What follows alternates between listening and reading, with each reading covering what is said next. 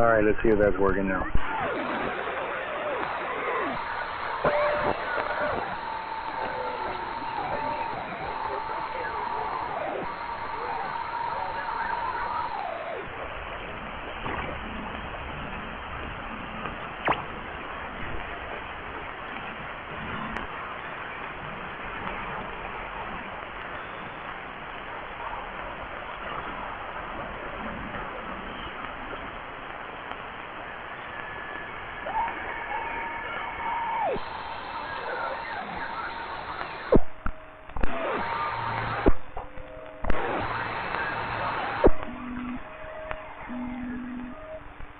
Audio, radio, check, check, check.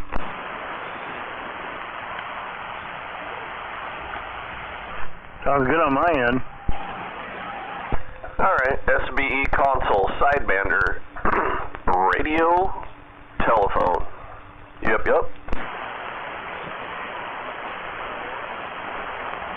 That's pretty cool, actually. I like that. I got it at the Hamfest last year for $25.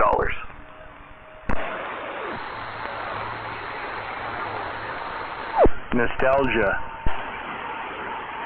Yep. There was a whole bunch of nostalgia there, if you wanted that. Well, unfortunately, I didn't get home until 5 a.m. in the morning, so I didn't go this morning because I was asleep. Well, I didn't buy one thing, so there we go. I almost bought an amplifier, and then Contractor from Longview, he was standing right there, he ended up buying it. I didn't really need it anyway. Oh, copy that. Yeah, I heard you earlier talking. I think I found another menu in this thing, and I just made the Yaesu louder, so I think I'm really happy with what I just did.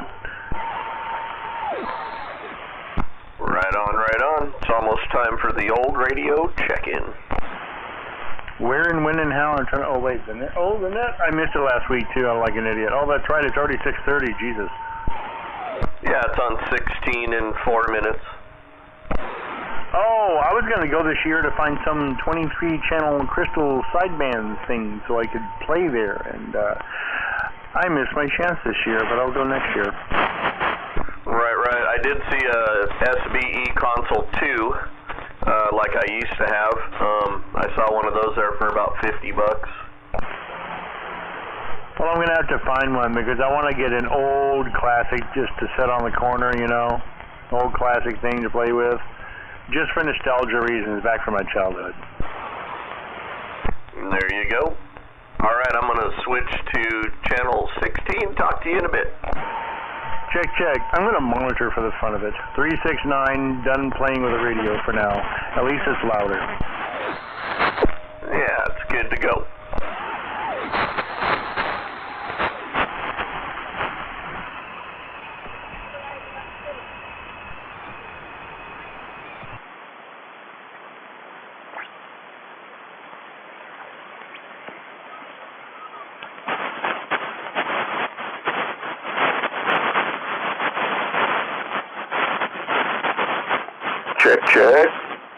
Check. 1, 2.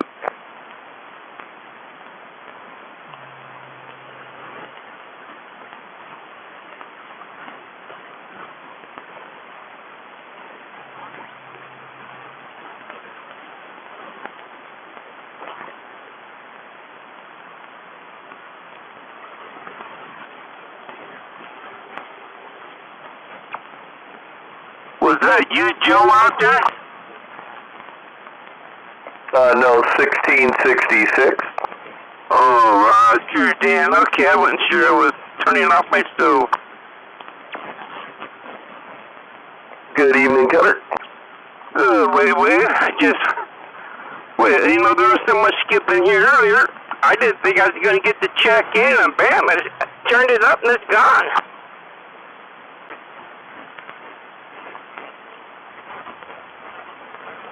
Well, good evening there, ladies and gentlemen. This is Chuck 605 over here in West Seattle. Tonight I'll be your host on the old radios, or all tube radio, the 23-channel radio lower sidebound. Hope everybody's having a good weekend, and don't forget to. So yeah, really, it's be that time of the year again. So, and I guess I don't have nothing else much to say. So, but let's get on with the list. 1788, Chuck. How about that 995? Yeah, thanks for doing it. Good evening to you and Joanne there. This is 995 Operator Jim in Port Orchard talking on the SBE Console 2, Turner Plus C Desk Mic, and an Antron 99 over here in Port Orchard. Thanks for doing it, Chuck, and I'll get you on the other one. Back to you. Thank you there, Jim, for logging in. Yep, get you on the other one and in the morning there. Number 2, please. 1788. 1788. Hey, Chuck, thanks for logging. Appreciate it. Dave over here outside of Shelton, talking on an old Midland International Model 13-895. IMAX 50 foot in the air and a handheld, what do you call it, Ranger Desk mic. Back to you. All right there, Davey. Thanks a lot for logging in, and catch you on the other one and in the morning. Number 3, please. 6968. 6968. Go ahead, Kathy. Yeah, you got 6968, Kathy, down here in Alderton on a Cobra 138. Thanks, Chuck. Hey, you're very welcome. How about 69er, 69er? Yeah, 69er, Mike in Alderton on the Cobra 139, and thanks, Chuck. Hey, thanks a lot there, Mike and Kathy, for logging in, and a good weekend, and catch you on the other one. Number 5, please. Mountain Thunder 024. 024. Go ahead, Dave. Yep, that's Dave down here between Kelp and Tacoma on the Cobra 139. D104 mic, and I max up about 85 feet. Thanks for doing the net, Chuck. Hey, you betcha there, Dave, and have a good weekend, and catch you on the other one. Number 6. 1666. 1666. Go. This is 1666 Dan. I'm in Des Moines on North Hill. Tonight I'm talking on a SBE console, sidebander, radio, telephone with a hand microphone, and super penetrator up in the tree. Thanks for doing the net, Chuck. Hey, no problem, Dan. It's always a pleasure, and thanks a lot for logging in, and catch you up on the other one. That lucky number 7. 6818. 6818. Hey, Chuck, you got Mitch over here, 6818 on Vashon Island. We're talking on a Cobra 139, Turner Plus 3, and a Stereo aluminum antenna up there on the tower that I got from you there, Roger. You betcha there, Mitch. You betcha. I'm glad it's working great for you. Catch you up on the other one. Have a good weekend. Thanks a lot for logging in. Number 8. 643. Go.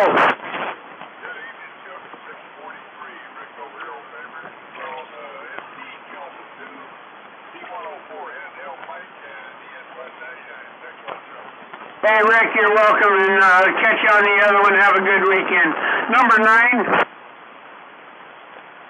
YZ250. Repeat. YZ250. YZ250, go ahead. Yeah, this is Jim in Ravensdale. I'm talking on the old realistic Navajo TRC 57 with the super penetrator on the roof and a high gear mic. Hey, thanks a lot, Jim, for logging in, and catch you up on the other one, and have a good weekend. Number 10. 4311. 4311. Go ahead, Doug. Yeah, you got Doug up here in Bonnie Lake talking on a Pinto SSB, and I got that IMAX up there about 30 feet, and I'm talking on the old EchoTalk lock mic. Hey, Chuck, I appreciate you doing that. Hey, Doug, no problem at all, John. Hope Eric out. I hope he'll get his antenna and everything else back up and running again. and give me a little break there. So have a good weekend. Catch you on the other. Number 11.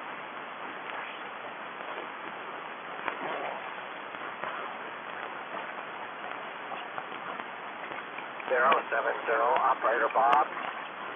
070, go ahead, Bob. Hey, this is Operator Bob, located in Northeast 7, and on the S55 banner here with an IMAX. Hey, thanks a lot, Bob, for logging in. Hope to get you on the other one there, and have a good weekend. Number 12.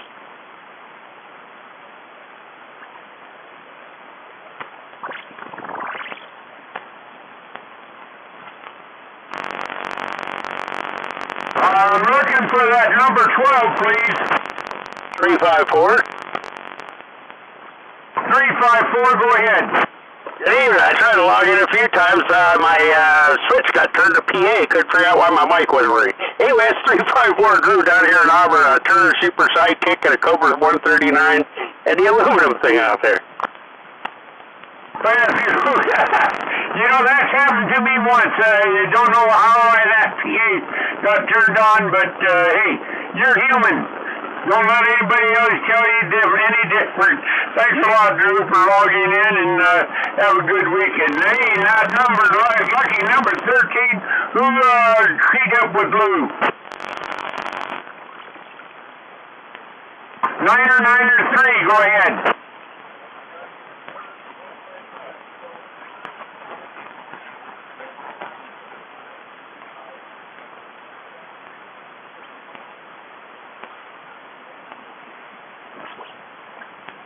Hey, Kurt, good hearing from you, man.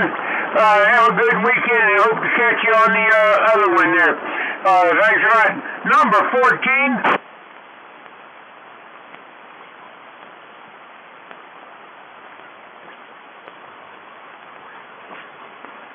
I'm looking for number 14 for the old radio channel 16 login. 007, Robert and Tacoma. 007, Robert, go ahead. Yes, it's Robert and Tacoma on the No Cobra 139 stock microphone. IMAX 2000, about 25 feet up in the air. Have a good evening. Hey, thank you there, Robert, and you have a good weekend also. And thanks a lot, and have a, hope to catch you on the other one there. Number 15.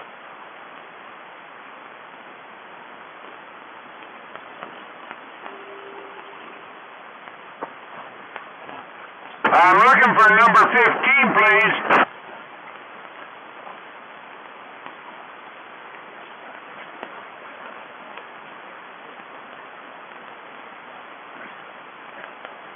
Somebody give a final shout out for me. 401 just tried.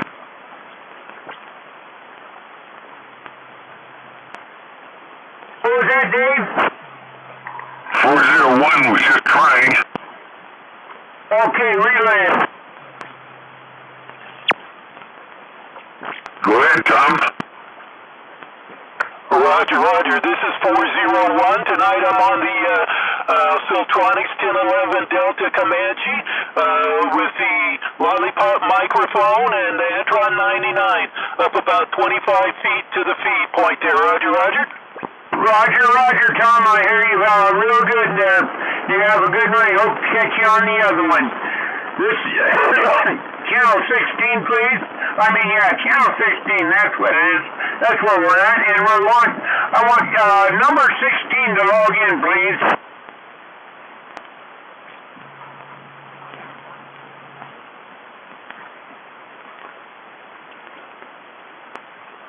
I'm looking for number 16 for the old radio channel 16 lower sideband net.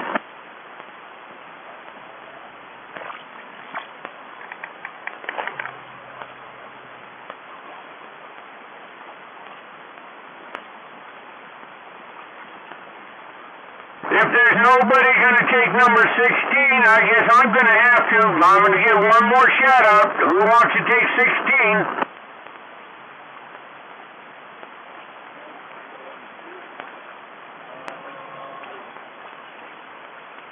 I don't hear number 16, so it's 605 Chuck over here in West Seattle. I got number 16, and I'm talking on an old SBE Console 2, the SBE Power Desk mic, and the IMAX 2000 52 foot in the air.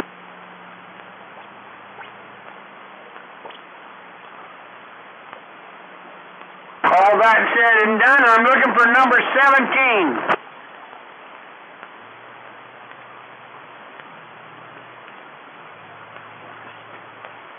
Last call, last shot, last roundabout.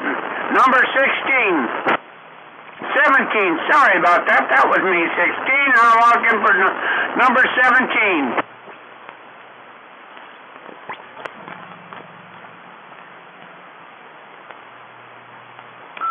I was hoping Walter would log in on for tonight, but guess not. And yeah. So, last shot out. What? Exactly. Not much. I had to go look for something. I think I found it. Oh, it's you, Mickey T. What radio are you running now? This isn't MAD. No, I said Mickey T. Oh, I better turn my volume up then. Okay. It's just a TS50. TS50? Ah, I haven't heard one of those in a while. Yeah, me either. Sounds good. For an old TS50, it sounds really good. Oh, that's 396. Thank you. Yeah, I'm just kind of pointed in another direction than you, though.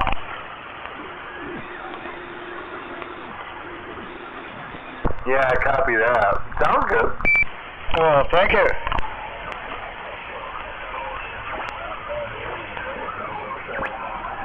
I just got a text message. I'm going to take a standby, and the net's coming up soon on sideband, so I'll catch you later, Mickey T. This is 369. I'll be quiet. All right, then.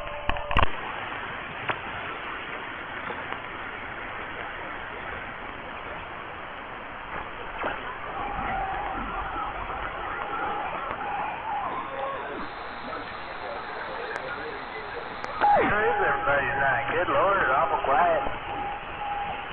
Oh, I'm right here. I'm waving at that inspector, dumpster fire. Yep, waving up, dumpster fire.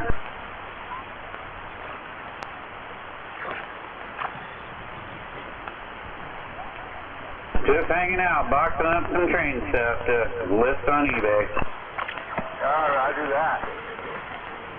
I'm just going through quarters myself, just looking for collectors.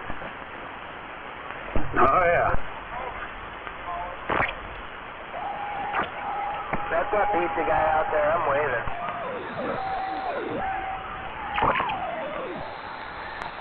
Damn, I can barely hear that pizza guy, but I'm waving at that pizza guy. Whoa, he heard me.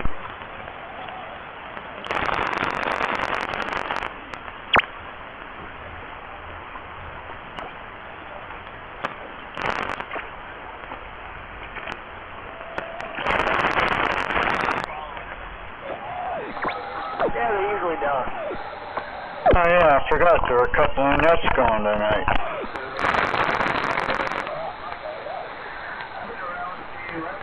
We just did one. Yeah, the one at 16? Yes, sir. Yeah, all right. I'll see if I can get in on that one up above a short. If anything, no way sandbag.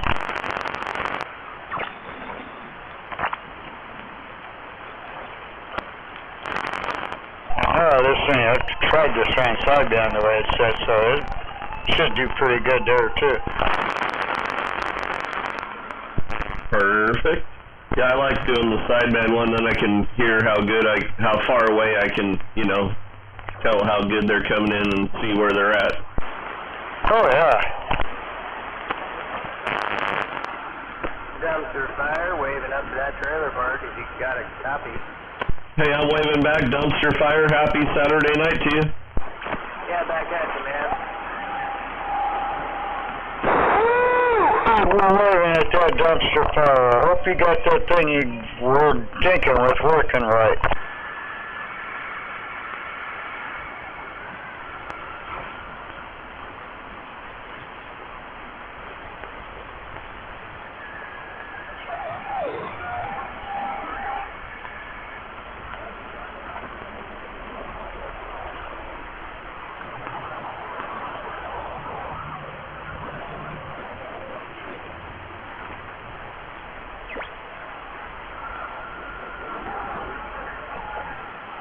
Alright, now we can test this one again.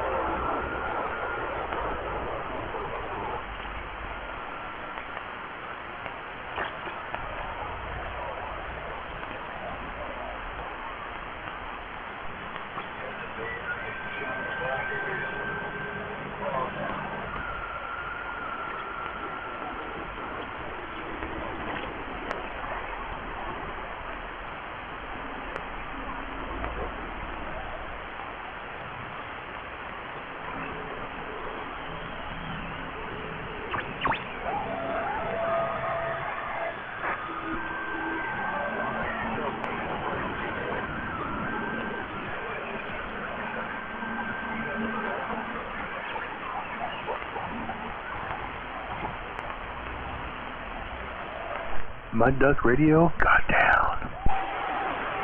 Yeah, I'm still standing.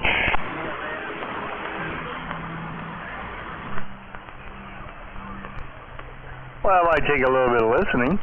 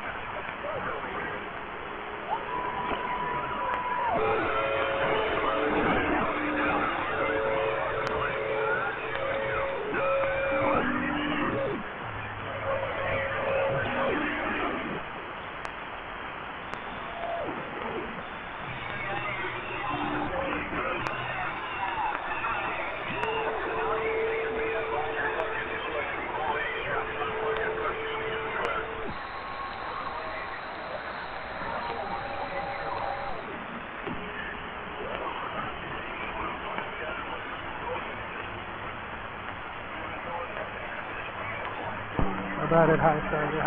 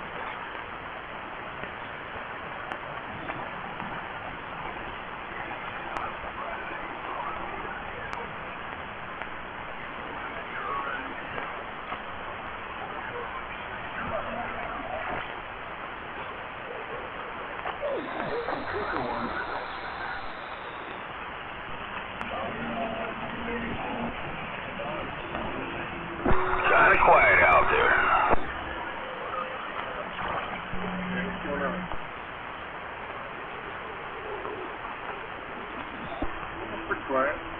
You're out there though, I'm not here.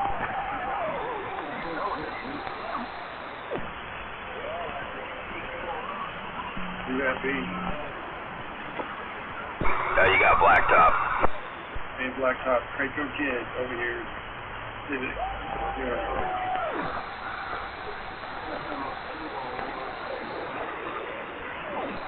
Copy that, Griggle. Yeah.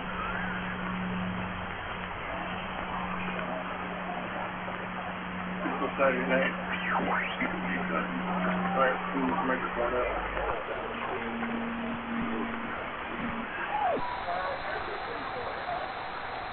Yeah, copy that. Did a little skip shooting earlier and, just kind of watching this car out in front of my house for a while. Finally took off. Kind of weird. Yeah. Do you happen to go to that, single stuff show? I think you kind of broke up there at the end. I think you were asking about if I went down to the Ham Fest or whatever it is. No, I didn't make it down there. Oh, okay.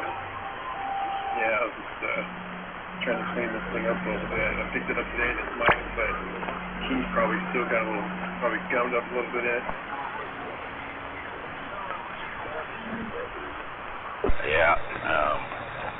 Always. I know what it's like my guitar amps, man, anything with a knob on it after a while, you get a little dust and dirt in there, you gotta turn it back and forth quite a few times to clean it out. Yeah, I got some electronics here. I'll put in there. I'll turn this down. How's that sound? That's one, too. You got the audio okay on it? Yeah, it sounds great, man. Nope, sounds good here. Alright, yeah. This Turner Plus 2 Super Sideband. It'll be okay. Did you get a radio or a microphone down there?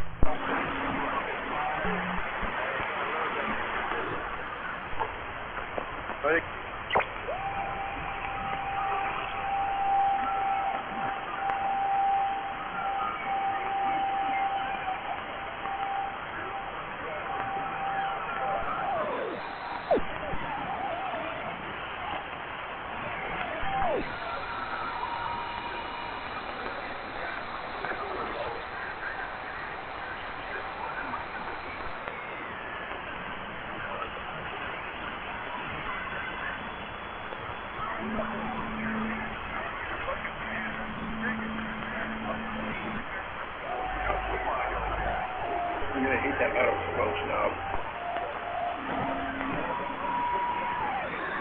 Did you pick up a radio down there or just a microphone? Craco Kid? Oh no, this is one of my old mics. I heard somebody say that there was people going down there. Oh, I thought you said you picked something up down there. I was wondering what it was. No, but I heard they had a lot of stuff down there. Waving to that trailer park out there. Hey, I'm waving Triple M. Good evening. Yeah, there was a bunch of stuff there. I didn't buy nothing, but yeah, there was stuff. Yeah, I just went down there for their Canon switch and I didn't find one, so we got to order that.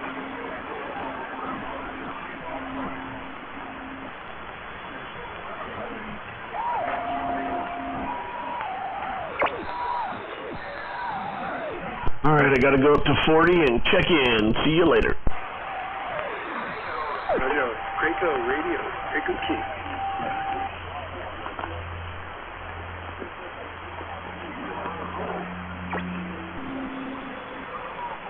Alright, Craco, take it easy.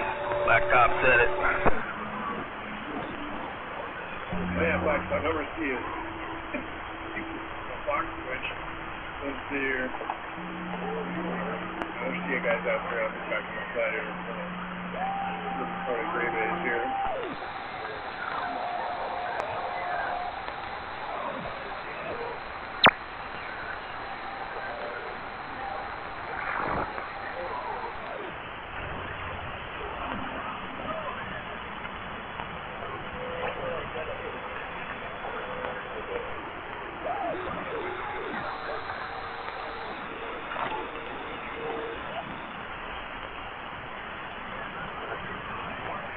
what's going on out here tonight? Not a whole hell of a lot. Yeah, sounds pretty dead. Everybody must be tuckered out. Yeah, I turned off a few minutes ago. I was like, holy cow. Long day again. I found a big chunk of heat sink. Well, that's always good.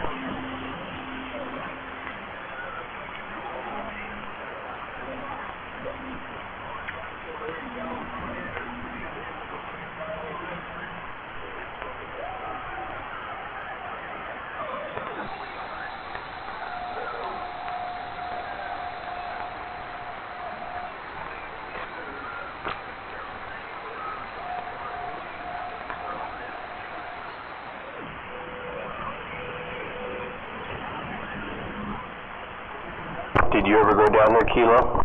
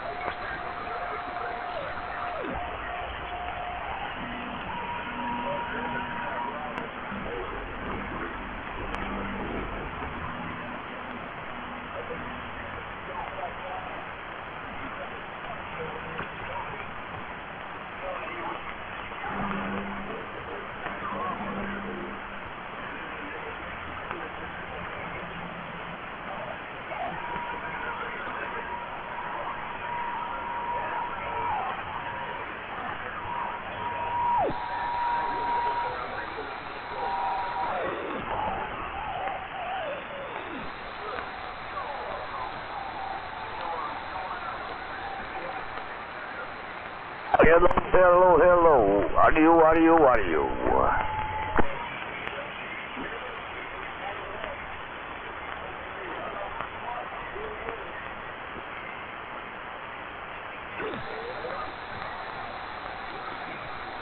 Your mobile radio getting out?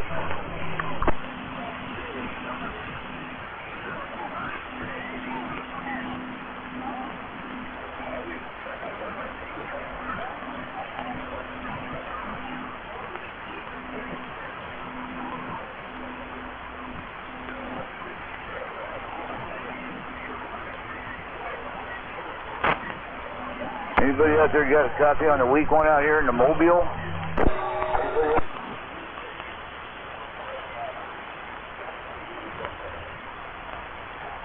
little 25 Cobra LTG. I hear you on the gate there, Weekly.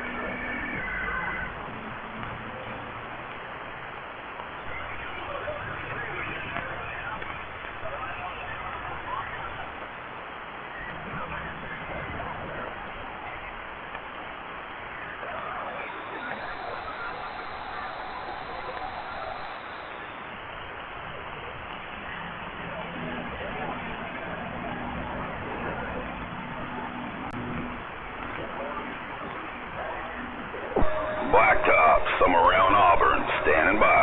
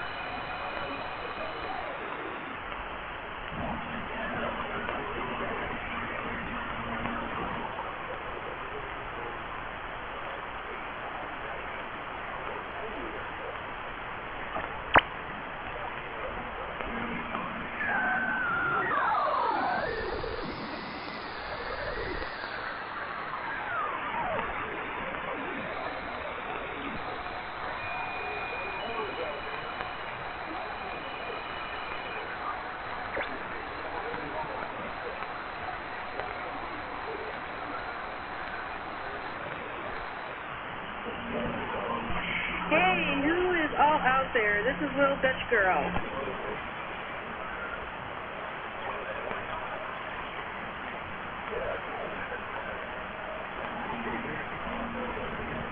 It's too bad there's no one out there except for me, Dutch Girl.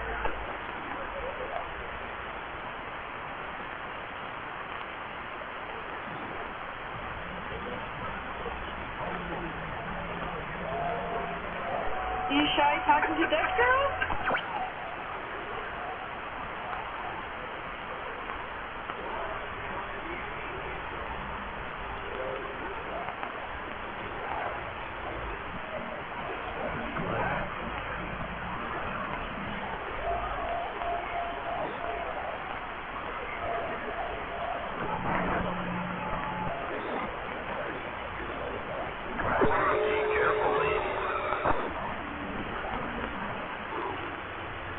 Oh, I'm careful.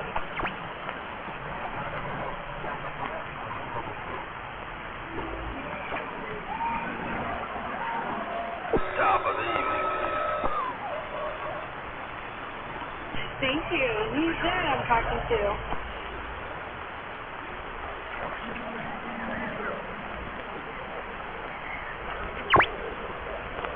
You got black coffee. Hey, Black Tot. Nice talking to you.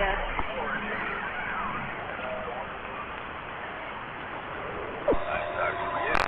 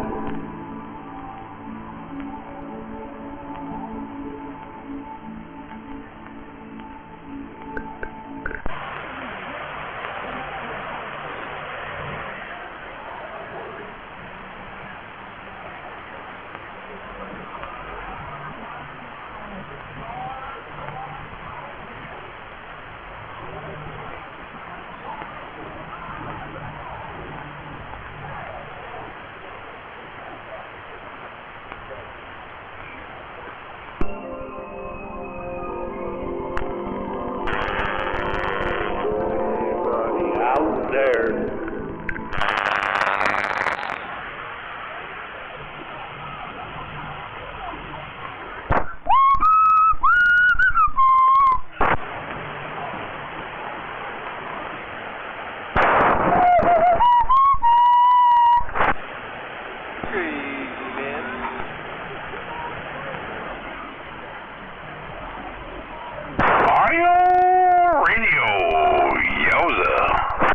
Yowza, crazy man, what's happening?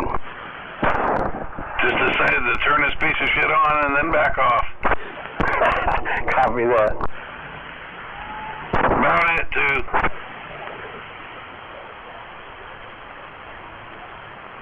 Anyway, we haven't had whoever listens audio.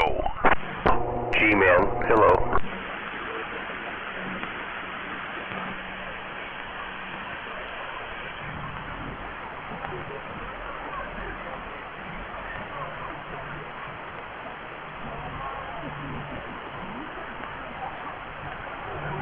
Pretty damn quiet anymore, ain't it?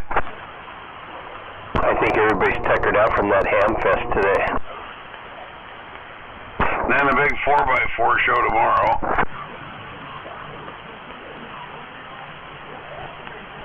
Yeah, that's all I need is more parts. Or radio gear. Right. Well, I found a nice chunk of heat sink today, but that's about all I needed. I need to give up on all of it. Just, I don't know. You can only have so much shit. Yeah, you only have so much room. I know what you mean. I was there. Oh, this is weird. Oh, did you see me? No, I just hooked up a different radio. I didn't stay long. I was in and out of there. I was only there for about 45 minutes. I was back home by 10:15. That's funny. I got me a Sweet 16. Creepy. Really? I didn't even see one. Because I got it. You had to be there early. 16 inches long, man. You're getting deeper, honey. Well, I was there. I walked it through the door with Mickey T, so, I mean, we were right there. Mickey T's dead. God damn it, Marie. Did you go to the left or the right? I went to the right. Okay. I don't need one. That one had your name all over it.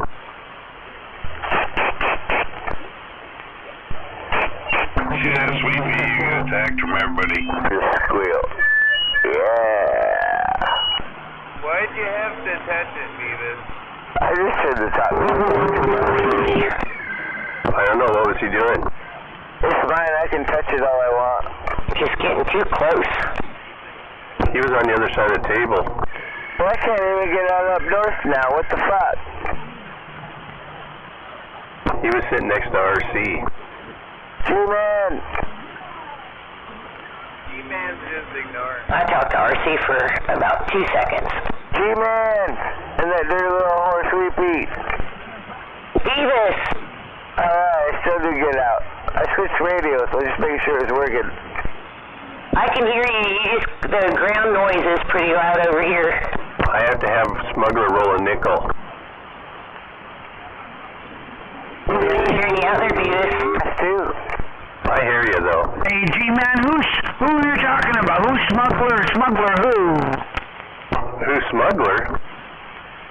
Hey, G-Man, who is Smuggler? What do you mean, who's Smuggler? Hey, I've had a few tippy tonight. Who's Smuggler? For me. Okay, I'll smell 2 or 3. Hey, one at a time. I can't listen to all three at the same time. On down. Alright, you dirty little man. Waving sweet pea. Hey, you'll listen to one or 2 or 3? Oh, how are you? Hey, I seen Crack Carter showed up, huh? Hey, buddy, what's going on? G-Man, hey, tell Smuggler I says hello. Well, I'm waiting for him to get out here. He said he was cooking a pizza and he was going to be out here. I got his amp up and going. I went out there and hooked it up after I left the swap meet down there. Gotcha. It was good to see you, man. Hey, did you walk away with some goodies? I got another chunk of heat sink. Right on. A big round one, big enough for the capacitors, for the gammas? No, a piece of about a 3-inch finned heat sink is pretty nice. Oh, yeah, that's heat sinks, excuse me. I seen those. I seen a few of them down there. I was thinking about you, actually, but there was just a piece here, a piece there. Yeah, did you see Crack Carter? He showed up with Prime, I think. Yeah, I didn't see him. I did not see him or Prime. I had my nose in the books. Waving, G-Man. That was his radio. Waving there, Triple M? I'm all the way Teen. Okay. Yeah, did you see Crack and Prime? Yeah. I went down and seen Doc Adams, too. I must have been, fucking heavy into the benches. Yeah, I went down and I was talking to Doc Adams in 450 for about, 10-15 minutes. Right on. I always enjoy that show. Do that all the time. No matter. Waving, Beavis. And you haven't, I have not lost the 30 days. Hello, Triple M. Hello, Triple M. RC waving. Waving, RC. It was good talking with you today. I appreciate that. Always good to see you, my friend. Always good. All right. Roy, I didn't even see you. What time did you get down there? Right before the doors opened? Yeah, I got down there right when the doors open, and I was down there for a little while. I was waiting for a few of you guys to show up, and I said, hell with it, I'm going to go home. Yeah, I didn't stay very long. I didn't really need anything, but, I could have used I really don't even need a slug now because I put a peak kit in my bird meter, so I don't need it. But anyways, I found that chunk of heat sink for $20, and I bought one about the same size a little while back, and I've got to pay $200 for it. Yeah, right on. I get down there and I look at so much stuff that I don't even understand, you know what I mean? And it's just like, wow, it overwhelms me. Maybe you shouldn't shop at Walmart anymore. I think you're right, Beavis. That's where it was at. There's a lot of things down there that overwhelms me when I go down there. Yeah, most of them are the crack whores walking around. I had a big wad of cash on me, but, if there would have been a nice upgraded beam better than what I have, I would have bought something like that. Well, I stopped and talked to them guys at that ICOM, and hell, I thought they'd have radios there for sale or have some kind of deal, but nope, they didn't. I wanted to buy an ICOM. No, you don't. No, you don't, no. Really? What would you buy? I would buy what you're talking on right there. I'm buying RCI. Well, I want to do a little bit more shooting skip up on the upper channels and the licensed channels a little bit. Those ICOMs, their audio sounds like a ham radio. You don't want that. No, no touchy. I knew that was an ICOM. What do you mean you don't want that? Fucking mod me just a tiny bit. You're all fucking fuzzy. Yeah, my ICOM sounds like shit. They're not all. LMACRC. Have to be. I suppose my YouTube sounds terrible too, right? And has 1,000 watts. I sure hope Brother Sledge isn't listening. I'm about to do RCI that's got 1,000 watts. Well, I wasn't going to buy anything that War Daddy had down there. I wouldn't buy anything from that fucking twacker. I'm just funning with War Daddy. He's got burn up tweaker shit. Got some good equipment. I saw Mickey T. That's all Animal. Mickey T bought a Yaesu, so he's happier than hell right now. Hey, wait, Animal's dead, and I heard Mickey T was dead too. What the hell? How'd you see him? If War Daddy had a nice 4570, I'd buy that. Oh, yeah.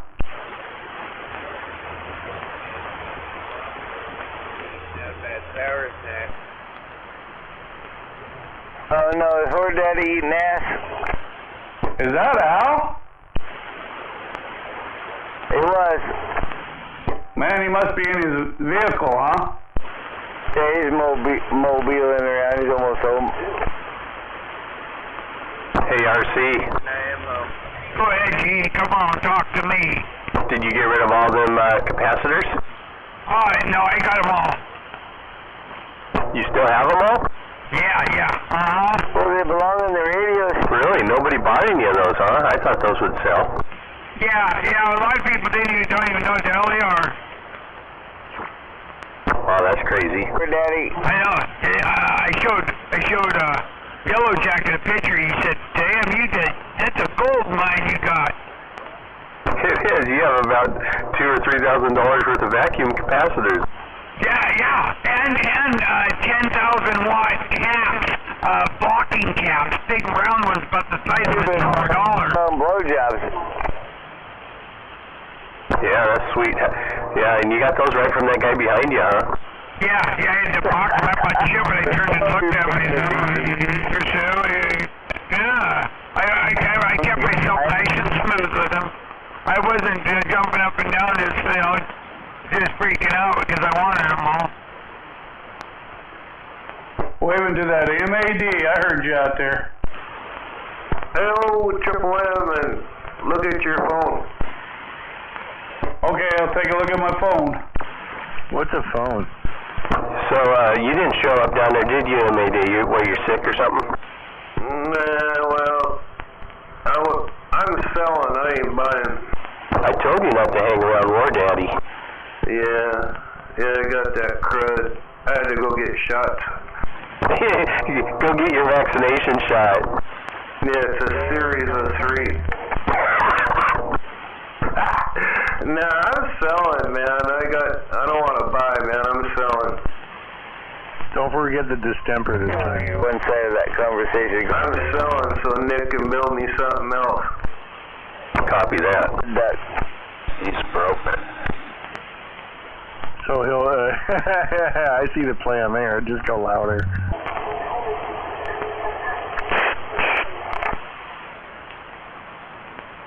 Where's the RF power of this motherfucker?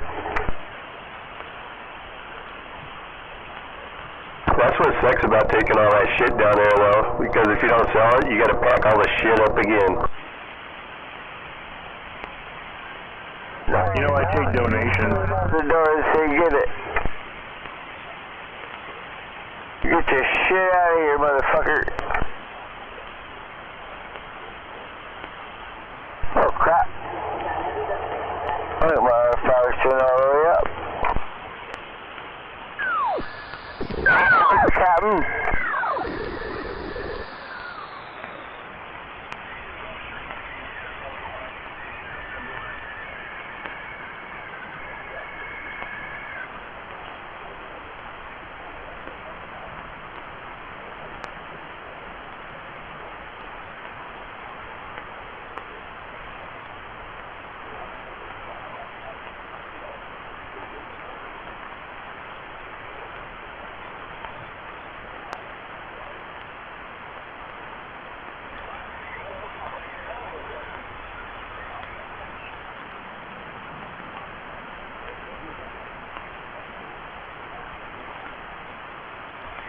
This radio is just too small. What happened to your RGI? It's sitting right here underneath this radio, but it's acting up.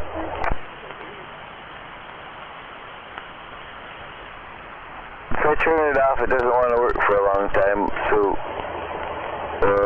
I guess I'm gonna have to deal with this radio.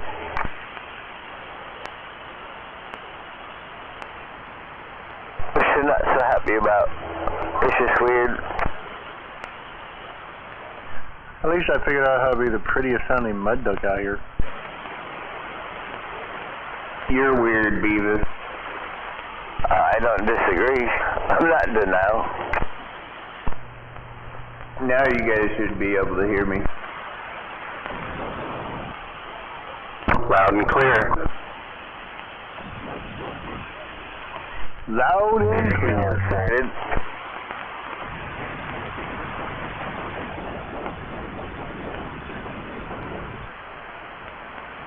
well out and clear till somebody else keys up, but that's always the luck of the draw. Oh, because there was a conversation we had probably a month ago. He said he met his wife in Alaska, and I had a question. She have her teeth. So he never answered me. What the fuck was that? Shit is falling. Is that my bone? Did you hear it? Something went kaboom up. Right next under the radio. Shame on it. No, the bone's still standing. What the fuck was that noise?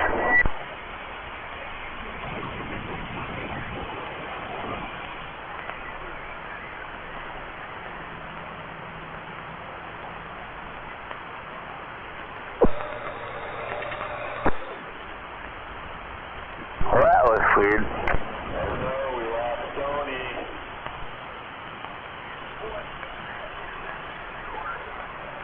Hey, G-Man, you there?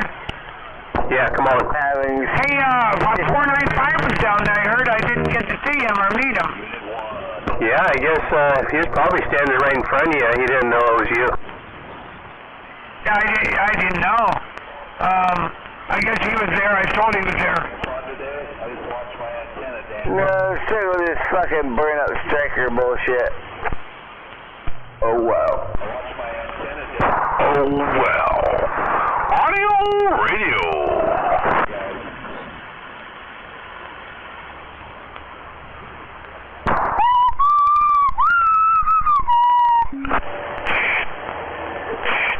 Yeah, it'll work.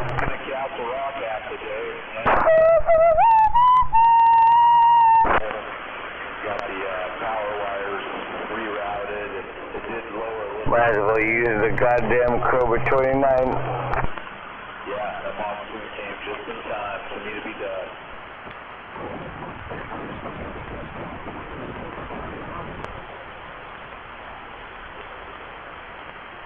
Hey, this fucking radio's a piece of garbage. Is that cool?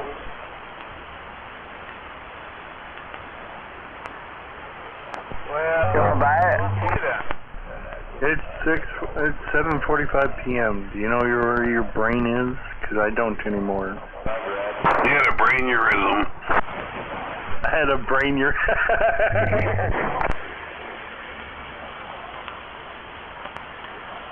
Okay, that was funny. Also could have been an aneurysm. It works fine. From being in the car, but it works fine. It works the way it did when he bought it. Yep, still works the way I bought it. Brand new with whoever that was from Bell that tuned it up. I'm the man in the box. I think we went through Bell's TV on that one. Okay, we have a fight. Might have been copper, but I'm pretty sure it was Bell's TV.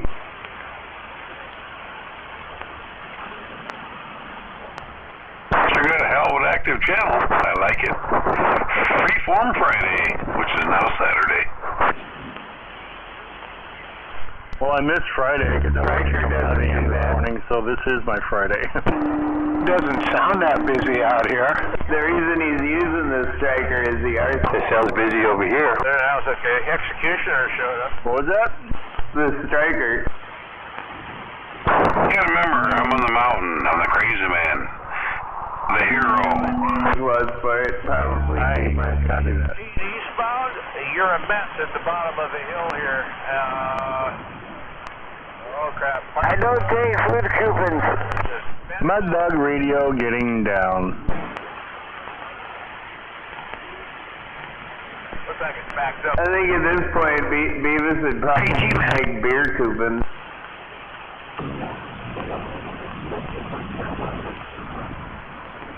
Damn it, I forgot to go to the store. I need a beergasm. I don't think he wants to sell it. I'm pretty sure he wants to keep it. Waving ahead, High Cider. Got a hold of you. Because it's not his big base station that... In your little mobile, there you go. Audio radio.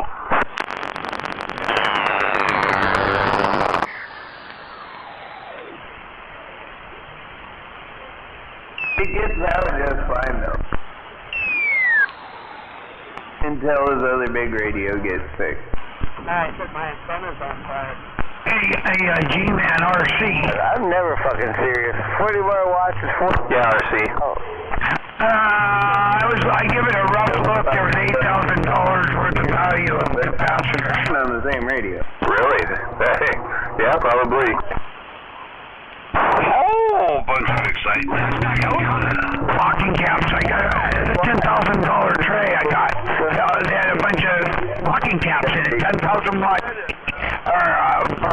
You want a linear, you want a 6 or 8 of them too. Big ones. That's nice. So that guy didn't even know what he had, huh? He did, but he got them in California on a good deal, and he was going to make antennas, but he didn't really do a lot of research, and then, he just wanted to unload them. He's probably a millionaire guy. Up your ass, you know. Nice. Well, I hope you got him for like $500. That'd be sweet. Yeah, that's close to what I paid for that whole sling. Good deal. Crazy, huh?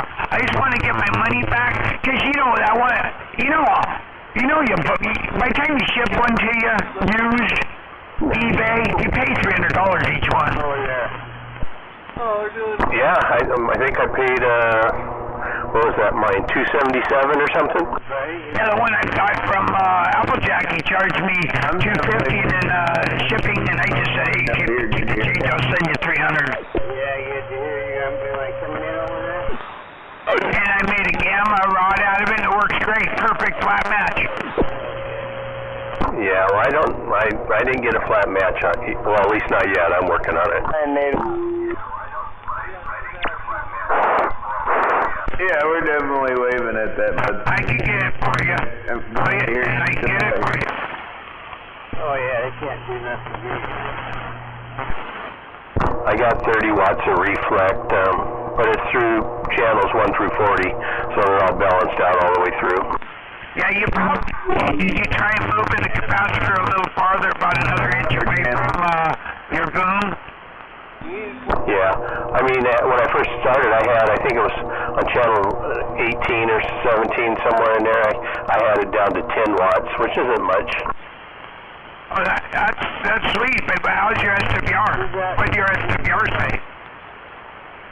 Well, I don't know. On my radio itself, it's on a 1, but I had 10 watts of reflect with, what I'm throwing out, I had 10 watts of reflect, so. That's really good. Really good. Yeah, I think so. Oh, good job. You guys are coming in. So I guess I'd probably be about a 1 on the SWR reading. Oh, that I don't know. But the SWR reading will get you down there, then you go for the reflect, and then you don't even look at the SWR. No, I just look at the reflect. Yes, sir. That's what I understand. Oh, I don't have my mic turned up, yeah. To the right. Hey, I told the Yellow Jacket about that big slug. That big slug you're looking for RC's reflex. Did he start laughing? Oh, yeah, he was chuckling. Yeah, it's getting better. Yeah. Yeah, that's hilarious. I told Doc Holliday the same thing. He started busting up laughing, too. Right? Oh, yeah. Those guys, they catch on real quick. So I'm doing a lot. I put a peak bird kit in this tonight. So I'm doing, quite a bit more than I thought I was. Yeah, you got on too. Oh, shit. Hell yeah. That thing is fucking hitting hard. It's really humming. For those of you going eastbound on the 18 from 5, a bunch of big metal at the bottom of the hill there in Auburn. It took me a while. Yeah, I think you and El Lau's the only one that hears me.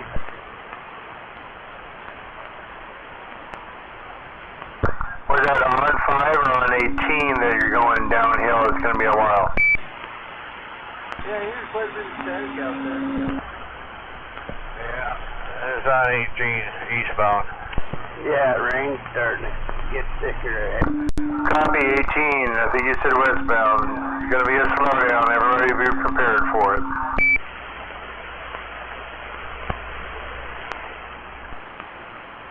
What's been going on anyway? Well, not a whole heck of a lot. Got some firewood put away for next year. Yeah. Gee, all ready to go, huh?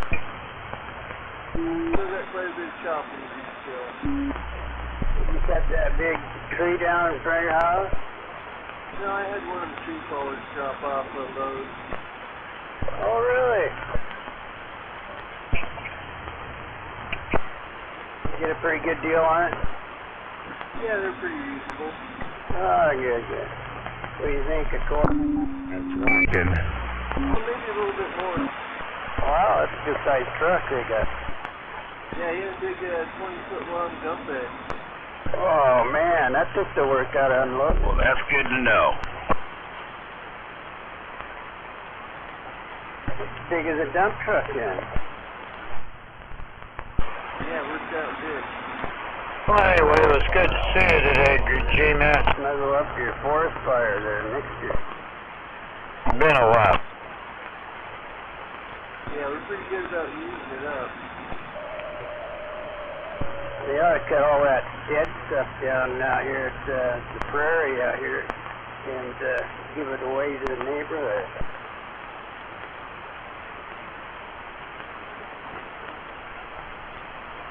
You know, out here, you know what prairie I'm talking about? I think I doubled. Am I talking too quiet now? No. Okay, because so I turned the mic gain way down, so it's just kind of bouncing back and forth there a little bit. Yeah, you got a little bit of swing too. So we had that fire. Well, I had it on average. So now it's a little different. Yeah. Get a load or two. It's a little more than just a little bit.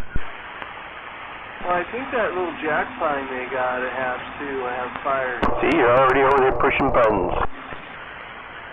Oh, really? Well, it's probably got that. What do we do when we see the puff of smoke?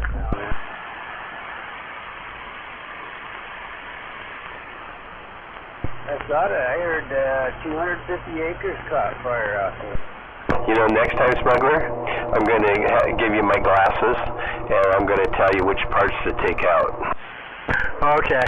Yeah, that's quite a big piece. And see how you like it. They won't be able to cut lumber. Well, you know, pushing buttons on a meter shouldn't be making pills pop, so there's something else going on if that's the case. Well, it depends how many fingers you get and start pushing the buttons. You mean like fat fingers or other? Yeah, right. This, I'm still slamming it over at 2,000. Kind of reminds me of your ball sack back in the day, doesn't it? There's enough fun. Well, I see it bounce over there, and then I kind of back off on the voice, but it's like, man, I got to really talk softly to keep it from slamming over there. Like right now, just kind of hovering between 1,500 and 2,000 back and forth, talking just like this, but I'm forcefully having to hold myself back. I would swear you just took a couple Valiums. It sounds incredible, though. It's clean. Yeah, he sounds good. I think it's G-Man and Smuggler over there. Yeah, I'm watching on the Spectrum on my YouTube, and I'm like, that's nice. Yeah, they got that big audio. Yeah, boy. Hey, G-Man? Yeah, come on. Yeah, it's good to see you again today. It's been a long time. Yeah, you're looking pretty good. It looks like I'm starting to catch up to you now. You're like stopped in time. Thank you, but not quite. Look it up. Well, yeah, you're doing pretty good though. How old are you now? 69 or so? Yeah, I got a birthday this month, so I got a new birthday present for myself today. Oh, cool. Oh yeah, I heard you got a Yaesu. Oh yeah, yeah, another one, FTDX 1200. This thing hasn't been used. Yeah. Oh, good deal.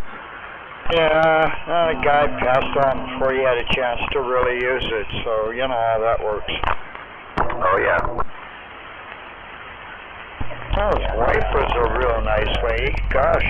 I've been to for a while. I think it's... You know, Smuggler, if you have a hard time being mellow on the radio, just hit the average button like you did and crank your mic gain up to 10 o'clock and you'll be ready to go. That's fine. I think they're a little...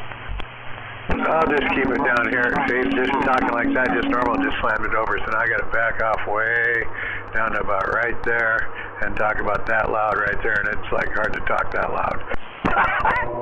Yeah, I hear you. I just pretend there's somebody sleeping and, you know, like 20 feet away there on the couch. But to keep it hovering between $1,500 and $2,000, yeah, it's, well, I guess it'll take some training, but I could probably figure it out. Yeah, feather the pedal. That's one of the cats. I think Smuggler got a new microphone or something. My gun just went off.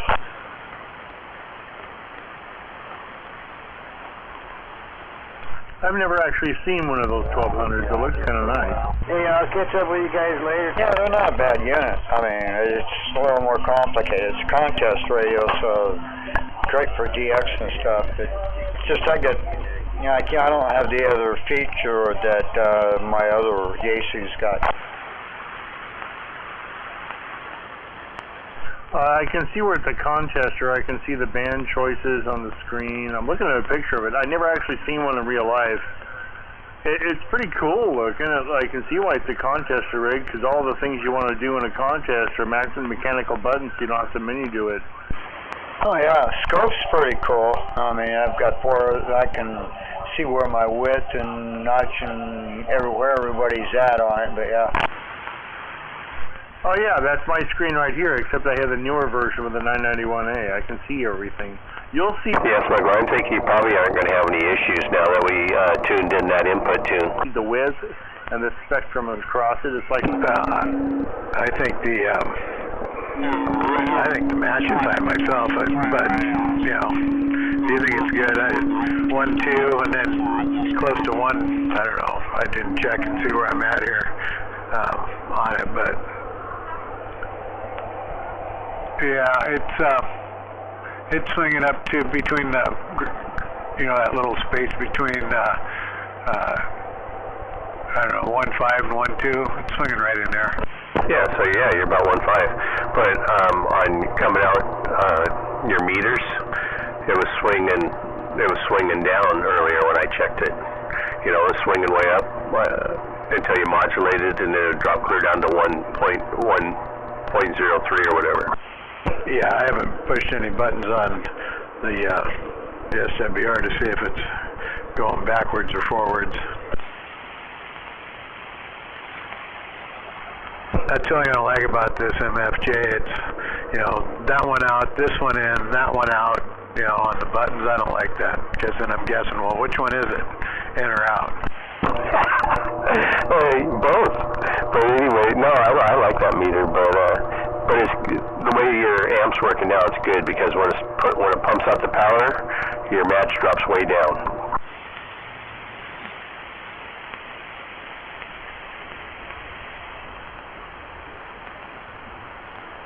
I don't remember. You put that trimmer back in there, didn't you? Yep.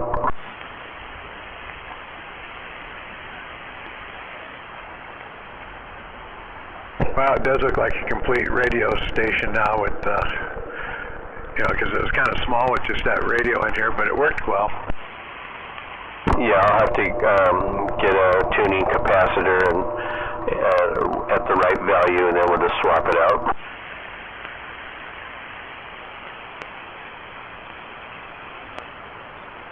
The thing I got to do now is I have to get a hold of 45 and get a couple of them lights from them to swap them out on this on this meter here. I think the ones he's got the transistors built in them so they don't burn out. Oh, the resistors. Or the resistors, yeah. Yeah, you know what? I might have a small brass tuning tube, you know, like the output one, and we could swap it out and put a slide brass tube in for that. Ooh, and then I get some stickers and just put the trombone on here instead of Carlville. Yeah, yeah.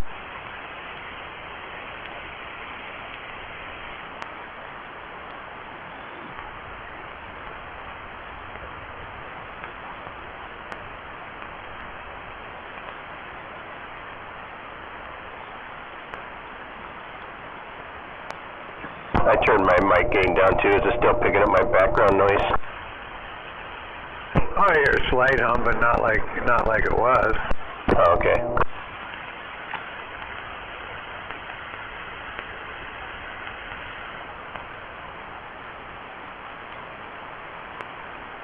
Mine's in the same spot yours is. Yeah, the radio's not getting warm at all right now. Told you. Even the bottom of the box under the pills isn't even really warm, just slightly warming up. Well, we don't need to put it to the test. We're just going to try to baby it along now, see how long it lasts.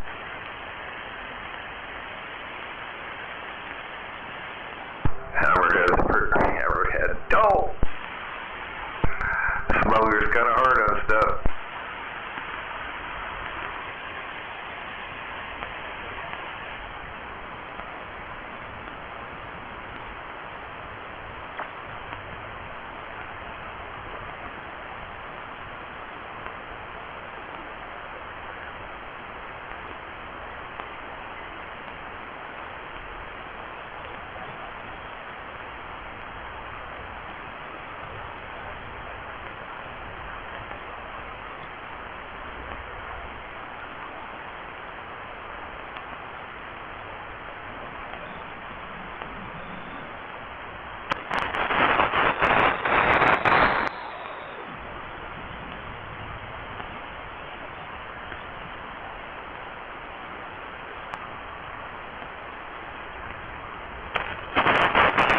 Did you watch that videos I sent you, Smuggler?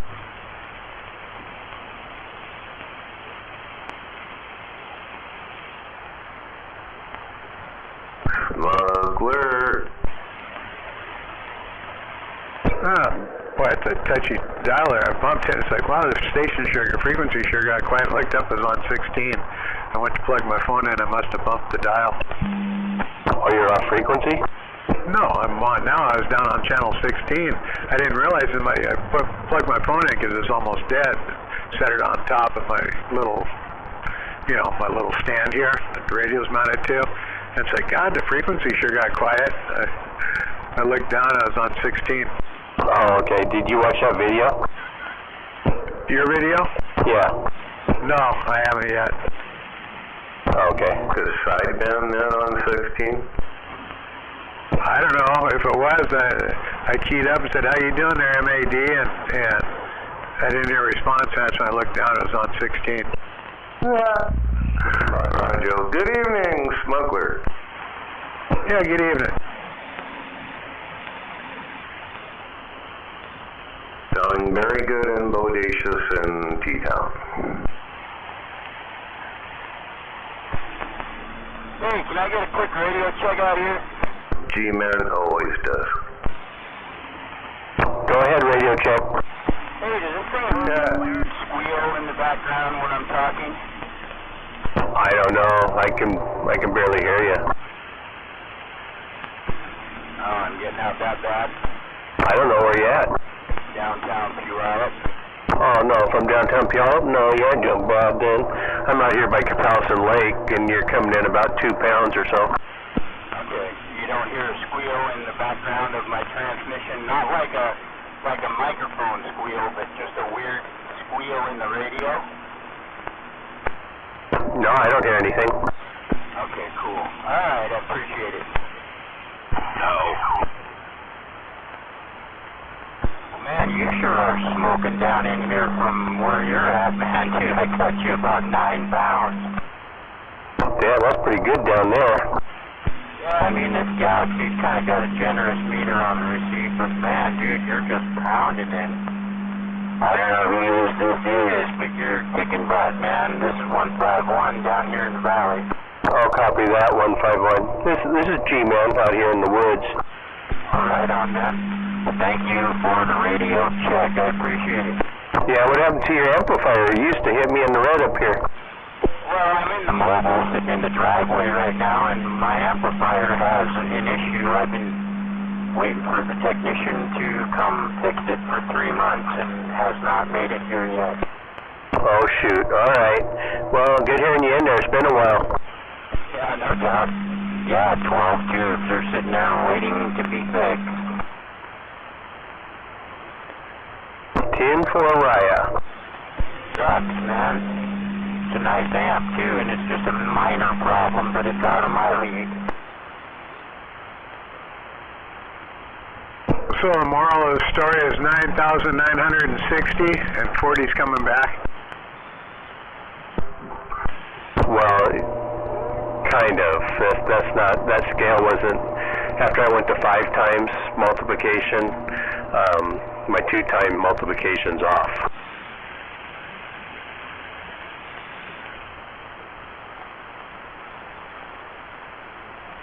I need to make a new one. I wasn't able to set my adjustment on my 2-time. It wouldn't go up to where it needed to go, so it's off a little bit. It's actually less than what it really is.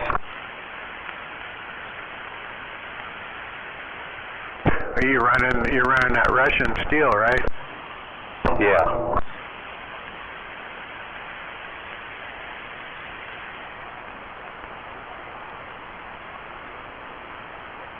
Whoa. Whoa, whoa, whoa.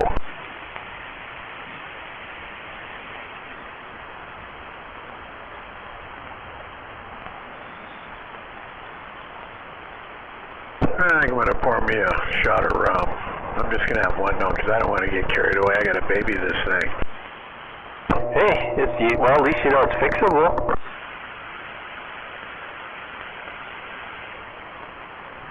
Well, usually by now, you know, it'd be starting to get warm, and it's not, so something's right. I'm guessing that fan won't kick on your radio anymore.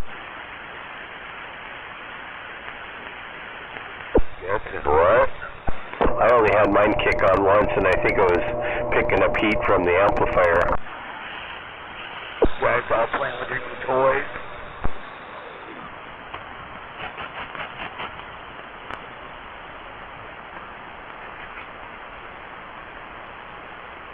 Checking is Mud Duck Audio. Getting down.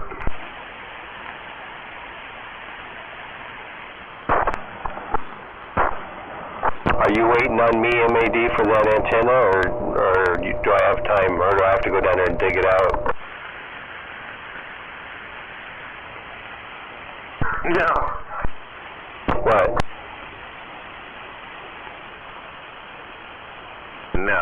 No, thanks. I'll let you know, though. Hey, G-Man, it was nice to put a hand on you today, man. Hey, G-Man, backslide. Yeah, you too, Mud Duck. Good seeing you. Yeah. Oh, it's nice to put a face with a name. Now, if you would have had a nice 4570, I would have probably bought it. Say that again? I said, if you would have had a nice 4570 down there, I probably would have bought it. Yeah. Oh, did you get anything down there, G-Man? What was that, Mickey T?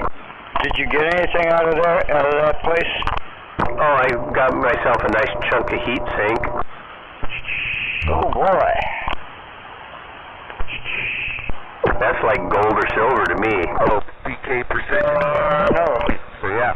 Am I getting out? Yeah. Oh, yeah.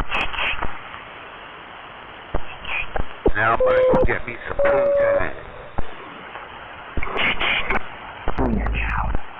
Yeah, gee, the only thing I'm going to change over here is I want to put this truckerized power supply and pull out this top drawer and slide that in there so everything's kind of consolidated to the desk. Yeah, I made like 12 foot of power cord and moved mine away down around the corner. Why, does it pick up RF? I thought it was picking up a little bit of fan noise into my radio. I wasn't quite sure, so I just moved it away. Those are the two they couldn't cover up. Well, that's why I was thinking, well, if I put it under there, it would be underneath the amp, and all the fans would be consolidated into one area. Yeah, I don't know. I'd just leave it where it's at unless you think your audio is picking it up or something. No, it doesn't. I was just gonna, get it out there so everything's kind of consolidated in here, and I got room for it if I pull that top drawer out, and then it'll fit in there, and it's got enough air or enough room around it so it gets good airflow. Oh yeah, that'd be a good spot in there. Got, suspects to find.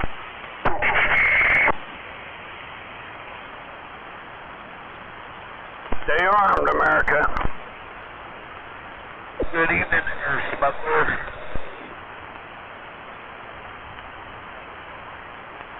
Was that you, 188 Mud Duck?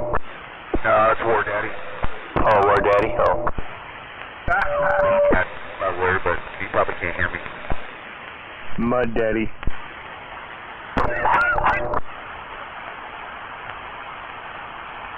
Oh, better than Mud Puppy. Well, he's also known as Whore Daddy, but that's only when I'm picking on him. Word up. Too right. I've been about as much as anybody else does. MAD. Yeah. What up? Where have you been? Here and there. Oh, yeah? Oh, yeah. I was in jail. Yeah, that's it. How's that coming from? Nah, there's life outside the radio there, right? Why is that? That's twice I've heard that now. What the fuck's going on? Nah, there's stuff going on, but anyway. Oh, War Daddy. MID got downer.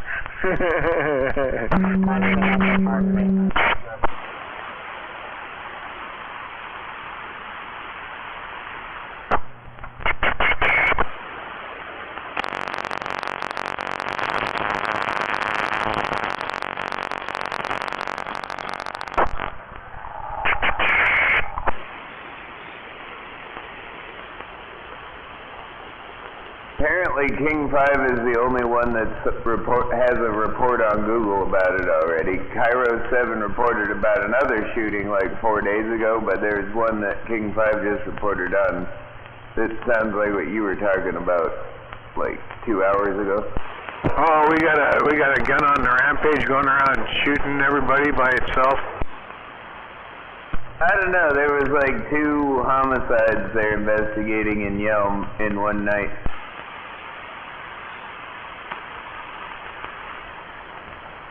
But I had my VPN on my phone, and King 5 don't like my VPN, so it says access denied. Well, they had that one in McKenna, and they were calling it Yelm, and it was just down the street here, down by the Chevy dealer.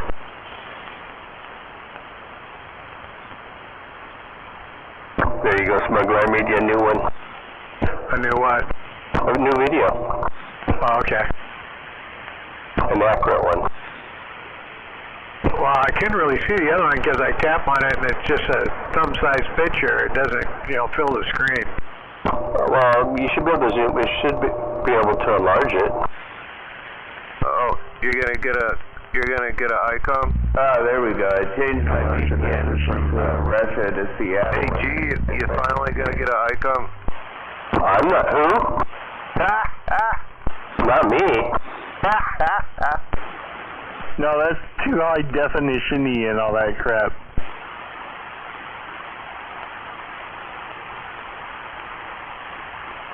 You gonna buy one for Hammerhead? Hell no.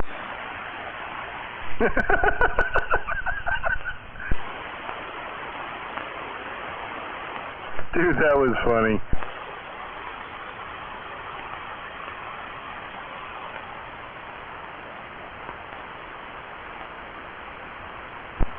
Well, the King of 5 article says 2 homicides in Thurston County. One was in Yelm, and one was off of Cooper Point Road, where, apparently there was, a house fire and somebody was found dead in the house. shot. And a second killing occurred just before 11 a.m. near Bridge Road in Yelm. I'm surprised they don't report on all the fentanyl deaths. I think it would probably eclipse the shootings. Well, I don't know if the second killing is shooting, but the death is ruled like suspicious in the fire. And I don't know why they'd be reporting on both if they didn't think they were connected in some way, so who knows. But, wait, it says the I guess the second killing was like a road rage thing, from the looks of it. And they didn't. Hey, smuggler! They just pushed the car off the road. Smuggler. Yeah. What did you think of that Bidenica thing I sent you? That was hilarious. Too bad you couldn't separate it from the actual Fox News, the whole station. You know, I mean, it did come on first, and then when it's over with, you know, there's 30 minutes of video left of the TV show. Yeah, I know. And then it's like, shut it off.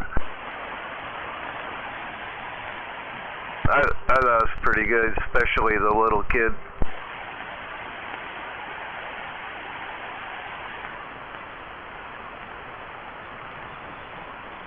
One day I'll be a big strapper and learn how to splice all that shit. One of these days I might get one of them big old radios. An ICOM? No, bigger. I want a Rolls Royce radio. Oh, that's funny. Oh, you mean a Collins? Oh, you know, you're old school. Yes, the legend. The man who had his own people build his radios for him because he owned the Collins radios for AM aircraft, and he had his own team build his radios for him. I used to go to a museum that had an entire collection. I almost got the opportunity to buy it, and I didn't get to. Oh, those were nice old radios in the day. They still make the filters, though. They make some of the best filters on the planet. It's the #1 300 kilohertz filter for CW and 1.2 kilohertz filter for sideband if you want very sharp, very, very sharp edges. Oh, yeah. Man was a genius, and he had a whole crew building wonderful radios. God, I want one of those. Maybe one of these days.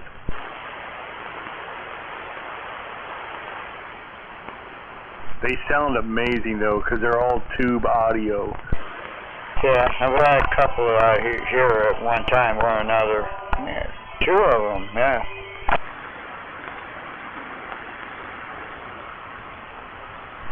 That's back before everybody tried to go for higher powers, back when they did the audio tube.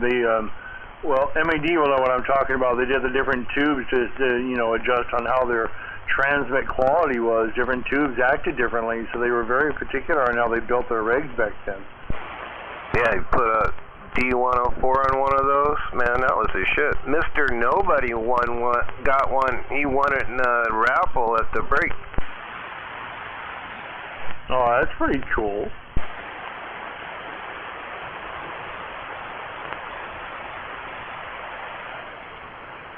Shit, they were pretty cool, man. On AM, they do, back in the day, for a radio, they do like 100, 120 watts, man. That was getting down.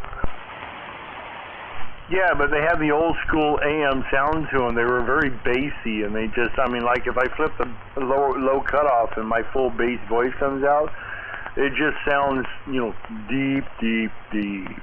They're beautiful sounding. And then when you listen to them, it's like the full broad range when it reproduces through the tube, and it just sounds beautiful. Oh yeah, you don't want to put a D104 behind in front of them. I've seen it. It works. But yeah, I mean, there's different choices. They usually use, let's see, a D104 would be the, that's not a dynamic, that's a condenser mic. There are different condenser mics that work really good on them, depending on how you pick them. Was it old locals over here used to run one D104, man. That thing got down. You know me, I'm nuts. I want one of everything. I'm eventually going to have some loud radio with a D104 just to switch over. I'm going to need a 3200 coax switch when I get done with all the radios.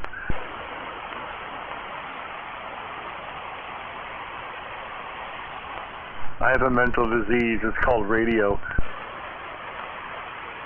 I think we figured that out already. I know I'm a little obsessed, aren't I? I've been this way since I was old enough to reach a microphone on the passenger side of a Ram truck.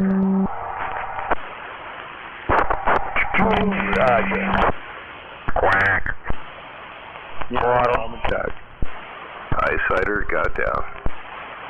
Waving high cider. Yeah, wave it, guys. Hello there, High Cider. Yeah, it wasn't a real big turnout down here tonight, but that's okay. I know you guys were busy with the swap meet and all that stuff, and yeah, that's fine. Anyway, Executioner showed up, and the Montana Kid, who hasn't been on the radio in quite a long time, he's thinking about it again. Yeah, there'll be a few. Oh, I saw Executioner at the swap meet. Yeah, I know he was down there too. Yeah, but you're getting people to show up, man. That's what's up. Yeah, got rid of a couple more of those battery packs. Yeah, I got a shitload of these things. You know, if you need D cells for anything, you can't beat the price. I mean, $5 for 16 of them. Damn. Yeah, you know, I've got I got a couple hundred of these damn things. They're 12 volts, 2 banks of 8 D-cell batteries with diode isolation. Granted, there are a couple of, you know, they're like 4 years old now, but most of them are still good. And if you pull the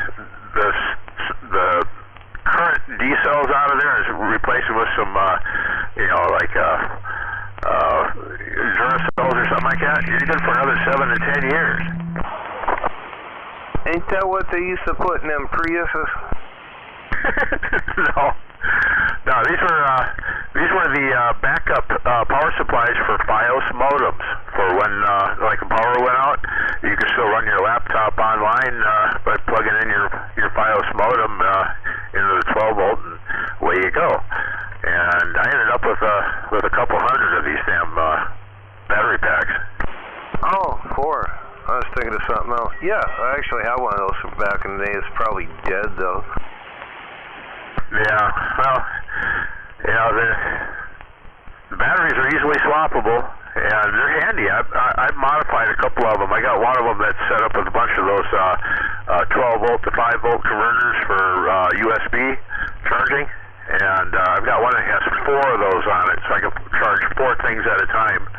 I've charged my phone over 100 times on it, and my laptop several times. And it's still working. Get ready for the grid collapse. Yeah, and they'll run like Wi-Fi cameras. They'll run a Wi-Fi camera for quite a long period of time. I've got one that's been going for a month now. It's still going.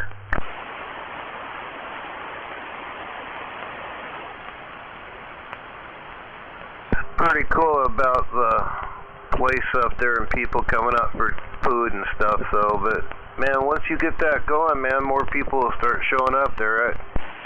Well, I hope so. You know, after a while, you get to meet everybody, and once you've met everybody, it kind of eliminates a whole bunch of bullshit. You know, because you know, once you've met face to face, you're not quite as likely to, you know, have any crap between you. You know. God, everybody likes to eat. Well, the food down there's pretty good. I had ground beef steak with onion ring dinner tonight, mashed potatoes, peas and carrots, and yeah, that was great.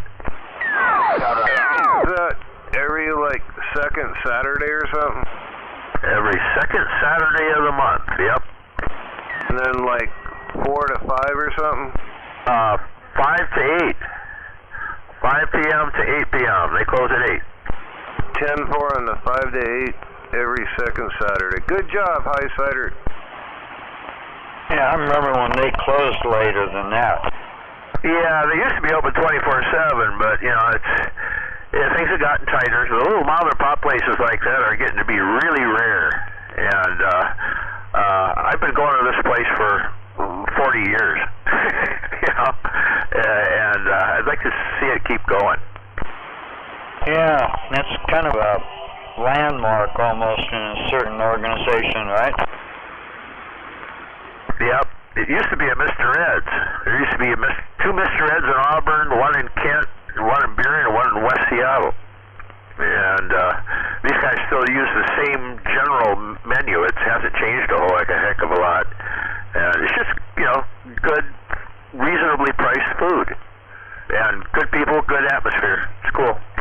Oh, yeah, I used to go to Mr. Ed's in Burien once in a while when I hit with some friends of mine.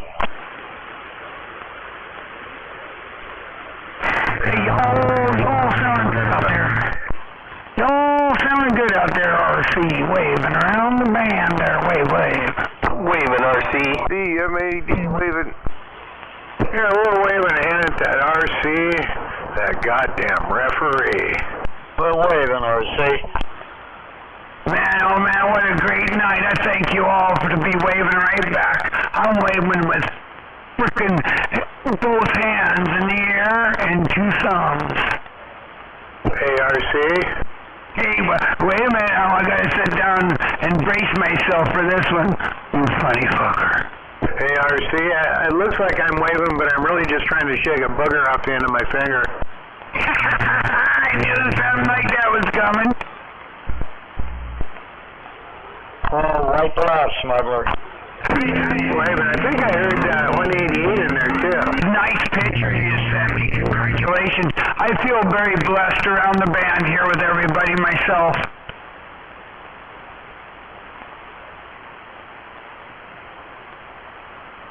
G-Man, Smuggler, MAD, Triple M, everybody out there, RC is definitely waving right on back. Well, we're waving too, RC. Yes, we're waving a big old hand your way, RC. I'm surprised you're still awake up there. I figured you'd run home and go to bed. I was getting ready to turn it off, and I want to see who's out there and wave home and wish all of you a blessed night. You need to put your phone where it has some reception so I can send you some info. Oh yeah, I got it now. Nothing's going through. I'm trying to send you some pictures. Did you say pictures of a nympho? Hey, MAD, good to hear you. Yes, sir. Hello, RC, sounding good in my hood as usual while I work this little mud duck mobile here. Hey, no doubt about it. Hey, I was able to I got to hang with old 321 today for a while, a couple times. Enjoyed it. 521? Yeah, 521. Roger, that's my homie. All right, man, good to hear you out there, bro. You're loud. Right, thank you. Good night. Hey, what'd you get up to being up at that swap meet so late, RC? Hey, I like that picture you sent me. Wow, beautiful machine. Oh, Roger, thank you. Yeah, get the bug worked out of my 1000. This would be a really good backup.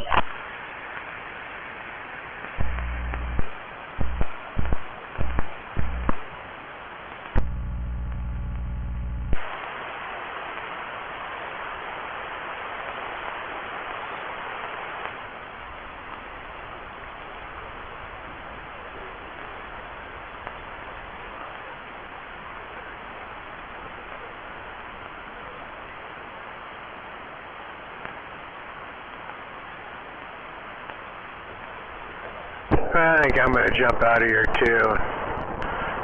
And, hit the hay, I think. Oh, did you already do your shot? Yeah, I drank my one shot. You know, I was just thinking if you come over, Adam about 5 years ago picked me up a bottle of Michler's bourbon. And I think he got it from me for Christmas a couple years ago. Well, probably about 3 or 4 years ago.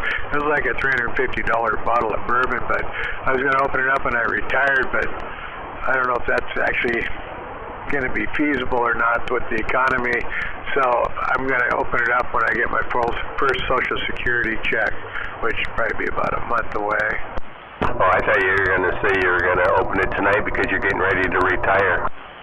No, I was going to,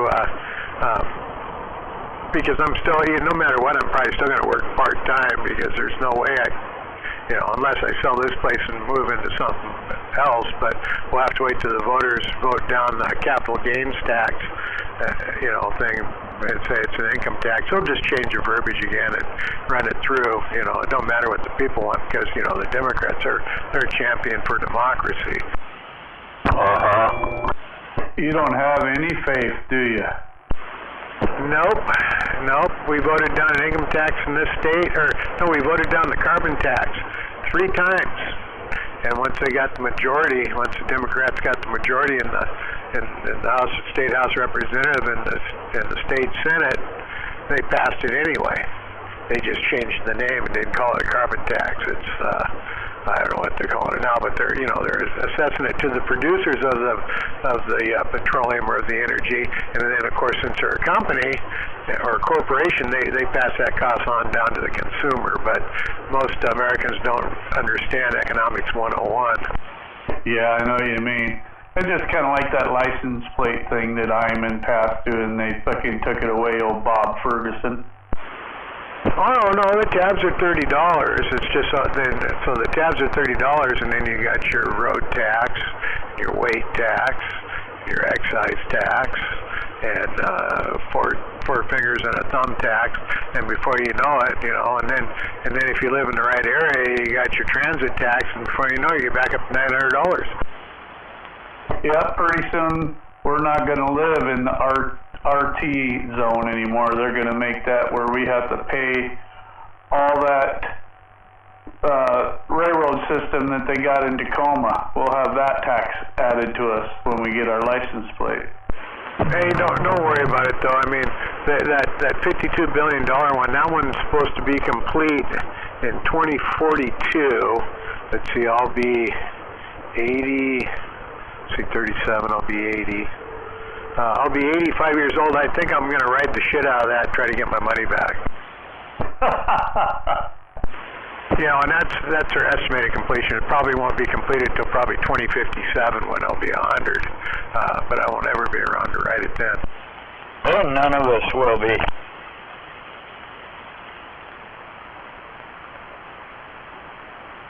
Just like none of us will be around when all the cities along the coastlines flood from climate change and global warming because, they put it 50 to 100 years out. So, the people that they told it to won't be alive to see that it happened or to see that it didn't ever happen. Yeah, I'm on the same page as you, Smuggler. I'll agree. I mean, shit, the ice caps are melting, the oceans are rising. That's why Plymouth Rock is still in the same place it's been. And then I was fact-checked on that and said, no, it was moved in the 20s. Still my point. It's been there over 100 years. Hell, we were supposed to be underwater by now. Yeah, go figure, huh? You should actually talk to some people I know in Florida. I mean, it's such a crisis that all our politicians that are pushing this shit are still buying oceanfront property. I don't know about that, but somebody mentioned Florida, and they are having some major issues down there. And they get a king tide down there, and Miami gets really screwed up. Yeah, and they've been getting king tides for thousands of years. The only problem is Miami wasn't around 1,000 years ago, so they don't have nothing to compare it to. My point is, Obama bought a nice big mansion down there on the beach in Martha's Vineyard. If he's so worried about climate change, why did he buy a $1 million, $6 million house on the beach? Well, maybe he figures if he's first to go, he won't get strung up from a tree. It'll just be closer to the beach is all. Now, down there in Florida, he believes in global warming, Smuggler. I know. That's why I'm busting his balls. Before. The point is, it's only going to go up like 16 feet, not 600 feet. Well, it depends on which area melts. Yeah, I won't go 600. He is so brainwashed. Yeah, even Vienna, you know, the water's rising in Vienna, and the city's going farther and farther underwater. You know, it's all because of climate change, but it's only Vienna that the water's rising on that's having climate change. None of the rest of the cities surrounding the Mediterranean are having any issues at all. Yeah, well, look at Washaway Beach, which doesn't exist anymore. That entire community went away. And it had been there for quite a long time before it started getting washed away. Yeah, and if you go along the Oregon coast down there along Cannon Beach, and you got them rock outcrops out in the middle of the half mile off the coast or out in the middle, that was probably land all the way out there at one point, but go figure, over thousands and thousands of years, it washed away too. Yeah, well, Washaway Beach has done it in less than 10.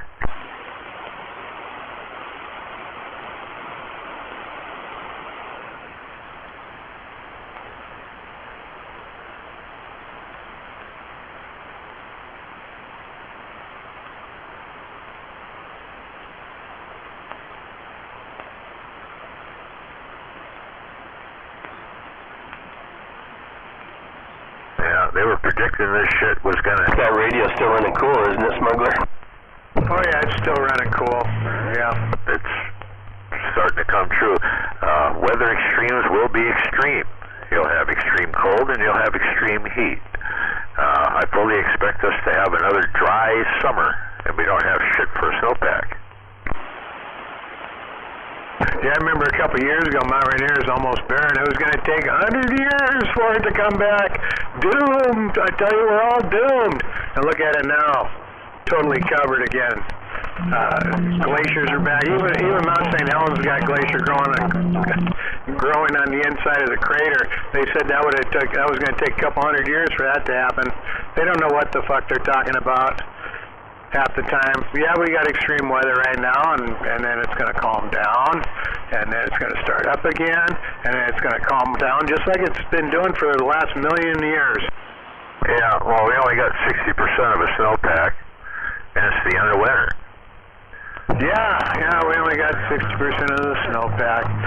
The scientists told us that. The ones that are getting paid from the government to study climate change and global warming. Those scientists, are those the ones that are predicting it? Shut up. There's way too many at one time. So it's not really about politics. My problem is follow the money. Yeah, follow the money. Sucking gas to buy that one. Yeah, and there's going to be food issues real quickly here. There already is. Now, when you look at your food prices, they're going to rise. We can't get vegetables from some places because they simply didn't have a crop last year. Well, at least you got that information right. Yeah, well, you know, when the government tells the farmer to destroy his crops, you're not going to get your subsidies, I'll guarantee you they'll destroy their crops. You can buy right now. They're building warehouses on a lot of property that they shouldn't be building them on. I know, even the ancient Egyptians 5,000 years ago were smart enough to build their cities in the desert and farm along the Nile. A bunch, simply by burning the fossil fuels. And fossil fuel. He doesn't realize yet the reason why the United States has the cleanest air in the whole world right now, out of all industrialized nations, is because of natural gas and propane. It's a clean burning fuel. So now that's what they're attacking now, is propane and natural gas, because it's destroying the environment when actually it cleaned up the environment in this country. Well, it did as far as air quality, but it's still putting CO2 in the air that was supposed to stay in the ground. Yeah, put CO2 in the air. But doesn't the CO2 in the air have something to do with air quality that you just mentioned? Yeah. So if it lowers the CO2 in the air, and because the air is cleaner because it puts out less CO2, then the air is not as polluted. So therefore, the greenhouse gases aren't going to heat up as fast. Well, CO2 isn't necessarily a pollutant, okay? It's particulates that are really the pollutants, and the other gases that are poison. I think I'm going to go to a different channel. Well, yeah. The stupidity's killing me. You are absolutely had since. I know, because I remember in 5th grade science, now I'm not college educated, so I'm only going to go by my 5th grade science class. Mrs. Gould taught it, and we were taught that CO2 was plant food, and the plants take in the CO2 and they put out this special gas. Can any of my students out there tell me what that special gas is that the plants produce when they take in the CO2 through photosynthesis? That's the fucking point. Oh, that's right. It's called oxygen. The stuff we all breathe. There's still enough oxygen in the air, so it doesn't matter if there's a little bit more CO2 in the air. As far as breathing quality is concerned, it's what it does in the upper atmosphere. It holds. Yeah, actually, there's probably more nitrogen in the air than oxygen that we breathe. Yeah, but the bigger problem is that going to natural gas doesn't reduce CO2 emissions. It only reduces the other crap that ends up in the air that becomes a mess. So the CO2, that's the real fucking problem. Are you kidding me? We got 2 snowflakes out here now? Usually when you go to natural gas, so it's a great... No, Al's actually been doing the makeup on the plant food, you know. We're going to cut back on CO2 to starve the forests. Right, we're not getting particulate matter by burning the natural gas and propane. You don't get the particulate crap. And you don't get the nitrous oxides that come from burning the diesel fuel and gasoline. We're not getting the nitrous oxides. That's what produces smog. No doubt from climate change, right? Yeah, it's, the CO2 is fine as far as breathing is concerned. It's always been to a certain degree. We just got a bunch more. It's not a... Well, it's probably affecting the lungs of the planet. Because it does take in CO2. They're a scrubbing mechanism. They're scrubbers. They take in the CO2 and put out oxygen. So yeah, they're probably taking the scrubbers out by cutting the trees down. Carbon dioxide into and join it with another material, usually calcite, so it becomes calcium carbonate. Anyway, it doesn't... and then they replant them and they grow back, and they start scrubbing the air again as they grow back. That's why they call the forest industry. I can't even talk now, and I've only had one shot. Industry, because they plant, they cut it down, and then they replant. Cut it down, they replant. Here. And that's definitely not what they're doing down in the Amazon. They're just stripping them. Conspiracy theory. Well, they're trying to grow. They're trying to turn it into farmland too, and it's not fertile enough for that. They'll get 1 year crop, and then the ground's dead. And that's the point. Like the rainforest, cut down the rainforest is killed. They're killing the planet to not grow food, basically. The fan kicked on, G, on the radio after all that yakky jacking. It's not 9 o'clock yet, and I can't suddenly shoot. What, smuggler? The radio fan kicked on after all that yakky jacking. Okay. Are you keeping the needle below too? No, I haven't been watching it too much. It's swinging over pretty good because, when I get talking about climate change or politics or any of the shit that I'm passionate about, my volume goes up for some reason. Like, control the volume of your voice. Motion control radio. Well, I'm trying to keep the needle hovering between 1,500 and 2,000, and that's really kind of hard to do when you're sitting there watching it. I can hold my mic a little bit farther away, and that does help quite a bit. Instead of setting it up real close. So that means the oceans are rising because he's smarter than the rest of us. The radio city's still going. Much, you know what I mean? So, Princess House or the Hamptons or fucking Martha Stewart's Vision or whatever. They're near the ocean because climate change. Well, I got the mic gain turned down to 8 o'clock. I never turned it back up to 9 yet. So Yeah, that's where I'm at. So, Sounds good. 50 feet up. That is a debatable subject there. Well, that's my fucking point.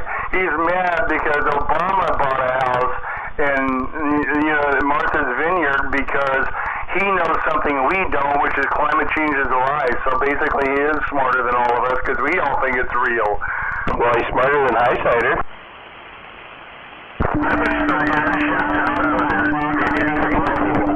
I've always been into climate. Well, no, it wasn't just Obama. John Kerry, he's got property. He bought the property down on the beach too in Martha's Vineyard. They're using all that money that they're collecting from all us dummies for climate change tax to change the planet and buy oceanfront property because they're really worried about, their places going underwater evidently. And the Arctic becomes greater as there's more. Yeah, just like Maui. At the equator. Eventually, All right, I'm going to get out of here. So I'm going to get some good sleep tonight. I only got about 6 hours last night, and I wanted to get more, but it took me a while to unwind after I got back from the airport. Really? You going to leave him slobbering in the mic like that? What was that, G? Couple 100 miles. I said, really? You going to leave him slobbering in the mic like that? Oh, yeah. I'm not going to worry about it. That's Highsider Triple M. Once in a while. Oh, 10. Dude, you need to breathe for a minute. Everybody got tired. Yeah, even I got tired. No, we know. The north is cold, the south is, the center is warm, and as it heats up, it's causing more violent interactions between north and center and south and center. So we get shit weather because the weather's changing. It's disgusting, and I don't like it. Yeah, and crops are failing worldwide. Yeah, and the weather changed 12,000 years ago because half the earth was covered in ice and it all melted and went away. It was in the freezer. That goddamn weather control anyway. Yeah, well, even though... Makes a good weapon, though. You remember, Obama bought something in Martha's... And that means he knew something we didn't. This entire thing has been a fucking lie to us because Obama knows. Yeah, Obama won't live long enough to see most of this shit happen, so, it doesn't freaking matter. He told us, so that's what I have to assume, right? Am I wrong? Well, you're a flat earther? Well, no, something we don't, so the weather, climate change is hard. Okay. Yeah, we'll run with that. You don't know about it? You haven't...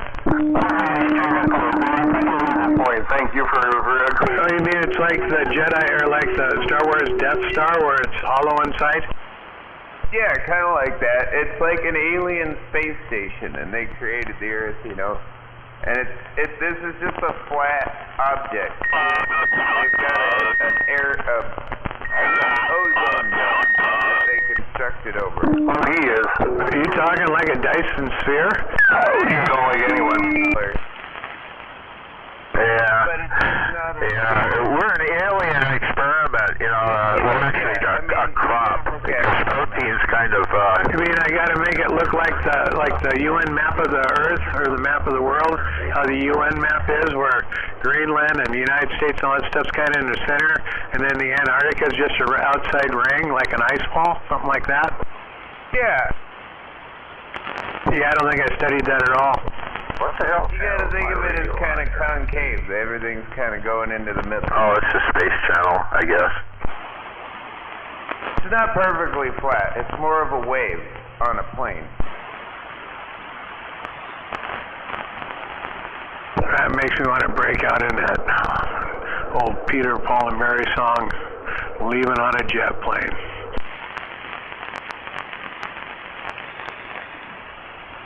Of course, when you fly all the way around the entire world in one circuit, you're just going through a black hole on one side and coming out the other.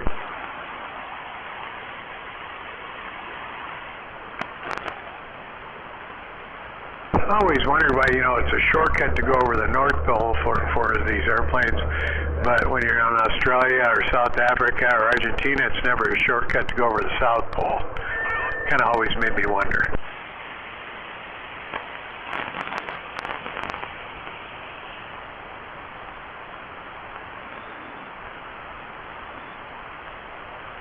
Well, yeah, that's why most people don't go all the way to the North Pole. When they do, they're actually at the South Pole at the same time.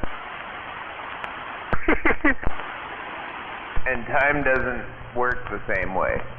So when you're at the North and South Pole, you're in kind of like a time loop where, like, you're instantly at the same place at the same time, you know, on opposite sides of the Earth.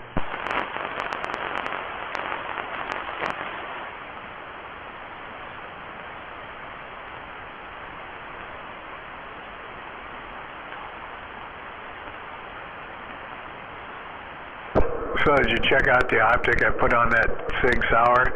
So I took it off the Glock and just went with the slide, because that way I can shoulder holster that one. And this little Sig, you know, carrying small on my back, and it's smaller gun, so it's easier to do that. But I picked up that slide on eBay, strip slide, that for about $100 cheaper than you can get them for new. Yeah, Tin, and that was a great change of subject. I was having way too much fun making shit up. Well, I remember I sent you the other picture, and you said right on, and then earlier I sent you the picture of the pistol and what it looked like stock and what it looks like now. But I will admit, like, Flat Earthers believe some interesting things, and so do the Hollow Earthers, which is the new one. And then they've got the Hollow Moon theory now, too, where it's a big giant alien space station. Like, that's why when they landed the moon or lander on it, like, they didn't get any video back. The aliens are jamming the video.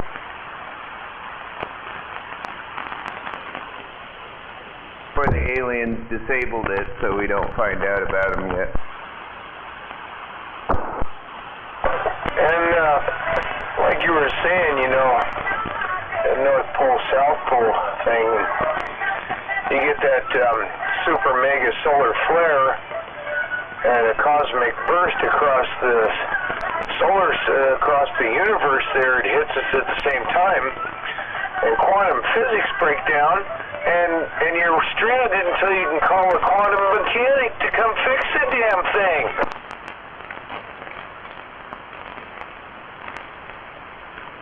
And let's not forget your cosmic custodian, you know, to clean up the mess. Clean up on Isle Jupiter.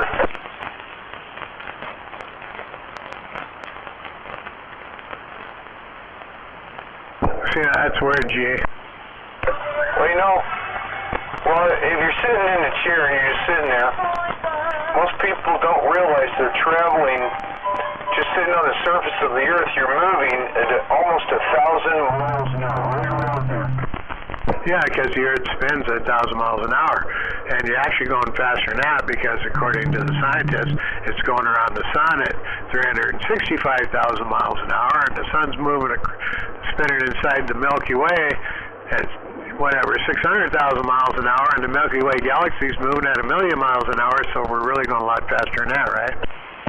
Don't forget to factor in the natural spin on the universe and the expansion ratio for the universe, which puts us already beyond the speed of light.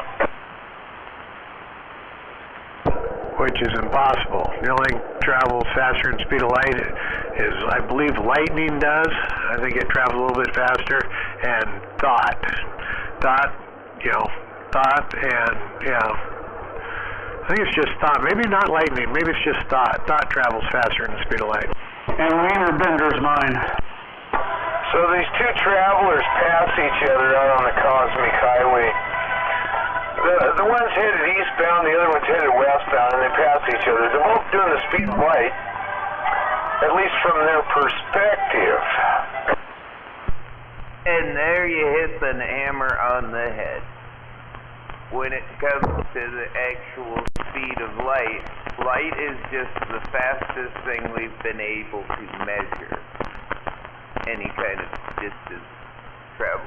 Like, so the only way we've been able to measure, so that's why when we call something the speed of light, how fast light travels, We use that as a system of measure because it's the only thing that moves that fast that we've been able to measure.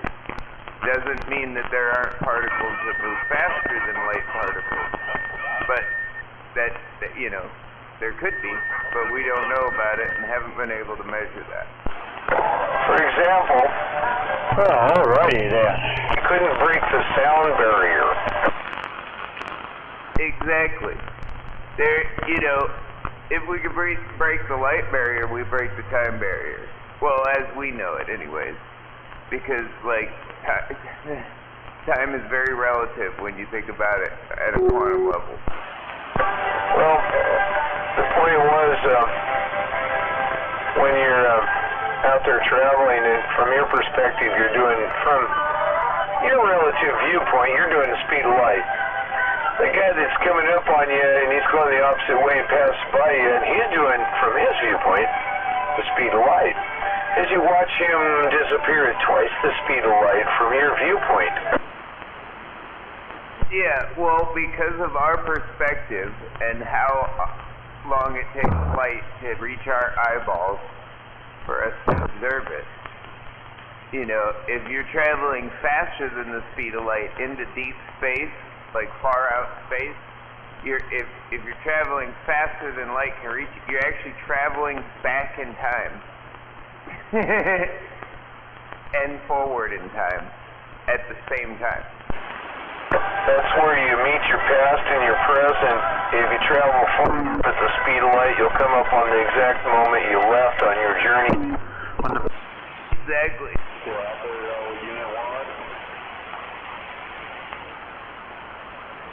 Heck, I can't even travel 2.5 miles an hour. What the heck? I clocked myself walking on one of them street radar signs once.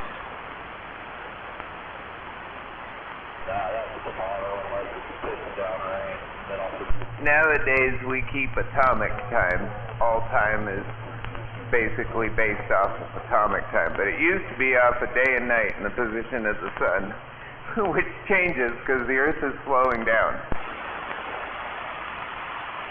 Yeah. Only until something happens and it speeds back up, or decides to stop and flip over. Yeah, it could do a number of things, but it probably will, I mean, the poles will reverse at some point, but the magnetic poles doesn't mean the whole Earth flips over, but it could. And the reason they say it's slowing down is because of the moon's gravity in our oceans, and specifically tidal waters in like Southeast Asia and like Bristol and like everywhere that you have really bad tides, like Puget Sound. It's contributing to that. And they've been able to track it, like the different moon shifts and everything, and that shift of water in the ocean, because it's sloshing around so much, is actually slowing the spin of the Earth at the moment. And that water sloshing is also pushing the moon just a little farther away each orbit. They actually can measure the difference over the course of years. Yep, just a little bit. And you never know, that might change. That might start speeding back up again and fucking the moon in with us. Yeah, I figure it'll fling out just far enough ahead of us that it'll cause a catastrophic event when we regrip it in our orbit, and it'll spin the Earth back up. Yeah, either that or we'll send it so far out that it joins another planet, picks up some speed, and comes back at us with a fucking vengeance. It starts rotating around the sun the opposite way we're going and greets us on the other side. Yeah, it turns into an unintentional space vehicle that's roughly a third the size of Earth. Well, that would make a hole in the ground.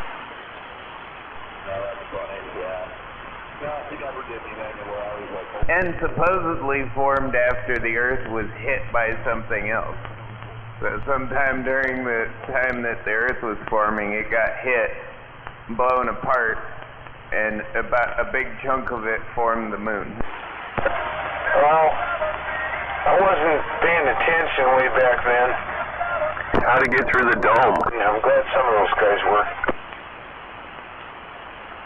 At least that's the most widely accepted theory amongst people, because it's the only thing that really explains the fact that the composition of most of the moon that we know about is like everything that exists there exists in the core of the Earth. So like it has pretty much the same kind of core, same kind of everything. You know, it's got a bunch of granite and everything. So it also, that's possibly why everybody wants to go back all of a sudden, because you know, it's got cobalt and a lot of these rare earth minerals that they want for batteries and electric shit.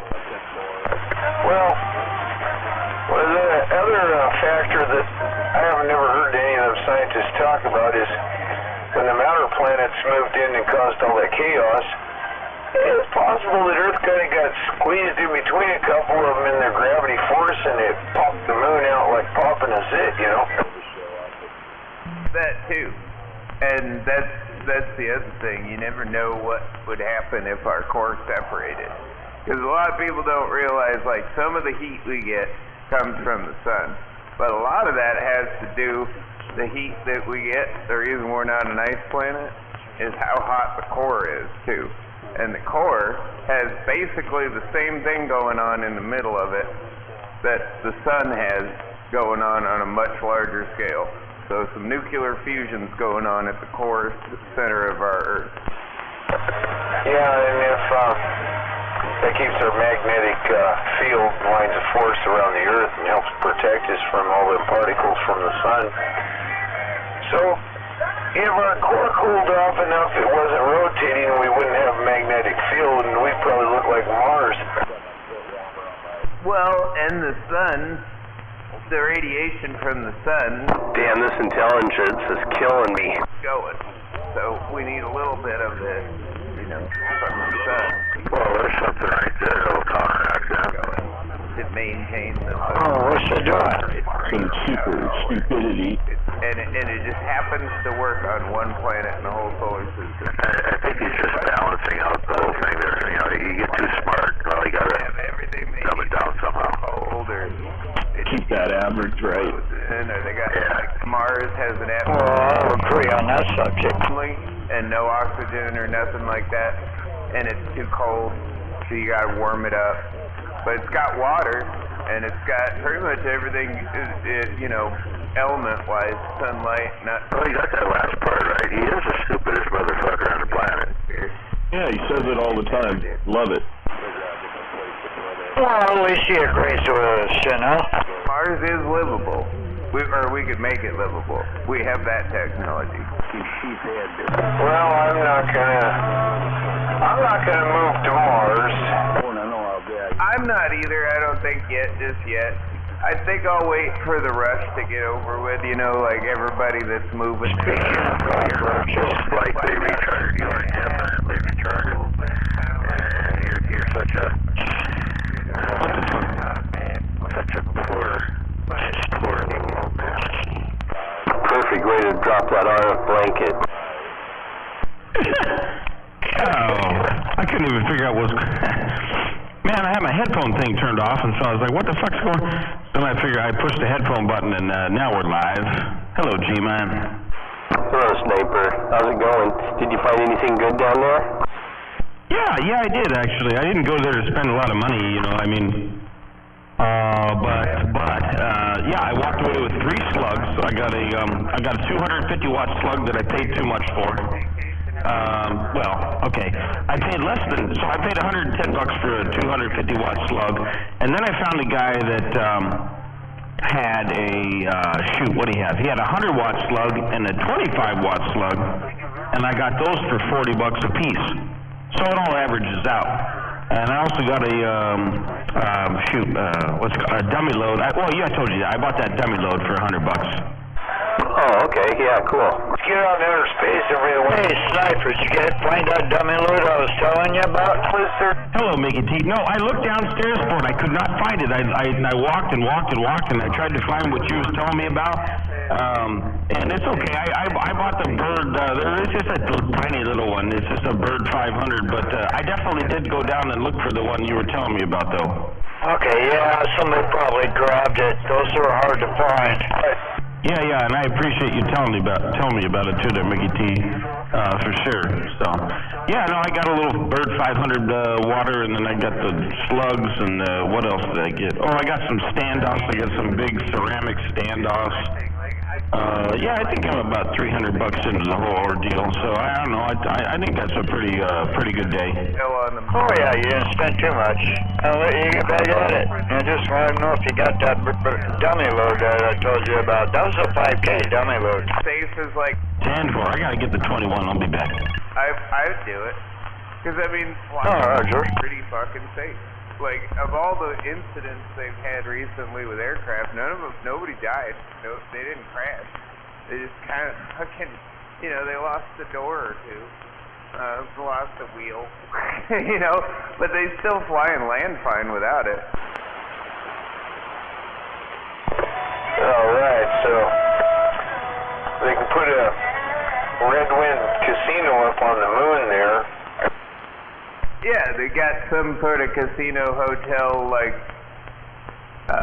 they got like this like simulated beach or something. I don't fucking know.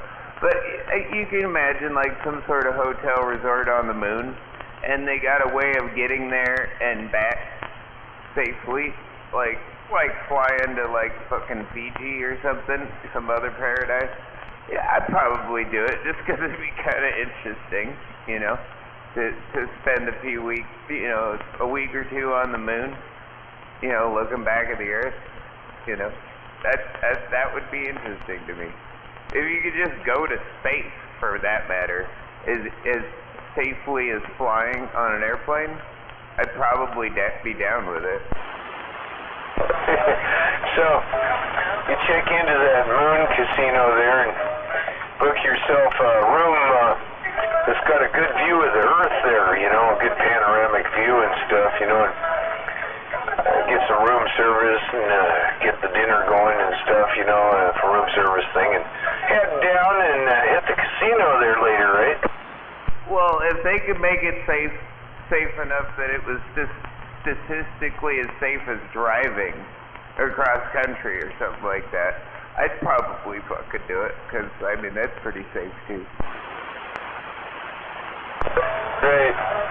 So, at that point, the newer cars would have the button you'd push, and it'd safely take off from Earth, and you could go hit the casino, load the kids in the car. We're going up to the Red Winds. Oh, boy! Elon Musk already did that, man. He turned a sports car into a spaceship. I'm talking about when it's everyday life, people got that new car that can go out into outer space with, heck, the guy probably works there at the fuel transfer station halfway between the moon and Earth,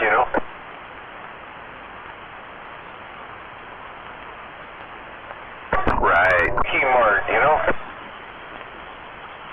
That's right. Somewhere there's like a dummy astronaut riding around in a Tesla Roadster above the Earth somewhere. I don't know if it fell and burned up yet, but...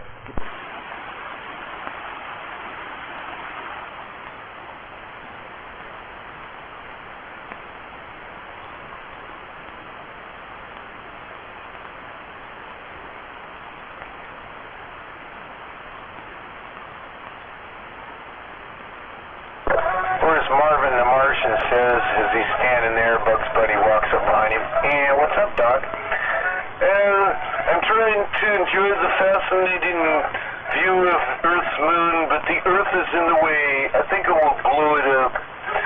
I'll use this plutonium Q-38 as a detonator.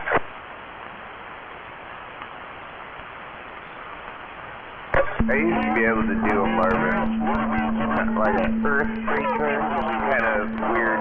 Then he takes off with the space detonator. I'd have to hear his voice again, but I used to be able to do it. K9, get that Earth creature. Earth creature? Not here. I'm gonna look up a YouTube cartoon of Marvin the Martian and see if I can get it. Oh, that Earth creature. Oh.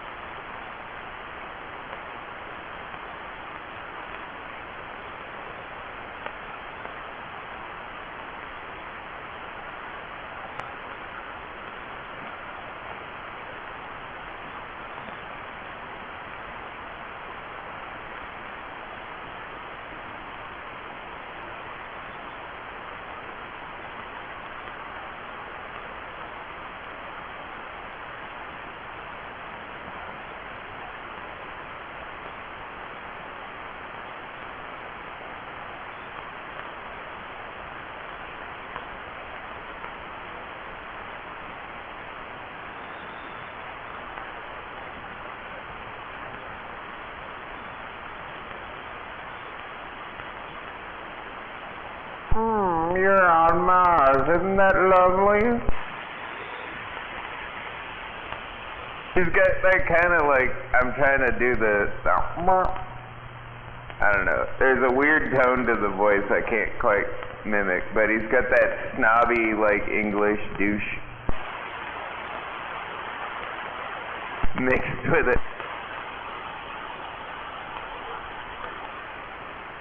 I'll give them Earth creature, you will pay. Yeah, you got it, like the nasaliness, I can't quite. Earth creature? Kind of. Oh boy.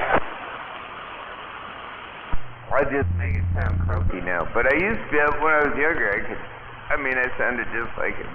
Isn't that lovely? That was the one that used to get me. It's always like, isn't that, you're on Mars, isn't that lovely? Apple.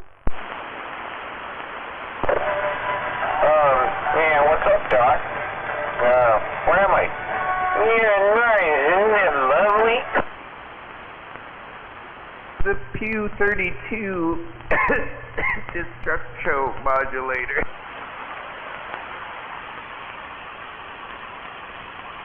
I don't know, there's some weird stuff, but it's funny. I love Marvin the Martian is probably one of my favorite of the Looney Tunes.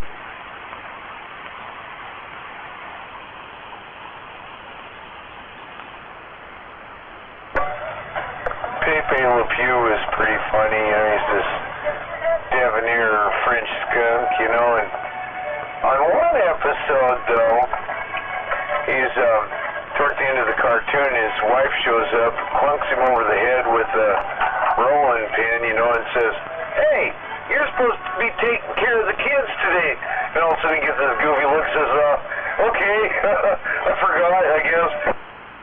The Illudium Q36 space modulator.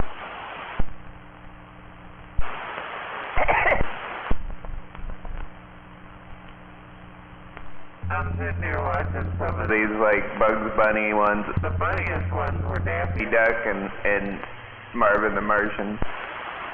Hello. You're distracting me. Oh, damn! Hello, Froggy.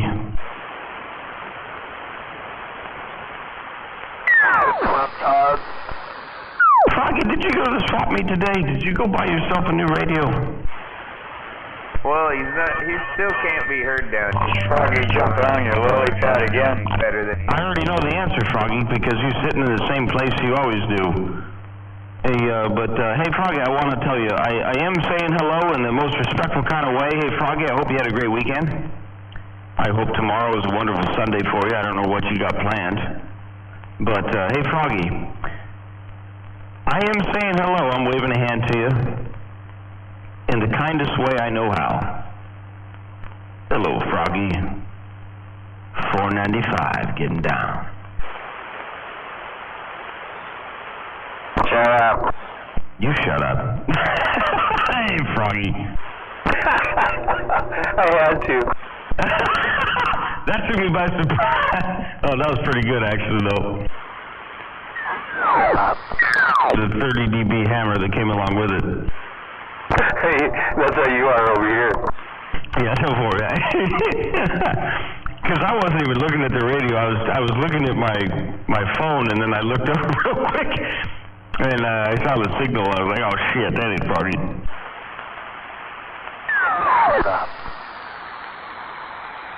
Froggy, I think you're not a half bad guy. I think you might be a little misguided, but I don't think you're that bad of a guy, as a matter of fact. Yeah, he was gonna accept that, good evening, hello thing, and without saying anything. I had to do it. Well, I mean it, Froggy. I'm really saying hello to you. And like I said, man, I'm just here's the thing, Froggy. If you weren't out there, the radio would be a different place. It ain't like we want you to go away. You are part of the radio, whether you like it or not. And yeah, so anytime you key up and start doing your thing, then I'm going to say hello to you, Froggy. So that's all I'm doing, man. I ain't trying to piss you off. I'm just trying to say, hello, Froggy. What's going on? God damn, Froggy. Froggy, I think you got I think maybe you got an amplifier or something. I think you put something in line, man, because I'll tell you what, you walking a little taller than you have been in the past there, Froggy. He had a different handle years back, and I am desperately trying to remember what it was. What's going on, Highsider? Yeah, I don't know, because all I know him by is Froggy, but yeah, it is what it is, man. I'm telling you, the radio wouldn't be the same place without him. Yeah, It'll be a better place. It's in here somewhere. Everything's in here. My filing system sucks. So what time did you guys take that snapshot? Oh, shoot. I think that was probably...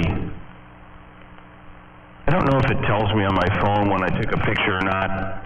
Hey, G, let me know if I need more. Somebody's keying up. I'm on the low side, but I don't know, G, because I can't really tell when I took a picture. So, yeah, we'll do it the easy way. Let me just go back in my... That was probably... I bet you that was, shoot, I don't know, 11 o'clock, something like that. Okay, yeah, I was long gone. That's a bummer. I would like to see him crack. I haven't seen him, probably for 10 years. Man, that guy's a hoot, dude. Here's the funny. So what happened was I was in line. I knew Prime because I texted Prime last night and I said, hey, I'm going to be there. I'll look for you. And I'm in line, you're trying to run across the street and I get ran over, and I get up in the line, I get into the cash line, or it was in the debit card line, and I grab my wallet out, and my debit card fell out of my wallet, and all of a sudden I hear this, hey man, you dropped your card.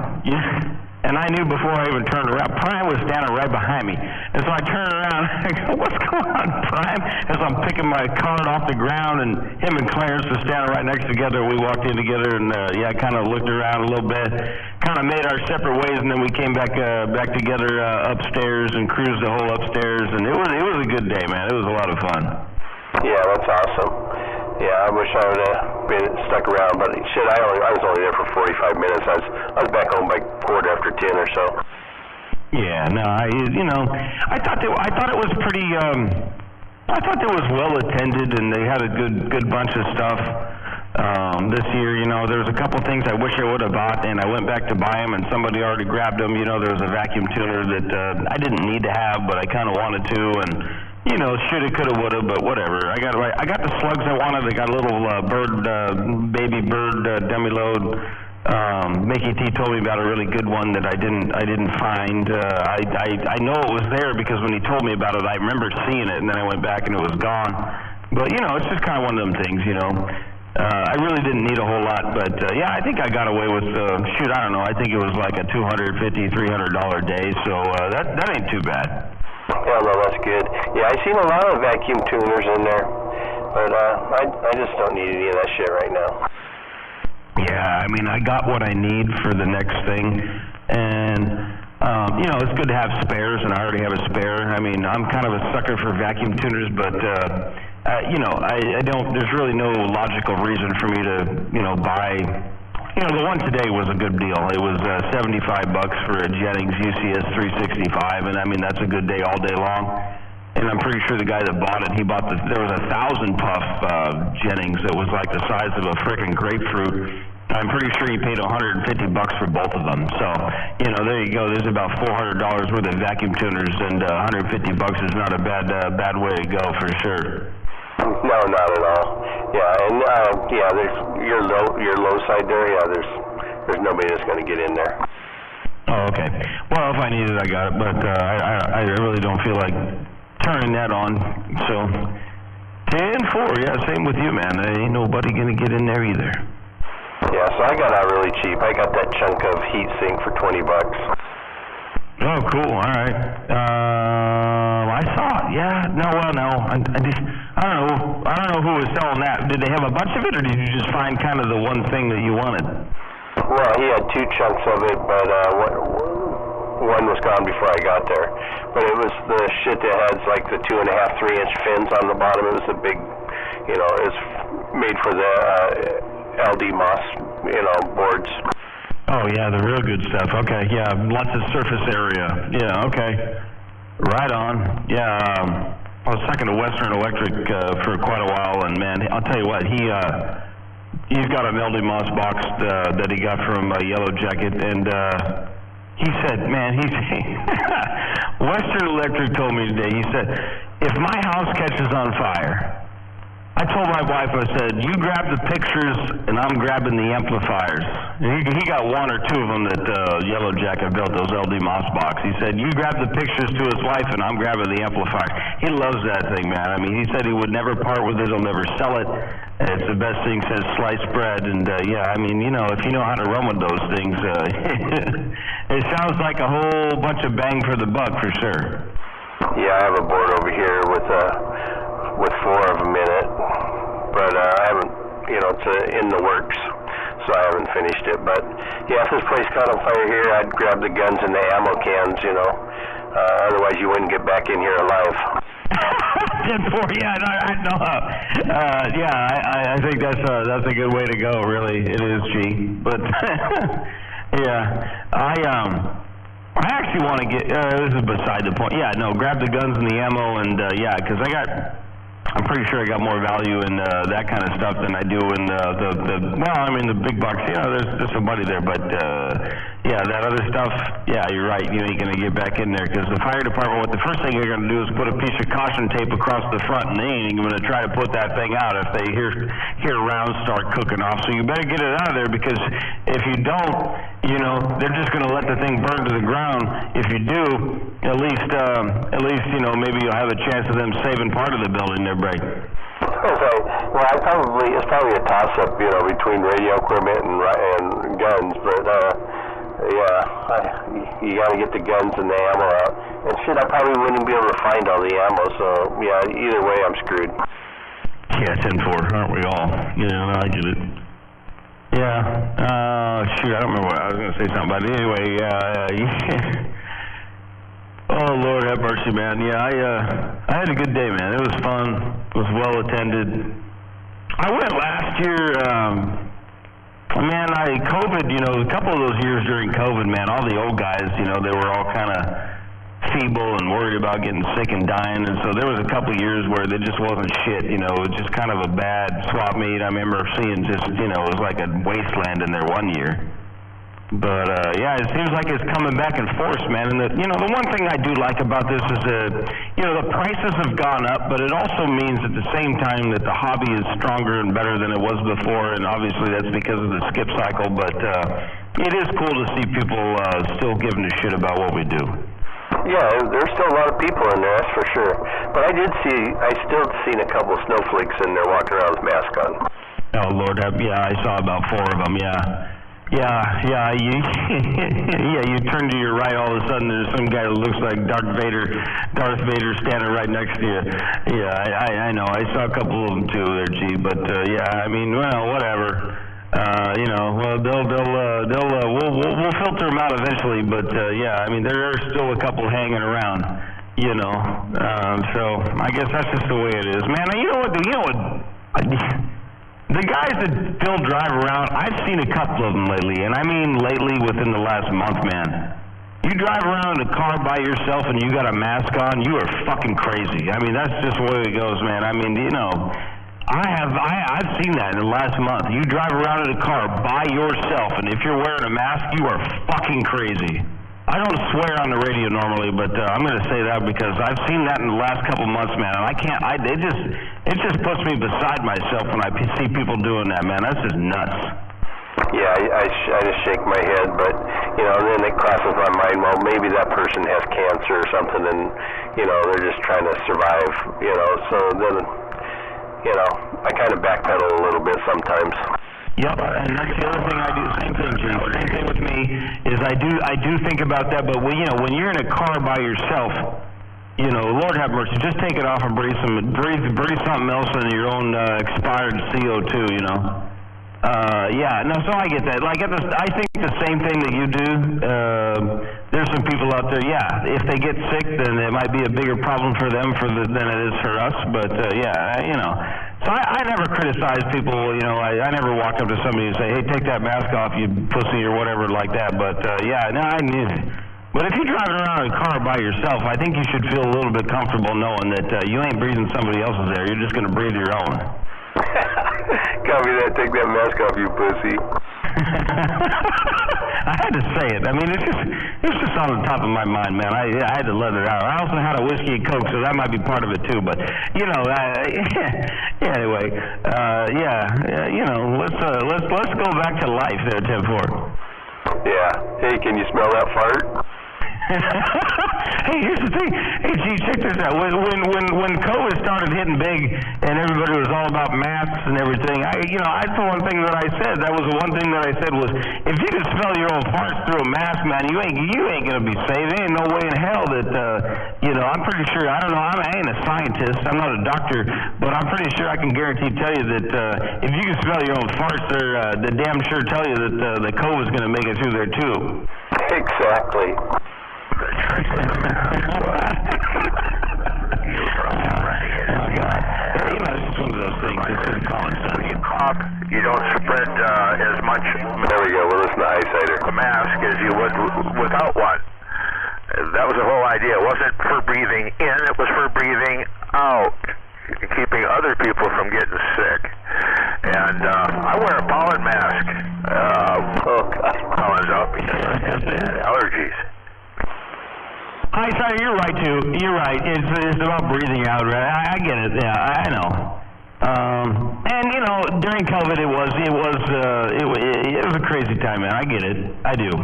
But you know, now, unless you know, I don't want to get too deep into this, but you know, I think we're done with that, and you know, I think everybody should just return to a good old American life. Yeah, back out. You already got too deep. Yeah, anyway, I have mold issues and tree pollen issues, and there's various times when I gotta wear a mask, especially when I work. I'm gonna leave him slobbering into my mic there. I gotta get out of here.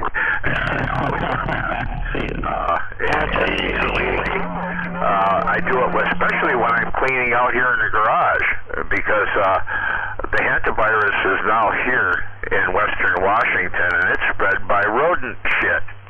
And dry rodent shit blows around like dust. Don't breathe it. Oh, you talk about yeah, that's a whole nother thing, man. That's the and I'm not talking down. I'm not talking down on it. Yeah, that hantavirus, man, that's scary stuff. That's a real thing, man. That's tenfold worse than COVID ever was. Yeah, no, I get you, man. I wear them. You know, when I'm standing or when I'm doing certain things, I put a mask on because just a face mask on. I don't need to breathe that if I don't have to. You know, okay.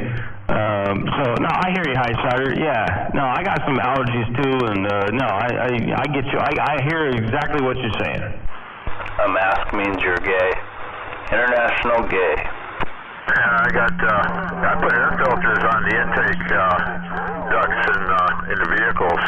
My pickup truck was a royal pain in the ass, but I finally managed to get a spot there where the fan housing is, where I could slide a piece of filter material in there, just to keep the pollen count down in the summertime when I'm driving. I mean, it's bad. Let me tell you. I eat Benadryl like candy. Yeah, no, I get it. Hey, wrong way, I'm waving to you too. I heard you key up and say, I heard what you said the wrong way. Yeah, no, I get it. I get it there, Highsider, man. I got pollen problems too. And so I ain't trying to talk down to anybody that's got allergy stuff, but yeah, the COVID thing, man, we're done with that. It works good for robbing banks and pot shops and all kinds of stuff too. Hey, what's going on, Triple M? How you doing, man? Not too bad. How are you doing there? I wish I would have hung around and met you, Sniper. I didn't know you were there. Well, on the top part of the mask. I'm good, man. Yeah, it was a good day. Did you go to the swap meet today there, Triple M? Yeah, I did. I was there, in the morning when opened it up, and I stayed there for a couple hours and saw some of the guys, but I wish I would have stuck around a little longer and met you. Yeah, it would have been nice. I mean, I didn't. A lot of guys I haven't met. I've seen some pictures, and so I said hello to Trailer Park and Mickey T, a couple other guys, and War Daddy was at his table, and he was talking to somebody, so I didn't get to say hi to him. I was kind of just cruising through, but I stopped and said hi to the guys that I saw when I saw them. And then I went back down and reconnected with Prime and Clarence, and we just kind of walked the bottom floor again, and yeah, it was a good time. It was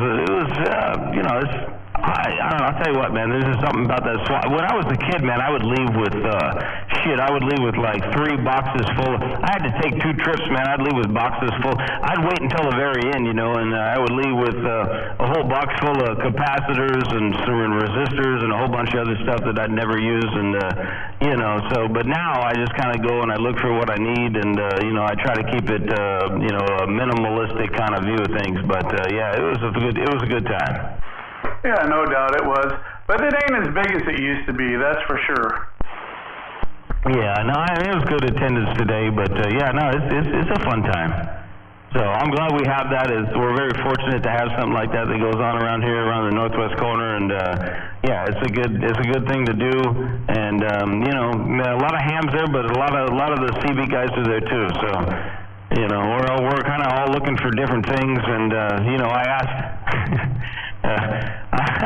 Every time I ask somebody, what kind of power do you think you can put through that? I think you can put legal limit through it. So it's and I never tell anybody, I'm looking for something that'll do a lot more than that. But it's a lot of good guys, a lot of good knowledge, guys that have been out there for a long time, and whether they're hams or CV operators or whatever, it's a good gathering.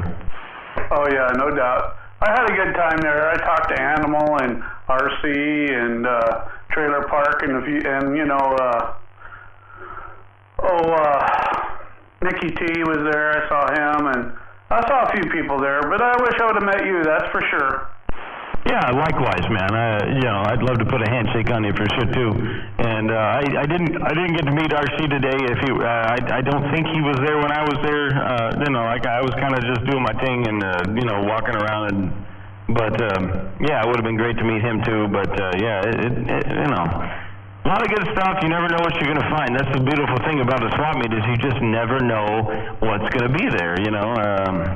It's just whatever you're looking for, it might be there and maybe it won't. Yeah, 10-4. War Daddy was looking for more bacon. That's what he was looking for down there. Well, he's a sales guy. I can tell because he was talking to guys the whole time I was standing next to the table, and I didn't want to get into between what he was trying to do over there. But yeah, when Trailer Park was standing there, and so I said hello to Trailer Park, and yeah, War Daddy was definitely selling what he's got. So yeah, I hope he did well. Yeah, me too. All right, buddy. Well, I'll get up there and let the band roll. Yeah, okay. Well, he tripled him, man. You sounded good. You always do. I'm pretty sure I know where you are. I was down there today. I had to cruise through McKenna and Roy and go pick up the little ones around Yelm. So yeah, I was down that neck of the woods today, but I don't have a mobile setup. But yeah, that's a beautiful country down there. I do like it around that area. Oh, no doubt. But I like it where you're at a little better. Yeah, I don't know. It just depends. You know, sometimes you know it's everywhere, man. It's getting blown up and grown up. You know, I mean that's just the thing about it is everywhere there's land, somebody's looking for a place to put a house. So, you know, these old pieces of country we got that we thought would never change, man. They're changing just about every day.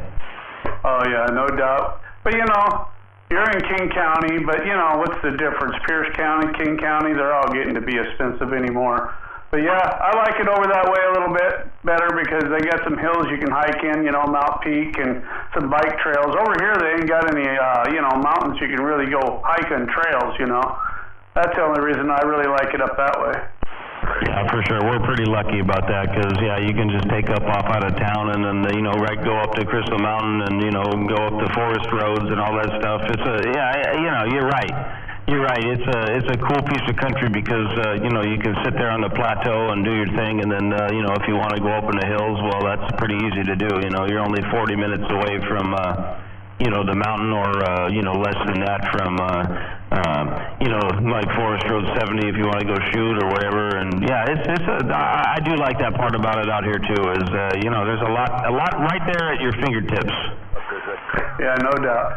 Okay, buddy. Well, it's been really nice chatting with you, and I better get off the radio here and let it roll a little bit because I'm sure there's a few people that like to talk about King County, how well of a county that is. Huge. And it's all available. I'll probably be posting some of it online here pretty soon, but I heard you triple M. All right. All right, buddy. Good to talk to you too, man. For project boxes. Cops of that shit, and I need to liquidate. Do a shootout there on the old 70 road or something, eh? Whoever said that, do a shootout on the old 70 road, yeah, for sure. Yeah. I don't know who that was talking about doing a shootout on the 70 road, but I'm waving a hand to you. Hello. 669 on this end. Oh, hello to you, 669. Okay. Yeah, man. Hey, I got you in the radio. 495 up here waving a hand. All right, 495, man. You sounded bodacious down here in this Ording Valley down in the mud duck hole.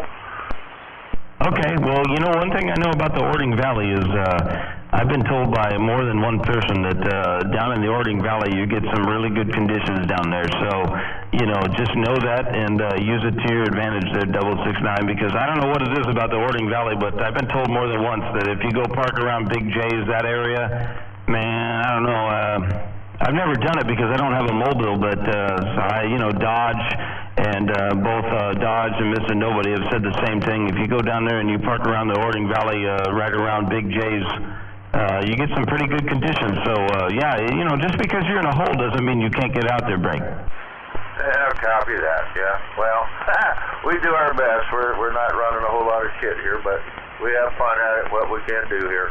Good talking to you, man. Have yourself a good evening there, and happy Sunday to you. It's coming up. All right, brother. I appreciate the kind words, and that's where it all starts there, 669. You ain't doing a whole lot, but you know what? In about 2 years, 1 year, whatever, maybe you will be. So, you know, that's all about. That's what this hobby's all about, man. Is doing what you want, taking it as far as you want to go, and yeah, some people, you know, they got their kind of goals in mind, and you know, you just kind of find your happy spot, and you just kick it there, and you just stay there, and you know, find out where you want to be. And 669, I got no doubt in my mind that you know, you're just gonna keep getting up in the radio. So. Hey, thanks for saying hello, 669. I appreciate it, man. 495. Yeah, you have yourself a great day tomorrow too. All right, 495. Have a wonderful evening.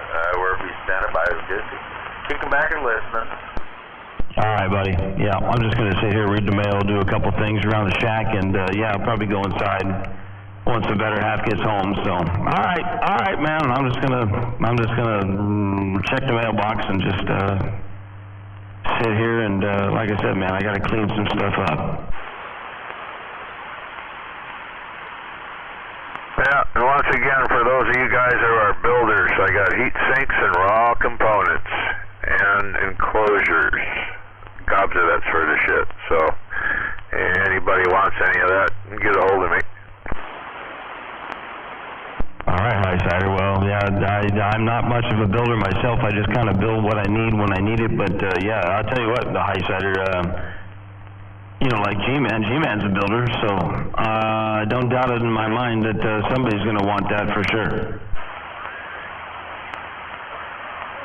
Yeah, at some point or another, I'll probably post a bunch of it on Craigslist or something. I don't do the Facebook stuff too much, so anyway, but yeah, we'll see. I'll probably post some of it on Worldwide DX as well. Hey, Highsider, Mr. Nobody said he might need some of that stuff, so I don't know what you got, and you know, you don't got to tell me here, but Mr. Nobody said he might need some of that stuff. Well, it's a matter of catching up with me at some point, and I'll take you on the grand tour. I've got lots of stuff, and a lot of this stuff needs to go away. I'm going to try to pare the pile down enough to where I can fit it all into one motorhome and trailer. Yeah, because I want to be able to go mobile. 10-4, yeah. Well, you know, you got to clean house every once in a while, man. I did that a couple of years ago, and some of the things I got rid of, you know, I'm kind of like, well, shoot, I wish I wouldn't have. But the components and stuff, you know, let somebody else have them that'll do something with them. You know, that's what I kind of did. I wasn't going to use a lot of that stuff, and so, hey, at least guys like you are out there that got that stuff, or guys like Mr. Nobody that might need them, you know. I can tell you, one thing I can tell you about that guy is, if you give him a handful of stuff, he's going to make something out of it. So, yeah, I think he might be your target audience there, Highsider. Okie dokie. Yeah, well, yeah, I got lots of stuff. So, yeah, and I got meters and things of that nature too. A lot of old stuff. I got a lot of stuff from old units. I've got some carcasses of stuff that are good for parts. I've got a few of the old tube amps there that will probably work if you stick tubes in them. Don't have a lot of tubes. Yeah, 10-4. Well, you know, guys like you that keep the old stuff around, man, that's kind of where it's at right now, because they don't make the old stuff anymore, and it's pretty hard to find the good stuff. They don't really make the good stuff anymore. So, yeah, you know, some of that stuff is pretty good to have, because, like I said, man, it's kind of depends on what you're talking about, what you're looking for. But yeah, it's just it's a different world we live in than it was, you know, 20 years ago. So that stuff from 20 years ago, man, it was usually made here or in Japan. It was good stuff, and yeah, there's not a lot of it out there to be had anymore. Yeah, well, I did the storage locker auctions and estate sale cleanups for quite a while as a kind of a sideline there, and you end up with a whole bunch of stuff. It just happens, and I'm trying not to be a hoarder. I'm trying to pare this pile down, and I've done this a couple of times where I've done purges. When I moved, I did a big old purge. You got rid of literally tonnage this last time. You know, 3 moves is as good as 1 good fire, and I still have 2 moves to go. 10-4. Well, yeah, I'll tell you what, man. There's definitely somebody out there that wants them, so don't throw it away, because yeah, well, at least let somebody else look at it before you do that. Because there's guys out here that want that stuff still, which is a beautiful thing, really. You know, it means this hobby will continue to move forward, and we'll take the old stuff that you got, and then somebody else got, and somebody else got too, and maybe put it to some use. So, yeah, good on you there, Highsider. Appreciate guys like you that keep the good stuff around. Yeah, and somehow we got to get some younger people involved, because when I look around at all of us guys out here, you know, there's not too many of us that are under 40. Yeah, for sure. Yeah, no, you're right. You're absolutely right, man. There isn't a whole lot, and you know, I do hope that more people get involved. And you know, like what I've always said is, and I'll say it again. I've said it before. You know, the more radios we got up here, the more people getting better, getting louder, getting bigger, whatever. You know, the more skip we're going to get, the more guys are going to start in the east side. They're going to start looking up here around the northwest corner, and they're going to start talking to us instead of just looking at Cali. You know, Cali's kind of the default point. If you're on the East Coast, point your beam at Cali, and you'll talk all day. But man, I'll tell you what, man, we got a lot of good stations up here too. So, yeah, and you know, it's guys like you that got the stuff to make it happen. So there you go. Yeah, well, you know. I got to send some of this out. How many young people did you see down there at the swap meet? Probably not too many, huh? Not a whole lot of them, yeah. Now, there's a couple, but, you know, you can tell they're ham guys. And nothing against ham guys. You know, I don't know. I was a ham guy for a long time, and that's how I got that's how I got started. But I found my love on 11 meters, and I found it pretty quick. You know, I was a ham when I got my license. You know, I talked to HF for a little bit, but I always came back to 11 meters because, you know, there's something about being able to do what you want, how you want to do it, and talk. You know, I like talking skip, so you know, it's a different. You know, some guys like talking HF. You know, they like making contacts one after the other, and you know, I mean, I ain't talking down on that at all, but. You know, they can do a lot with a whole lot less power, but, you know, I like 11 meters. I've always came back to it, and that's kind of where I've decided to stick and stay. And, yeah, I do hope that more young people come out here and do it, too, because if they don't, then, yeah, there ain't going to be nothing left. Yeah, I notice a lot of them are doing the FRS, GMRS. We got quite a few on GMRS. I found those little Bofang, what the heck are they, 888s? They're programmable for anywhere, the 2 meter to 70 centimeter, and they're awesome. You just have to get rid of the stock antenna and put a dual bander on there. But yeah, totally programmable. They're awesome.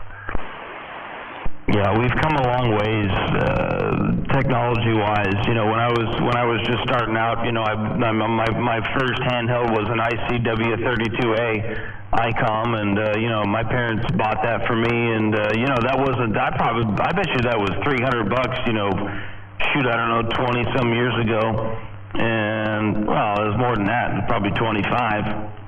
So you know, I wanted one of those, and that, you know, that's where it got started for me. Well, that's where the ham thing got. It was on 2 meters and 440, and you know, I had a neighbor that lived right down the road, and so we would talk on the 2 meters and 440. But I had a CB before that, and you know, I had a CB TRC 495, which is where my handle came from, and I had a fire stick on the peak of the roof of the house. My dad ran up there on a ladder, and he put a fire stick up there, and then, you know, we moved from a fire stick to a 102 whip, and then an Antron 99, and it's all history from there. So, you know, it's you got to start somewhere. Oh yeah. I started with a crystal radio attached to an electric fence wire that went around 20 acres. And I played with it with this little crystal radio and made it go places that, well, all over. But it was strictly AM. And then I discovered other modes and other bands, and yeah, it kind of grew from there. Yeah, everybody finds their thing. Everybody finds what they like, and you know, a lot of guys stay down on the, you know, 75, 80 meters or 40 meters or whatever they find that they like, and that's great. You know, you find your spot, and you just kind of realize where you like to be, and when you have time in our busy lives, you know, you come out here and you do what you want to do, and you do it where you want to do it. And for me, you know, I always come back to 11 meters because it's just, it's a little more fun for me to come out here, you know, rather than, I don't want to say I don't like to follow rules, but, you know, it's, you know, out here, you know, there's less of that, and, you know, the whole power thing goes out the window, so, you know, that's part of it too, but, yeah, it's, you know, it just depends on what you want. quick interjection? Go ahead. Pigpen here. What is that, 495? Yeah, hello, Pigpen. Hey, yeah, I'm on both sides of that fence. I'm actually a general. I still come down here and participate in this activity. I do spend a lot of time on 2 meters though, but it's Simplex, and it's a ride shoe group that I have. But yeah, we do a lot of ride shooting. We're not pretty diligent on staying in call signs every 10 minutes and all that stuff. But no, I get what you're saying. But I started out on a JT Penny and a 76 Dodge van with a 7-foot mag mount antenna on the top of the van, and I had to put a speaker magnet on the inside, and it kept falling off. That had been the late 80s. Yeah, no, 10-4, man. Yeah, exactly. That's exactly what I'm talking about, Pigpen. Everybody's got their own story, and they got their own situation. They got their own setup, and you know, everybody's different. They all figure out kind of where they want to be, and you know, like you, Pigpen, I know that you like to have it both ways, and that's fine too, you know. So yeah, I did that for a long time, and you know, I just don't have the problem with I have so much less time these days that you know, if I'm going to come out, I just pick 11 meters and I go for it because I just don't have the time to do the others. It's not because I don't like them. There's nothing wrong with that, but you know, when I get to come home from work and sit down and bump it down, you know, this is where I do it. But yeah, no, I hear you 100%, Pigpen. You know, everybody's got their thing, man. And thanks for keying up and saying hi. Pigpen, I'm waving a hand to you. 495 Sniper. Yeah, if you want to see the kind of radio I started with for Crystal Radio, it's they call it a space radio, GR-150 satellite Crystal Radio. There's a few of them that are for sale on eBay and a few other places, but I still have my original one and another one that I found in a thrift store. Anyway, looks like they're worth a bit these days. It's getting to be worth more and more. Well, and yeah, you know, so you bring that up, and that's a good point. You know, so a lot of the young people are the ones that are out there, which aren't a whole lot of them. You know, when they walk through the Hamfest, I do wonder to myself, you know, do they even have any idea what's on the table and what it's capable of? Just because it looks old doesn't mean it's bad, right? You know, just because it's not digital, and just because it doesn't have an LCD or a digital display on it, doesn't mean that you know, it's a bad thing. You know, some of the oldest stuff is, like I said, man, I'll go back to it again. It's the oldest stuff is sometimes the good stuff, the best stuff. And I wonder about some of these young people, you know, they got to have, you know, the latest and greatest, you know, digital whatever, and that's fine too. But yeah, you know, like you said, man, you know, you still got the stuff that you started with, and it don't mean it's bad, no, not by any means. Yeah, I still play with it once in a while too. It doesn't do sideband, and it was on accident. I didn't realize it said Bearcat 880. I wanted a 980. But anyway, I kept it. So that's my only AM only radio. Yeah, on the 880. Yeah, 10-4. Well, is that what you're talking on now, Pigpen? Negative. President HR 2510 with a Thunder Super Sidekick. Oh, okay. All right. Yeah, 10-4 on the HR 2510 President with the super sideband. Yeah.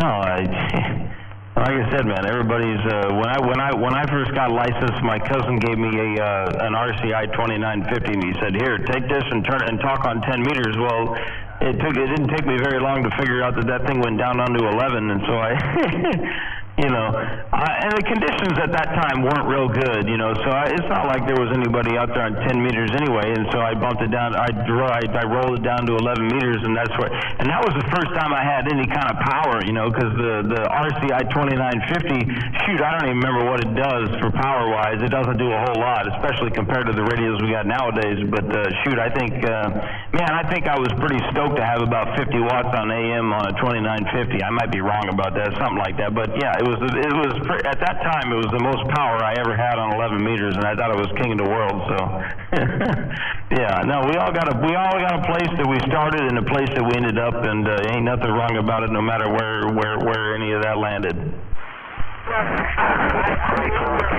You're literally plugged into the antenna jack there. Right, yeah. I had one of those too. But my first sideband radio was Mobile 140. Hang on, Rocket, I can hear you. The F series, so that's frequency counter. And then I later something's wrong. 50 bucks. And I needed some deals, whatever. My brother swapped out the faceplate, and that was my first mobile. With a 102-inch whip and a little 2-pill power supply company amplifier. Yeah, no, 100%. Hey, Rocket, I'm going to say, excuse me, DB Cooper. Hello, DB Cooper in the Mobile. I'm surprised. I don't know where you are. I'm on the low side, man. I'm on the driver there, Cotton Picker. So, waving a hand to you there, DB Cooper in the Mobile. Hey, I'm waving right back. No, I was just throwing my 2 cents in the ring. I started with a Kraco somebody gave me. I think it was I don't know. I don't even know if it was a 40 channel, but I didn't know how to work it or anything about it. I hooked it to a car battery, and I literally put a coat hanger in the antenna jack on the back there. Tempo? Okay. Oh, Rocket, that's funny because, yeah, you said your first radio was a Kraco and you put a coat hanger, you literally put a coat hanger in the back of the antenna jack. And hey, you know why it's funny, Rocket? This is why it's funny. Because look at you now. Right? So that's what I mean by we all got a story to tell. Hey, Rocky, you said you got a Kraco and you put a coat hanger out the antenna jack, and look at you now. They're just working. It might have been a Montgomery Ward. It was one of those off-brand radios. But hey, I had no instruction manual or nothing, so I was kind of on my own devices at, hell, I must have been 13, maybe 12 or 13. So hey, there you go. Everyone's got to start somewhere. That's right, man. Hey, where are you at, Rocket, now? You around Maple Valley or something like that? I'm right off 169 right now. Okay, 10-4. Can you hear me pretty well where you're at? It's coming, kind of going in and out, but I can hear you. And I can hear Pigpen out there, too. Evening time Pigpen. And anyone else. I can hear this little mud duck pick-em-up truck. Oh, wait a minute, DB. I got you about 9 after this. Blacktop saying hello. Good time, Blacktop, and I think I heard Highsider. Hope you guys are doing well out there and got all your goodies from the goodie store. I was down there. I picked up another Bird 43, like I need another one, but I had a bad element or the meter reader is another one, so I figured, hey, I got for $140, I'll just pick it up. So there you go.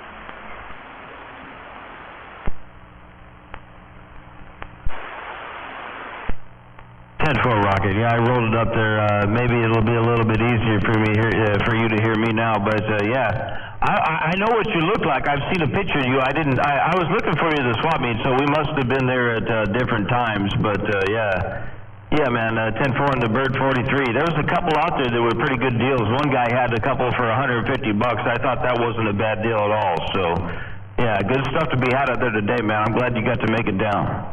Yeah, 10-4. Actually, I picked it up from that guy that was asking the 150, but I didn't show up till about maybe 12:30, 1 o'clock, and there was a little bit of bargain $10 with me. But it is what it is. Oh, 10-4. So was that the guy at the end of the row that had two of them sitting next to each other, and one of them looked like they were brand new? Yeah, he actually had 6 more in the box under his table. So the ones up he was displaying were like the best. Yeah, it was good. It was like $140. I mean, you can't beat it. No, man, you can't. That's a great deal. I actually thought about getting one, but I don't need one. I got a couple over here. Yeah, man, put that. Well, I don't know what. I think you put that PEP kit in there off of eBay, man, from Matt's Electronics. For $55. And holy smokes, that's a great deal for $200 after you do that. Yeah, I got 2 of them. Oh yeah, that's good stuff, man. Them Bird 43s are the way to go. You know, I got the digital one over here too, but when I really need to know what's going on, I look to the Bird 43. Yeah, was that an upgraded meter that goes in it you got? No, I got a couple over here, but no, I got the one off of eBay where it's the Matt's Electronics. He makes them in a housing. You know, there's 2 meters and then two. You know, you got your reflect and your forward power, and he puts them in a housing. It's like $220. And then you got to run it down to a line section. That's what I use mainly. But yeah, I got a couple of like separate 43s that I use for other stuff. And then the LP100A, I use that kind of just to see stuff, you know, right in front of me. But the Bird is what I really look at. What are you doing, peeking in my windows? You don't know what a Bird meter is. Get out of here, Dodge. What you do? Where were you at, Dodge? Did you make it to the swap meet? No, man, I had 2 dates tonight. At my duck, but I'm gonna left hand and right hand. We'll see you later. 2 different women. Earthnet. 10-4. So Dodge, you found some women at the swap meet? No, damn it. Actual women, good-looking women. That's a 4. Did you go there today, Dodge? Did you get there at all? No, I didn't go waste a bunch of money on used shit I didn't need. It was tough. 10-4. There you go. See, there you go. You know you didn't need anything, and so you didn't go. There you go. That's what we call control. Yeah, I didn't know he'd rather spend a shit ton of money on new shit that he can blow up. What's going on? What's going on, Animal? Yeah, no, and yeah, I heard you were there today too, Animal. I know what you look like too, but we must have been there at different times. But hello to you, Animal. Good evening. Yeah, we were there kind of early. I got there about, I think, like 9:30 or something like that. Made a lap, ran into some people, and there wasn't really nothing that caught my eye, so I didn't hang out very long. Over. 410, man. It just depends on what you want, what you need, and you know, the other stuff you just go by the wayside and just forget about it. But yeah, right on. Well, hey Dodge, you know, good on you for the self-control, man. It's a good time to go just to walk around and look. But yeah, if you didn't need anything, you didn't go, then there you go.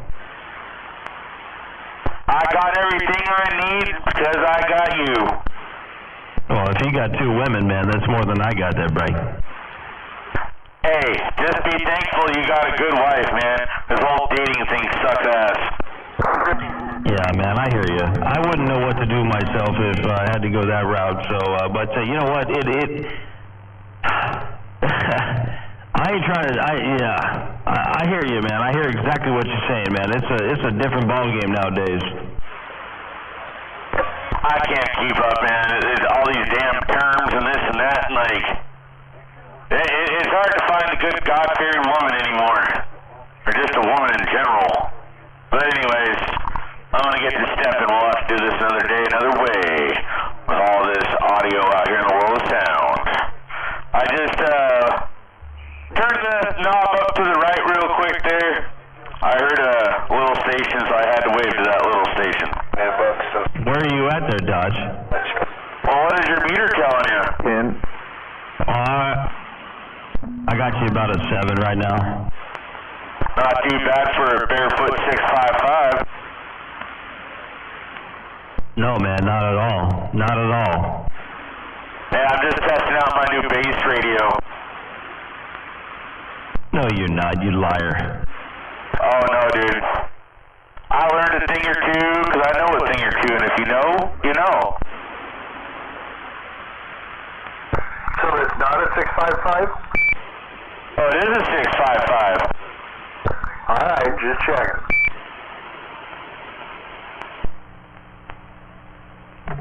Don't expect. I know a sniper's over there trying to go through the goobly gooks and the god dang it, and he's scratching all that gray hair off that pretty face of his, but he'll figure it out. If he was on the base, he'd be coming in here about 10 dBs. You ain't on the base. I know when you're on the base. Yeah, but this is a barefoot radio. That's why I'm not, like, coming in like that, bro.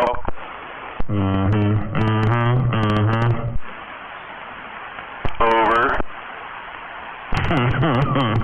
Oh, yeah. All right, Dodge. Well, wherever you are, man, you sounded good over here. You ain't no bass. Over this door is coming over. Oh yeah, the barefoot, man. I tell you what, dude, these strikers, man, they get down. You know, they get down in Sniper Town. I believe you're barefoot, but I don't believe you're on the base. You ain't gonna tell me where you are, but I believe you're barefoot, but I do not believe you're on the base. No, dude, I got a new base radio. I'm using the 655. Yeah, but are you on the tree? You ain't on the tree. You are not on the tree. All right, well, I'll tell you what.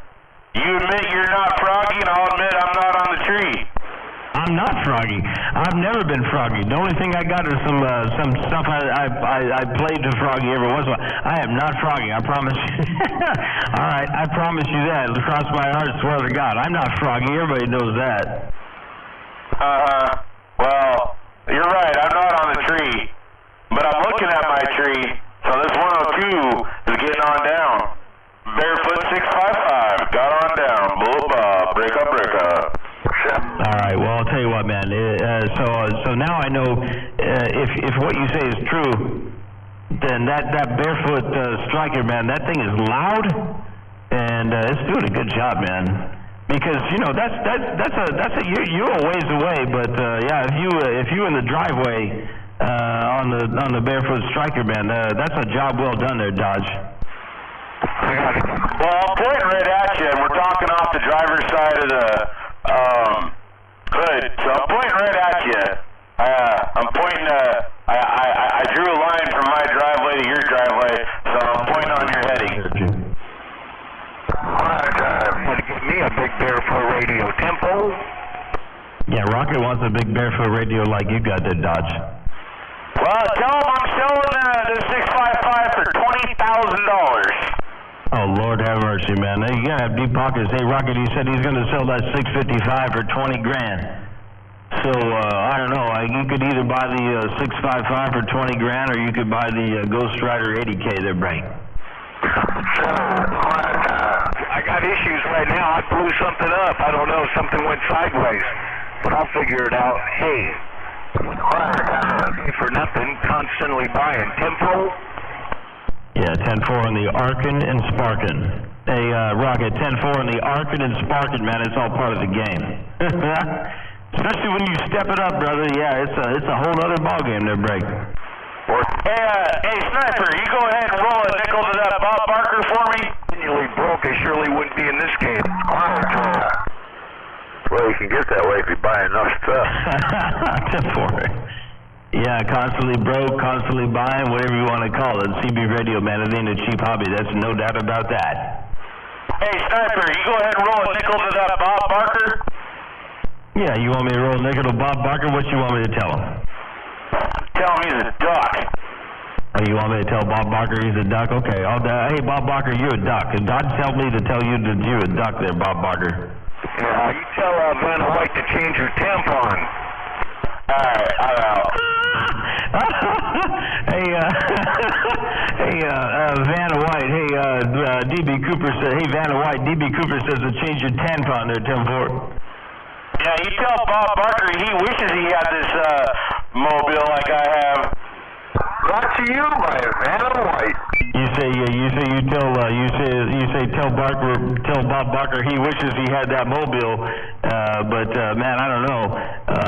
Shoot, I don't know. He's got a good one too there, Dodge, man. It's a neck and neck right about now. Location.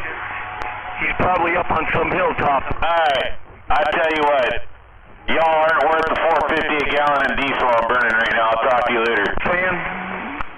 Yeah, 410. All right. Hey, Rocket, that was all you that key around. But hey, Dodge, I heard you too. You say you going 10-7, I think. And you said I don't think I'm gonna go get on that big base station that I got because I don't want to bother my neighbors. Hey, Dodge, you should bump that thing down every once in a while and just remind everybody out there that you got one hell of a base station over there. But you said you 10-7. So all right, Dodge. Well, you have yourself a great night, man. We'll talk to you again. Waving at that Dodge out there. Vanna White Triple Trinity. Yeah, there's Sniper. You just wait, man. You just wait. Alright, I'm out. Alright, hey, Dodge Rocket says he'll key on you later. And, hey, Dodge, we'll catch you again, man. Catch you come later, Dodge. 495 on the mound. Yeah, hey, I'll just go ahead and key on him now.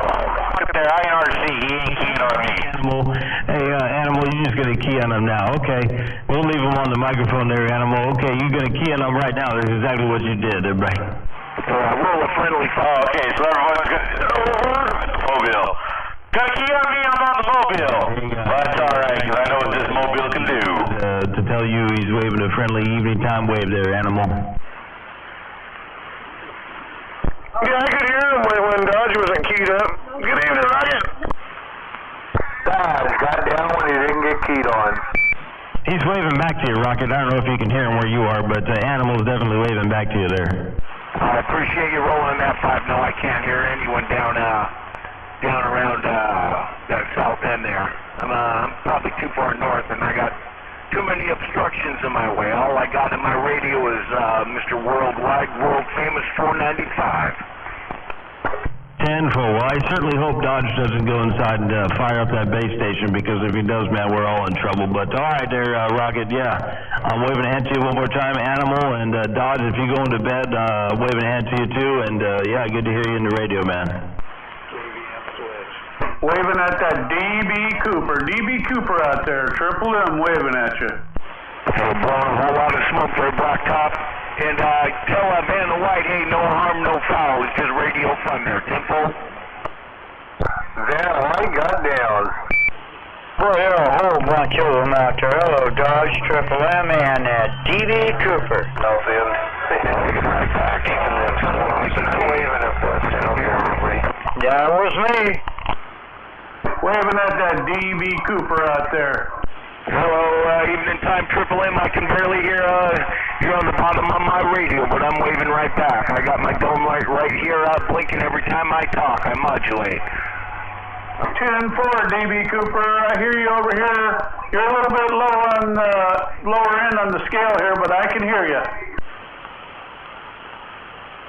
Hey, DB Cooper, you're not running more than 4 watts there, Break. I hope you weren't, because if you are, man, that's illegal. You know that, right? I'm doing about 3.75 there. Roger? 10-4.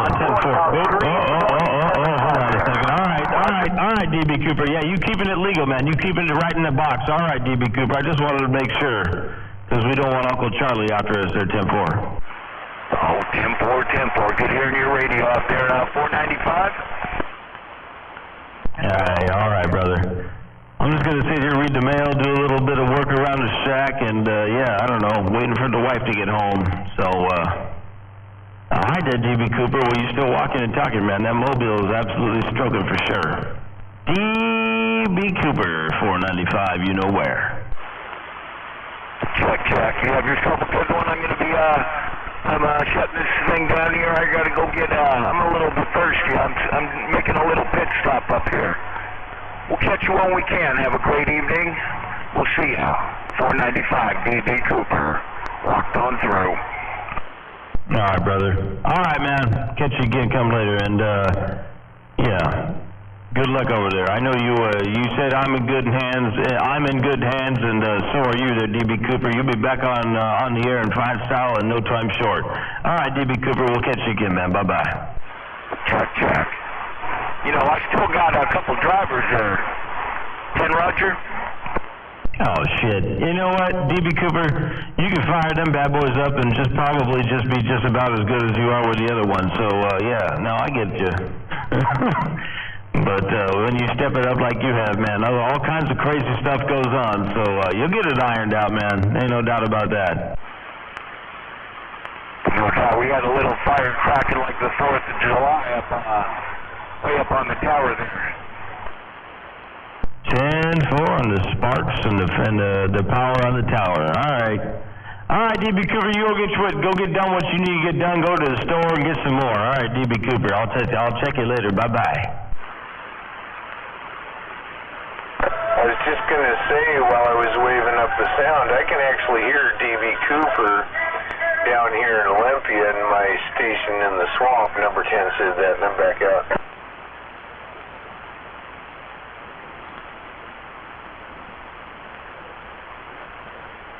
I don't know where he was at, but he was a ways away. Yeah, it's just, that's what... Yeah, he was. The sound there, because I could hear them guys up there. Probably up there on a high point or a low point of 410. Just seeing if I can get that for you. You jump in there, Pigpen. I can hear him over here in Midland. Where was he at? He's on the far side of 410 there, Triple M. 10-4.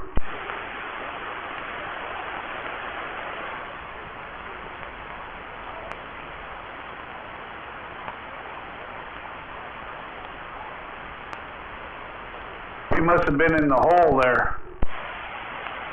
I'll be back. No, I'm quiet. Oh, we're gonna hire. We can do this, we're gonna be here. Make out on DB Coop. No, I'm gonna go snap a few pictures for nobody. Got their whole S unit on my... I gotta put this casing back on this tuner. You got? Yeah, housings, enclosures, heat sinks. Real static. I'm sure you'd probably use something. Oh, I'm sure. Well, I'm gonna sit here and terrorize. Have fun. Yeah, I'll be back after a bit.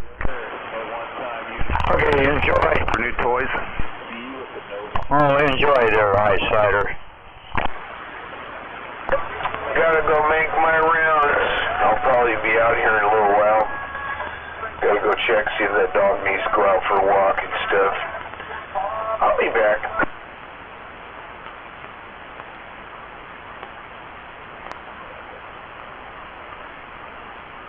You in there, Pigpen?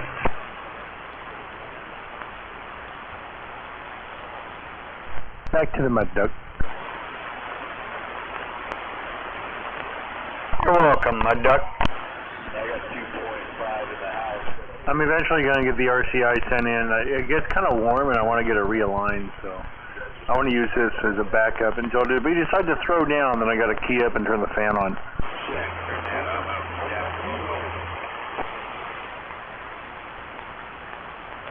I'm such a terror.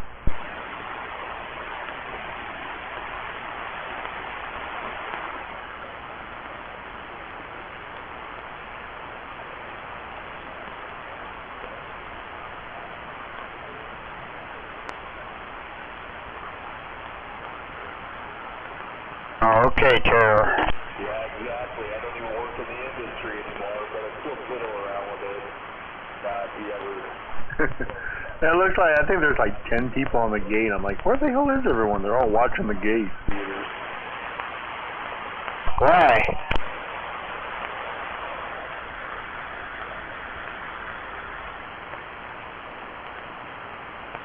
Yeah, that's my gig now, is the radios.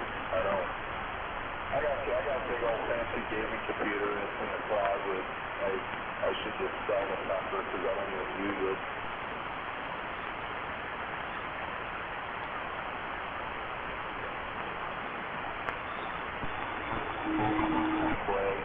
I heard you on your mobile earlier, but you were talking to Unit 1, and I was in and out of the garage, but waiting there, man. How you doing?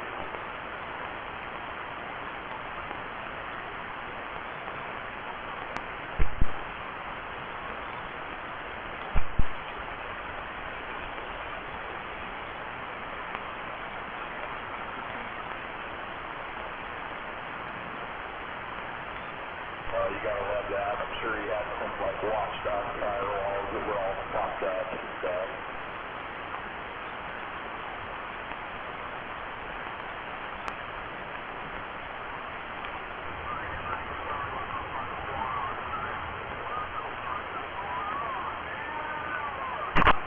I picked me up a 300 watt auto tuner today. I'm gonna see if this is gonna work.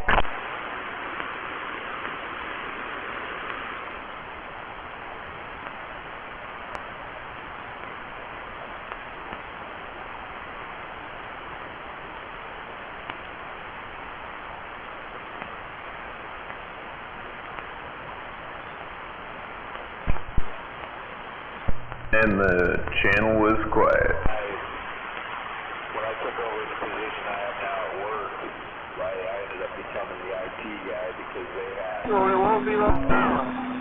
Windows, servers and shit.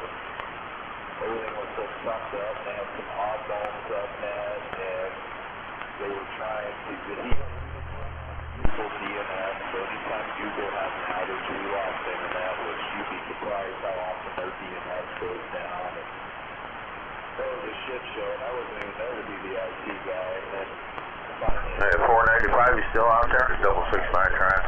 Company to come in and take care of shit because I was tired of everybody calling me. And there's so many hacks out there. It's just like the radio. There's a shit ton of hacks out there.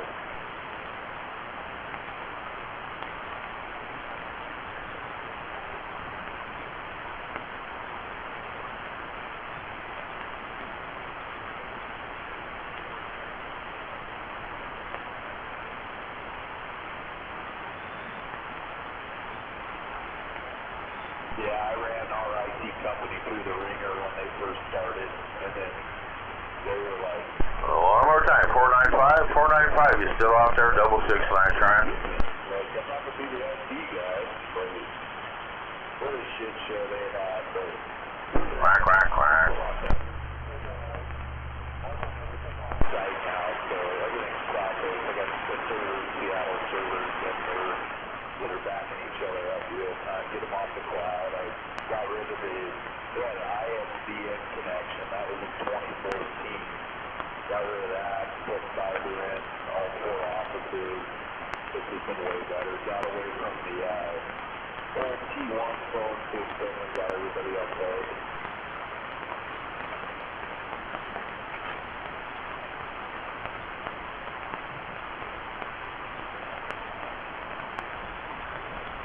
Yeah, go ahead.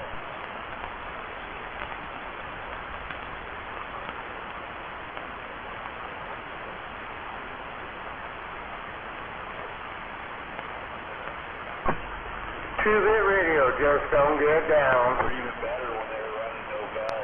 You got to remember, man, I worked for Sean for about 3 years before you came there. I was doing Windows 3.1, 3.11 with the DOS, doing the file servers, shit like that. Yeah, that was many moons ago. My grandpa, he was hell-bent on me not being a welder and wanted me to learn the computer shit. Well, God damn it, I'm a welder. But it takes So where's all them sandbaggers at? termination lines where they have keys in the BNC that come loose. Everywhere. Literally, physically come loose. Yeah, there's some over here, there's some over there. No, there's a few of them, but they're not very good sandbaggers because they just keyed up.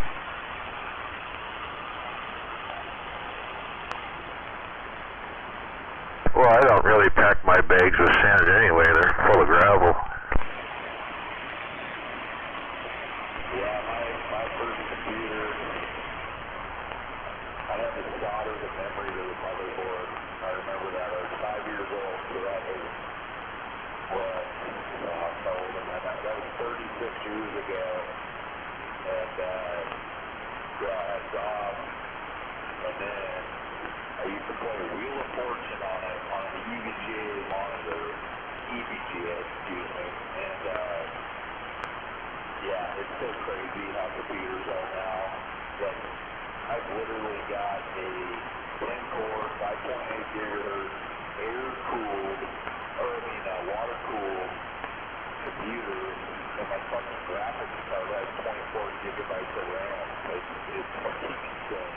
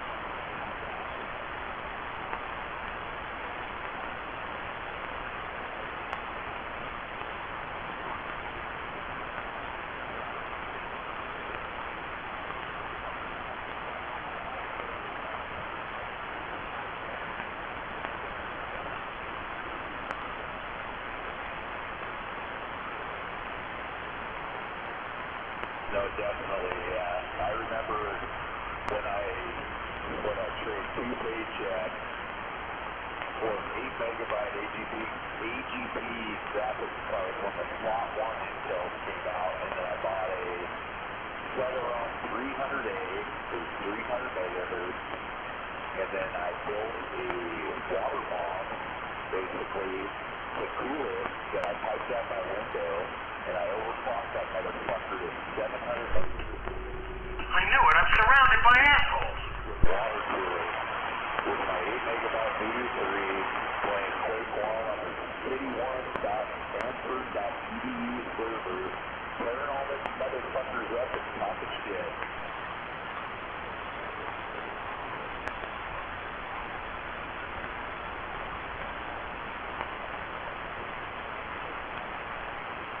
Yep, the old Open GL, and then I remember I shotgun 256K modem because my mom was super pissed because I had, or who was it at the time, Quest, or was it still Bell? They showed up and installed 2 phone lines at the house that I paid for, and she goes, what the fuck is this? And I said, I need more bandwidth. Download like 1 MP3 song in like 70 minutes. So I could burn CDs and take them to school and sell them before the TV came out to continue the addiction.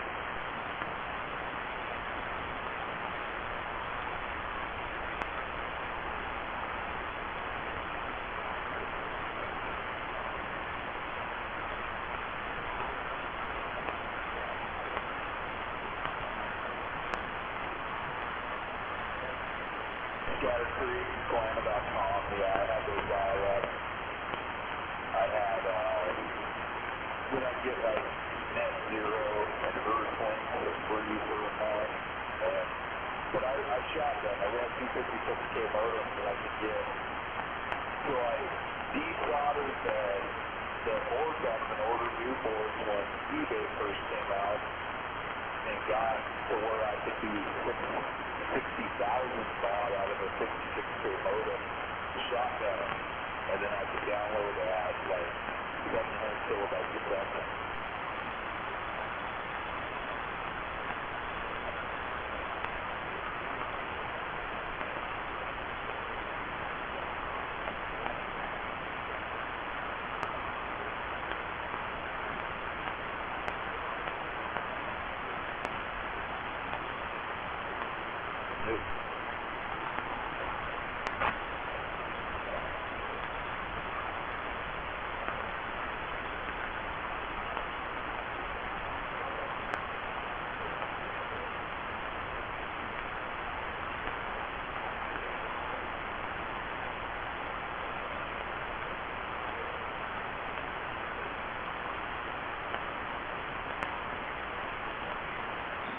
The blue, yellow screen of Prodigy. I remember chat my grandma on that over the internet, my great grandma. I heard a noise in my garage up in the flat beside. I just heard something slap the house. I'm gonna go check outside real quick.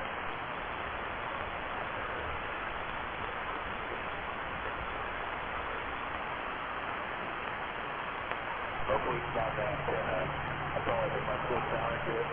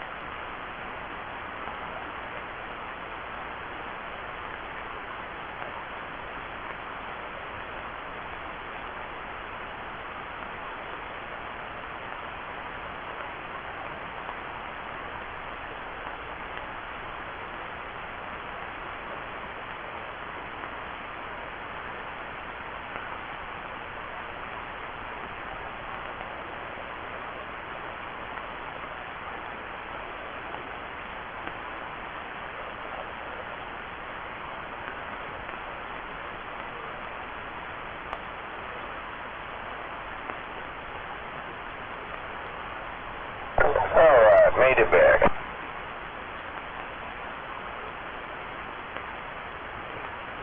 This is Saturday night, right?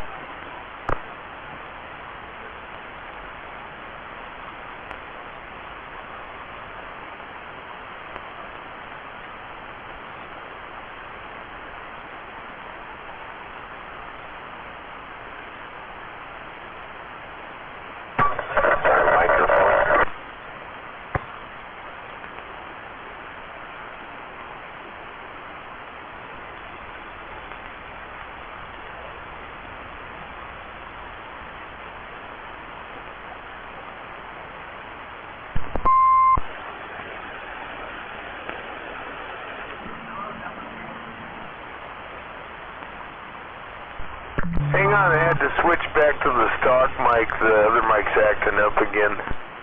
Yep, it's still Saturday, I think. Yes, it is. Yes, it is. Saturday. Yeah, it's 10:30.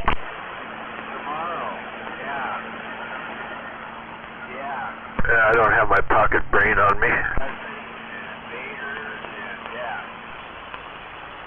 Oh, 10-4, well, I'll be home and stuff just in case you... Oh, shit, we're supposed to turn the clock to hit tonight, aren't we? You're gonna get murdered. Huh, is that really? Tonight? I guess I'll see you in the morning. Yeah, you should have been to bed an hour ago. No problem. But it wouldn't unkey far enough to let the speaker kick on the receive, although the radio said it was receiving. It could be. Waving at that murder mouth. Oh, you're loud in here tonight. Yeah, I got the antenna pointing your way, so how you doing? I'm doing alright. I pumped it up a little bit tonight, too. This is dumpster pond. I'll turn it up a little bit. There we go. Yeah, it is. Sunday, actually. Dumpster box got down.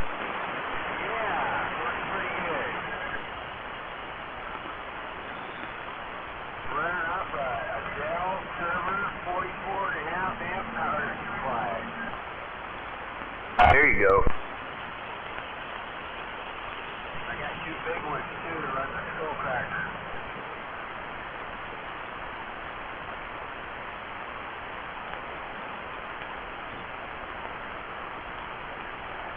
Yeah, I'm gonna be coming up that way. Now here pretty soon, yeah. Tomorrow for one. Well, it didn't rain hard enough to wash us off the map yet. Well, shit, anybody out there feel like talking tonight? Yeah, it's windy out tonight too. I got a comms. Oh, I don't know. Anything other than politics or religion. Weird. Neither one. Just, how's the weather in your neck of the woods? I don't know. I'm not outside. Well, yeah, gee whiz, I'm not either. But it sure was nasty out here this afternoon. Come over with the ham bed thing. 10 or 11. Oh, yeah. We had some wind and some driven rain. It wasn't really heavy or anything. It was just pretty much horizontal there for a little bit.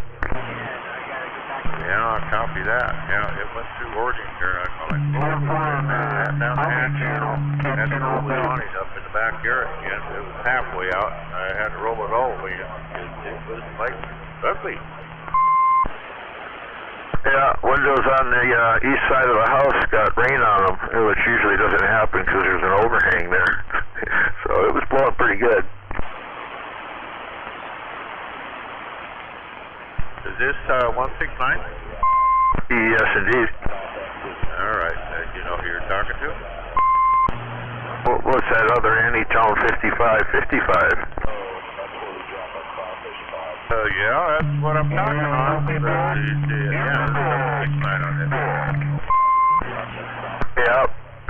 Yeah, my brain was running there. My filing system sucks. Yeah, that's okay, shit. It's all good. It's all good. Yeah, gosh, I almost forgot we got to turn the darn clock ahead an hour. Yeah, we lose an hour. Just poof, just like that. That used to only happen when I was really drunk. Yeah, well, geez, I used to do that. I was losing days, not hours, days. Oh yeah, I misplaced a couple of months once. I'm not even going to ask about that. Let's just leave it right where you just left it. Yeah, that was an interesting short period there. Oh my. Oh yeah. I got married at a young age, and I was married to my first wife for 14 years, and when my wife and I split up, oh gosh, I turned into a male whore. I went out and had all kinds of fun in between wives. Oh, it's crazy. Good times though. Oh yeah, I did that for a little bit too. My first wife committed suicide, and yeah, that's where I lost the 2 months at. But yeah, I came out of that ripping and roaring. I got in a lot of trouble. Oh boy, I can relate to part of that. Yes, sir. Trouble. That was middling for well, actually no, I was called before. Yeah. Anyway, yeah, a long time ago in a land far, far away. Yeah, sir. Been happily married now to my second wife for 36 years. Yep. Things are good. Yeah, it's about the same here. Come June 19th. Well, congratulations. Yeah, I married my support group when I got sober. She's the preacher's daughter. There's nothing wrong with that. I go to church not as often as I should, but I do occasionally. My daughter and my son-in-law and the other side of my family, we're not my family, my grandkids, great-grandkids. Yeah, they all take turns doing their sermons at the church. It's fun to go watch. It's got a country western twang to the music, so I love it. Oh yeah. Well, between the two of us there, we've got 6 kids, 16 grandkids. So yeah, 16 grandkids, and 6 great-grandkids with 1 on the way. Right on, Grandpa, or great-grandpa, I should say. Keep up the good work. Yeah, they're all brats, but I'm training them. Gotta teach them how to make decent explosives without killing themselves, right? Copy that. Yeah, it's been a while since I talked to you out there. I tried hollering at you a couple different times on the weekend. The only time I usually get on 17, well, I listen to 17 a lot, but yeah, I don't get on here and try to talk until after everybody goes to bed because I can't get past anybody.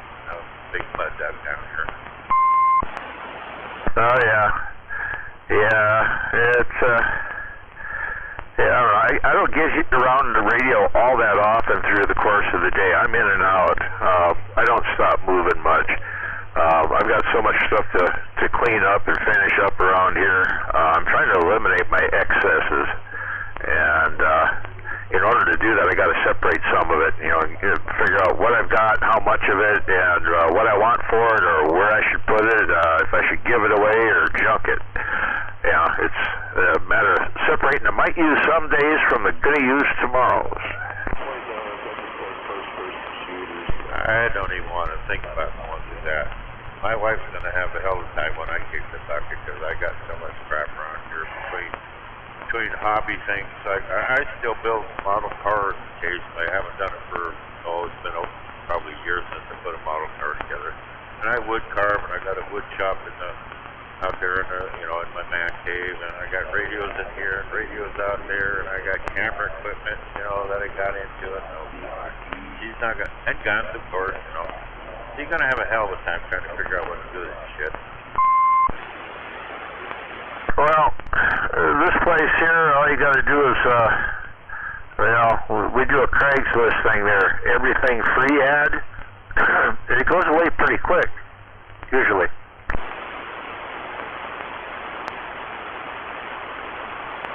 Well, they won't make much difference to me. I'll be on the other side, so I just hope my wife doesn't have a hard time dealing with this shit. I wish I could leave her in a better position, but it is what it is. Between the two of us, we got really good life insurance policies, so that I'm not too worried about. Yeah, she'll be okay. Actually, better than okay, better than she's been for a long time. Yeah, she doesn't even have to deal with my carcass because somebody's going to come and, if they get me while I'm fresh enough, they'll part me out. If they don't, they're just going to throw me out in the field somewhere and watch me rot. So, cool. Well, do you have an extra left eyeball? Yeah, but it ain't any good. It's got a big blind spot in the middle. Yeah, mine's all gray right now. It turned gray about 3 years ago. I've been blind for like 30 years with my left eye, and it finally turned gray, and it's pretty ugly looking. I should wear a patch like I do when I'm pirating, but shit. Okay, is that cataract or what is it? No, torn retina. Too many fights. Well, I still fight. I shouldn't say that, but yeah, I don't take shit from people. I go someplace and somebody, starts doing shit they ain't supposed to be doing. I'll be the first one to jump in there and get a fight with them. Yeah, that's who I am. I don't know why. I'm really a nice person. Oh, I know exactly where you're coming from, dude. I did the Marine Corps thing, and then I went and did stuff like bartender, bouncer, doorman stuff for a while, and I did the mixed martial arts thing for a while, and I never intended to leave any usable parts.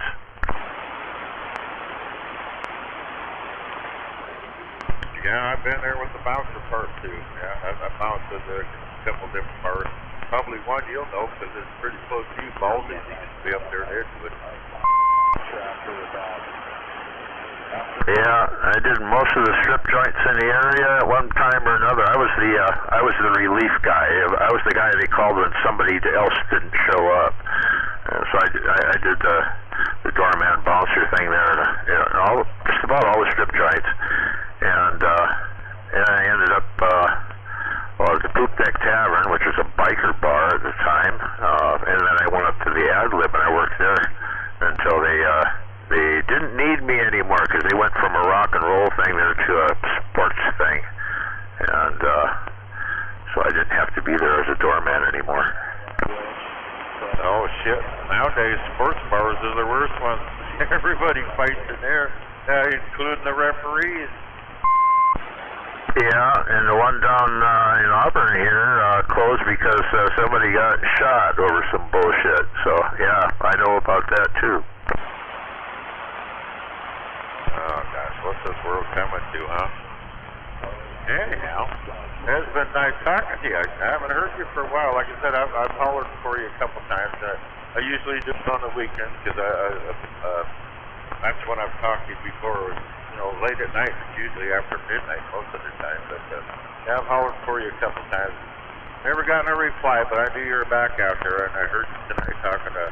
I'm not sure who it was because I was out in the garage, and that radio out there doesn't receive as well in the antenna inspector. But anyways, it's been fun talking to you again. Oh yeah, likewise. Yeah. Oh crap! I lost my train. I hate it when I see the caboose go by.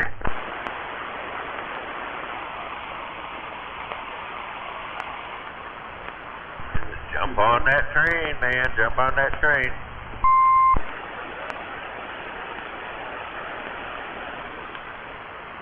Oh, the trick is to get on a parallel track and try to catch up. Anyway, yeah, it's a different environment these days, that's for sure. did you happen to make it down to Gallup? No, and I didn't intend to go there. I had other more pressing things to do, and then I had, I went down to the starting gate, to see if anybody'd show up, and, Executioner showed up, and one of the old-timers showed up there, Montana Kid, and he hadn't really talked on the radio in a long time, but he's got one. He's been around for, forever. Yeah, I remember you saying something. I heard you talk about that thing a couple of weeks ago about every second Saturday they're having a little get-together down there at the restaurant there. Yeah, from 5 till 8. The last 3 hours they're open, and it's every second Saturday of the month. Okay, do you guys take your better half with you, or is it just the men meeting up? Oh, you can if you want. It's an informal get together. It's just sort of meet and greet, whatever, swap meet, whatever you want to do. We got some space to do it in. Copy that. Well, I'm trying to remember that one. It'd be kind of fun to get out. I don't like driving much at night anymore, especially when it's raining. I've only got one eye, and the one eye I do have doesn't work so good in the dark and the rain, so it's kind of tough for me. But if the other halves are invited, I can get my mama to drive me down there. Well, yeah, there's that, and a little bit later in the summer, it'll be light until after the place closes. So Yeah, copy that. Yeah, can't wait for that time of year. Jesus, I'm missing the hell out of that. I love daylight. I love springtime too. Springtime's probably my favorite time of year. But yeah. Anyways, I'm gonna have to see if I can get down there. Cause it'd be fun to meet you in person, shake your hand, and say howdy, give you a hug or whatever. Oh yeah, likewise. Yeah, that's the whole idea. I get to meet some of these people that we've been talking to for a long time in some cases. Finally get to meet. It's kind of neat. Yeah, putting a face with the voice. I got to do that a while back here, a few weeks ago. A bunch of people went down to the shipwreck down there in Mud Bay and had breakfast. I got to meet a few people. Can't remember half of them names, but at least I got to see some faces that went with the voices on the radio. It was fun. Oh yeah, and most of the time they don't look like you expect. No, every one of them blew me away. I'm going like, oh Jesus, you sounded older, or you sounded younger, or just didn't fix your voice with the face. It's kind of crazy. But it's fun. Yeah, a lot of people see me and go, really? Yeah, no, I got a face only a mother could love, and what she told you is true. If you do this with your face long enough, it stays like this. Yeah, I bet. There's a few people out there I thought that would have warts on their noses like an old witch. Not too bad a looking fellas. They're actually younger than they sounded, and then some of them sounded like old birds and they were youngins. I go like, oh my God, this is weird.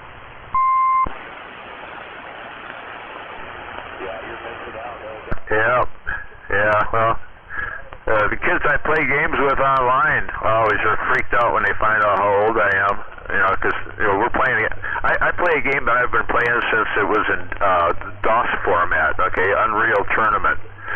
I've been playing it since it was just plain Unreal, and it's a first-person shooter, and there's like a gazillion maps made for this game now because they turned loose the level editor. They made it part of the game if you purchase the game on the disc, and so everybody got to play around with the graphics and stuff and make different levels, and they actually had competitions for it, and that was kind of fun. I did that for a while, and I still play the game almost nightly.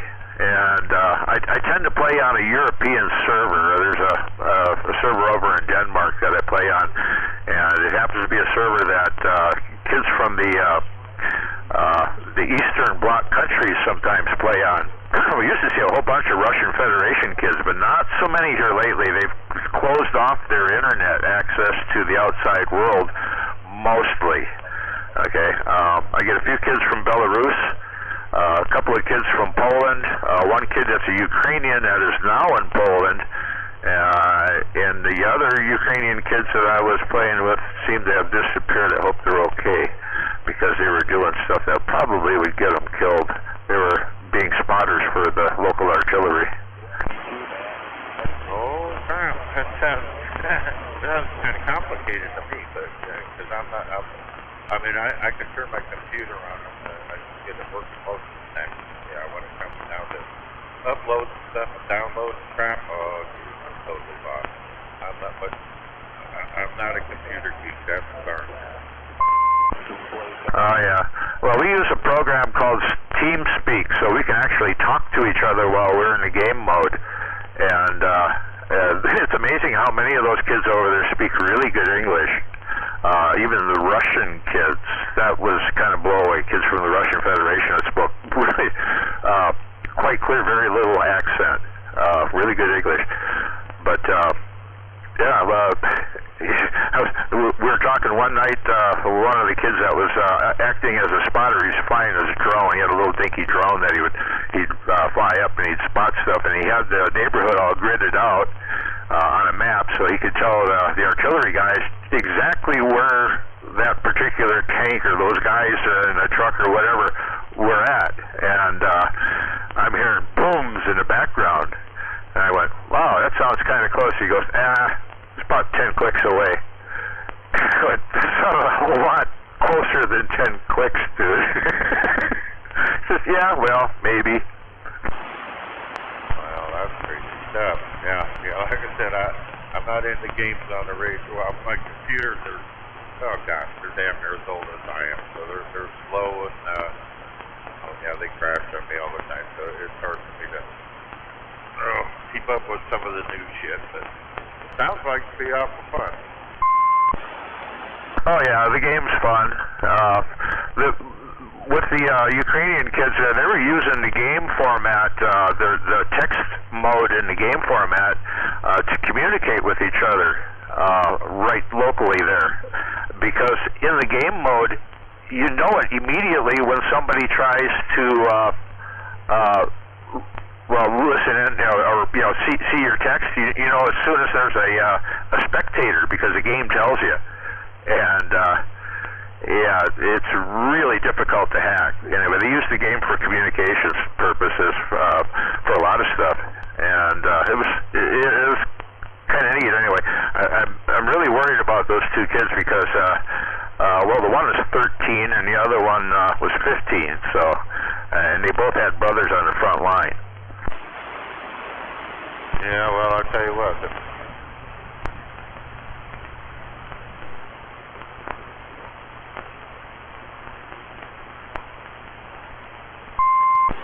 Your audio quit.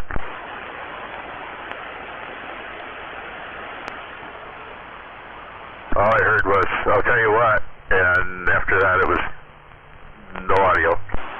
Oh, I'm sorry. I might have let off the key or something there.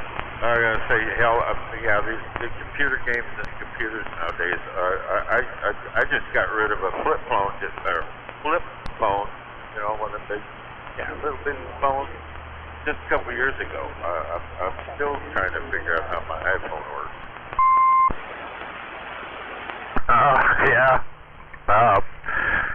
iPhones can be a problem for a lot of people. I've got a Galaxy with the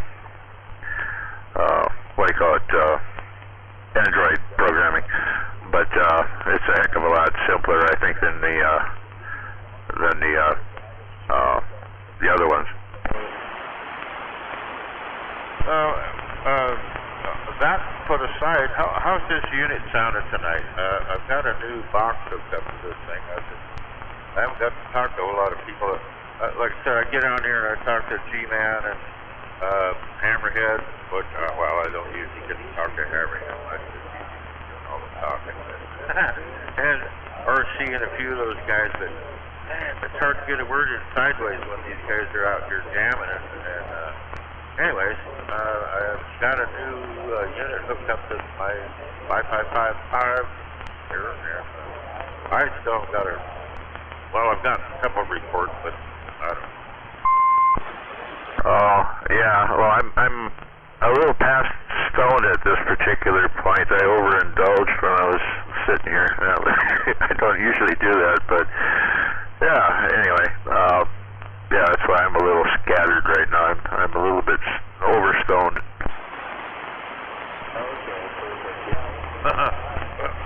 I didn't realize there was such a thing as overstoned, but that's okay. Well, I usually don't smoke to actually get stoned, per se, you know. I usually just smoke enough to kind of help me slow my head down a little bit and put my pain to the side, because I hurt all the time. I got worn out joints all over. My arthritis is a little intense at times, so yeah, it's matter of fact, Monday I gotta go in and get a cortisone shot in the dog on the shoulder, see if I can settle that mess down. I got 3 microphones. No, I've heard about don't sound like that. No.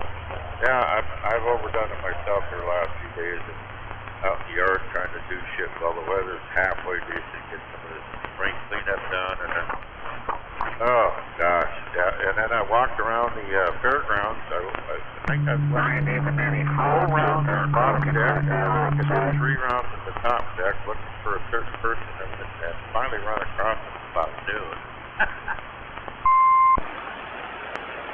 Oh yeah. Yeah, I would have liked to have gone, but I had other things that were kind of pressing at the time, and yeah, so anyway, it tends to get a little busy around here. Yeah, copy that.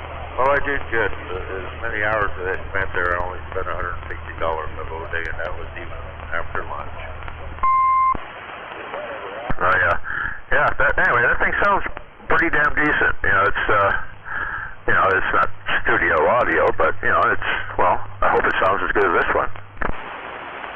No, you're doing a good steady 7 on my meter here, and it's crystal clear. Yeah, I'm hearing it fine. Yeah, it's nice. It's almost like talking on the phone. It's nice, crystal clear audio. Sounds good. Cool. Yeah, I made my beep really short on mine when I use it. It's a little beep. Now that you said that, I just looked up. My router beeps on. I didn't even realize it. Is it annoying? Well, it's kind of long. Mine's just a little. Well, now see, that's the first time I heard it. When you just did that. My beep's long. Oh God, I wonder if I can change that. I don't know. Yeah, it's in the settings. I forget exactly how. It's in the mode settings, but yeah, you have to scroll around until you find I think it says BP for beep, and you can change the duration and pitch. Okay, well, I just shut it off. There we go. Yeah, I usually don't run mine.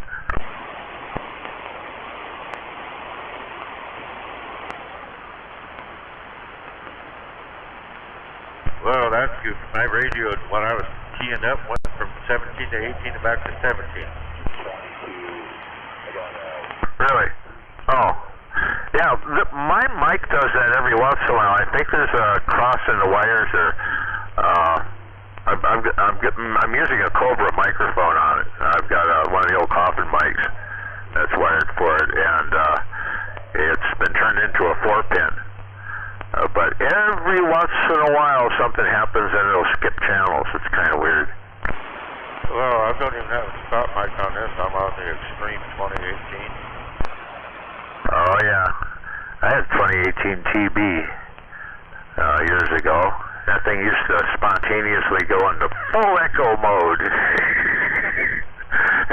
I even went inside the doggone thing, and I thought I had altogether disabled the echo, and it still did it every once in a while. I finally took it out back and did a 12 gauge number on the doggone thing and did a video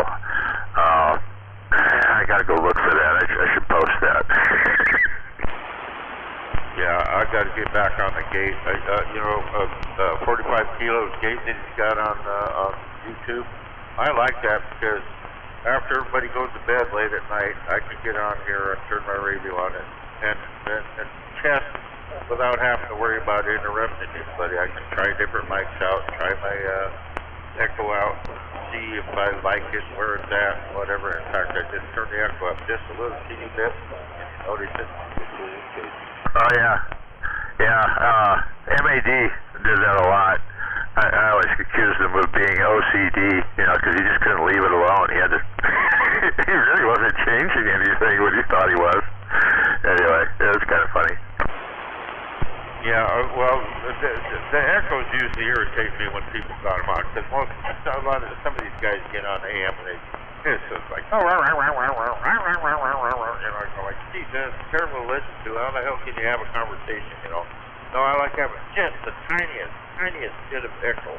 I think it adds a little more quality to the I think it does. I don't know. Oh yeah. That little tiny bit of additional whatever, that little sustain. Yeah, this mic is new to me. Well, actually, it's not real new. I've had it for about 3 weeks, but I'm still playing with it. Like I said, after everybody goes to bed at night, I turn on the YouTube and put on 45 kilos gate that he has on there, and I'll test out different mics and test out my echo, and just to see how I sound. Play with the power a little bit if I want to turn the power up and what have you. Because I can't get no good response from these guys out here when it's really busy. It's just there's too many people that they overpower me and I can't talk. Oh yeah. WD-40 has a Watergate as well. I think you'd be able to find it if you went WD-40 live channel 17. Is that on the AM band? Yeah, it's on 17. Okay. Well, the one I listen to is 45 kilos. Yeah, I know. The other one's a little farther away. It's, I believe he's on towards Olympia. Okay, yeah, it's kind of neat having that. There's like an 8-second delay. So if I'm really quick out in the garage with my other radio equipment, I can go out there and test the mic, and because I've got different antennas at both ends of the house. And it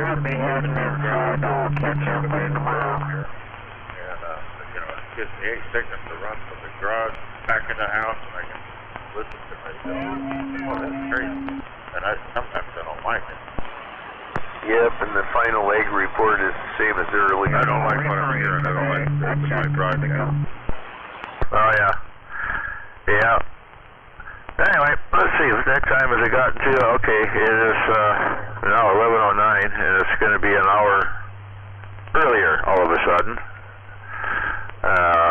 So yeah, I should probably head in and see what there was left over for dessert tonight. I'm not sure what's in there tonight. I don't like that. All right, but hey, it's fun talking to you. It's always fun talking to somebody else that I can have a conversation with without right here.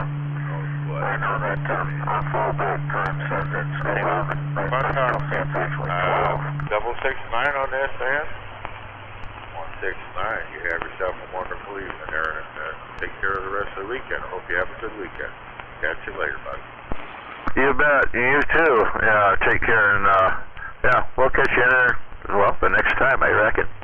Take care. You set your sundial at noon every day, and then set your clock to coordinate with that, and then time. Looks like everybody burned out over the long day.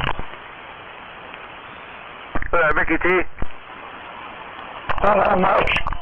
Just going through, checking out that new radio. Okay, it got a little squirrely on you there. Thumbs up. Morning, I'm out of here. Yeah, I may have. I was moving around a little bit. Okay. Anyway, I was just about to head in. Anyway, I had to wave. Oh, yeah. The 1200's not half the radio my other one is, but I'll live with it. It'll be a good extra for the contesting and DXing. Oh, yeah.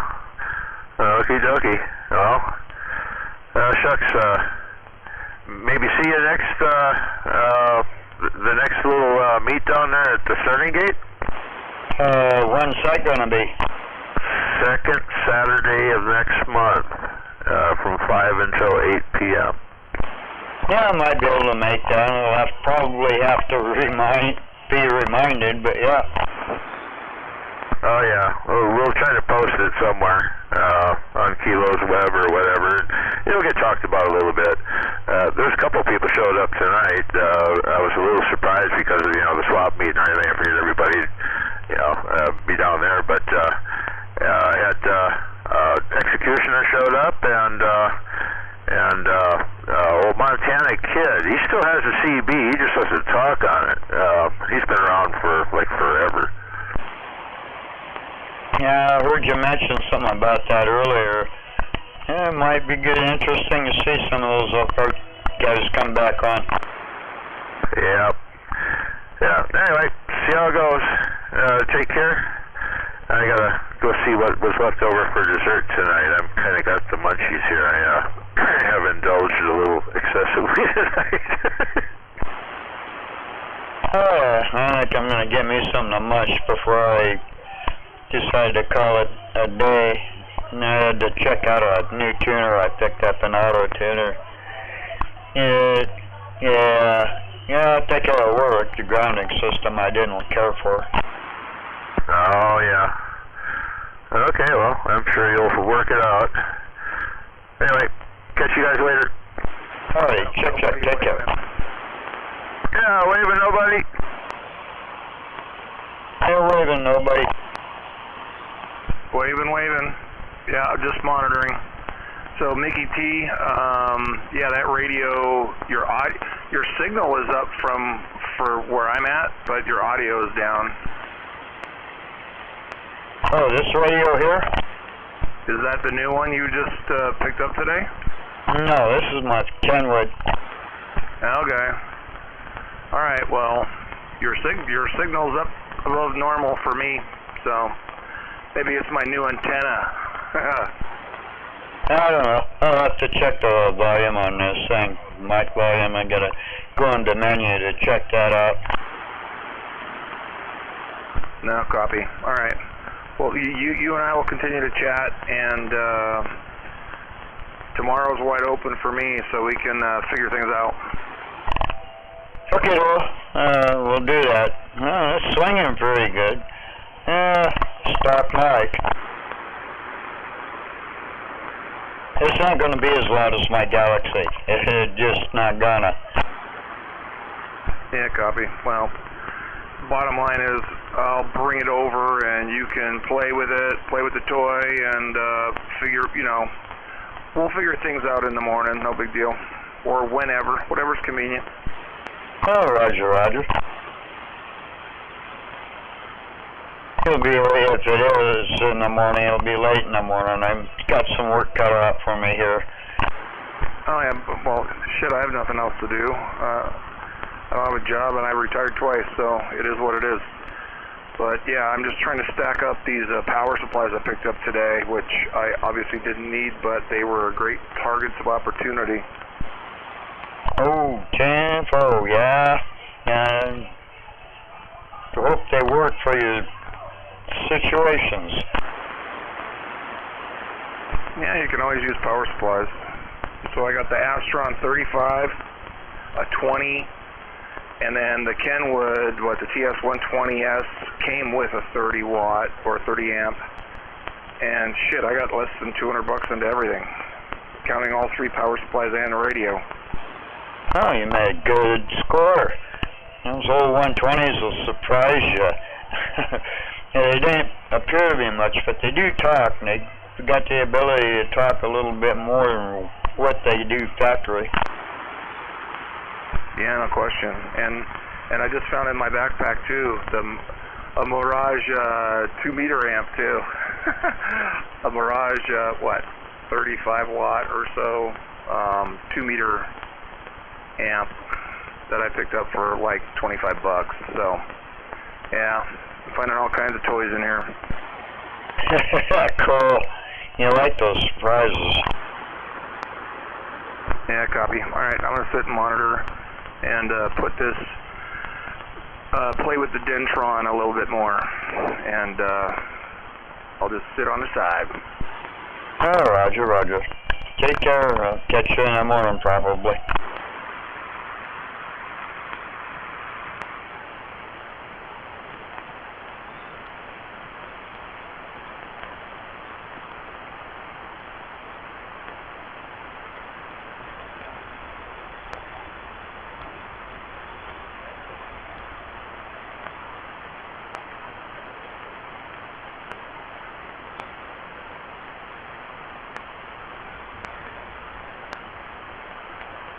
Wendy shit here.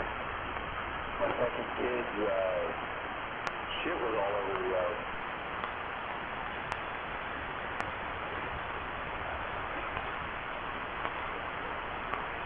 This is that was.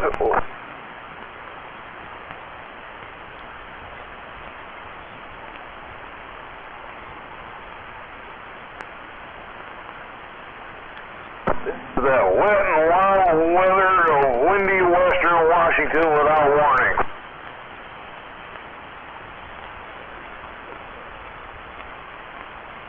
Oh, wow. Well, good evening, Vendorman. Yeah, we're waving.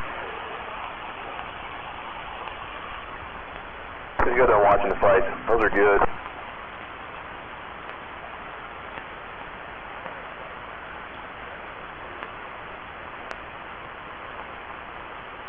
I don't know, you CB operators like violence or what?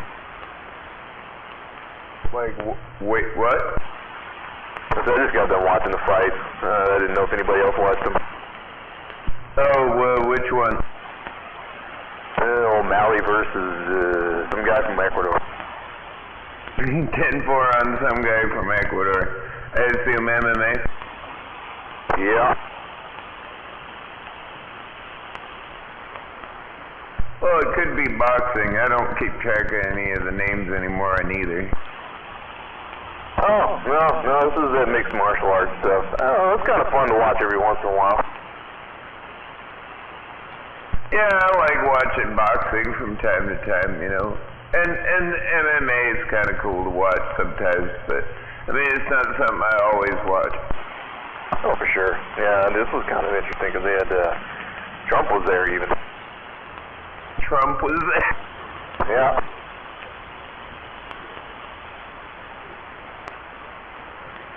Well, I suppose he doesn't really have to campaign. Hello, evening time, Gray Ghost. No, but we've seen this before with the Ghost. Where you at, Doc? Yeah, Ted.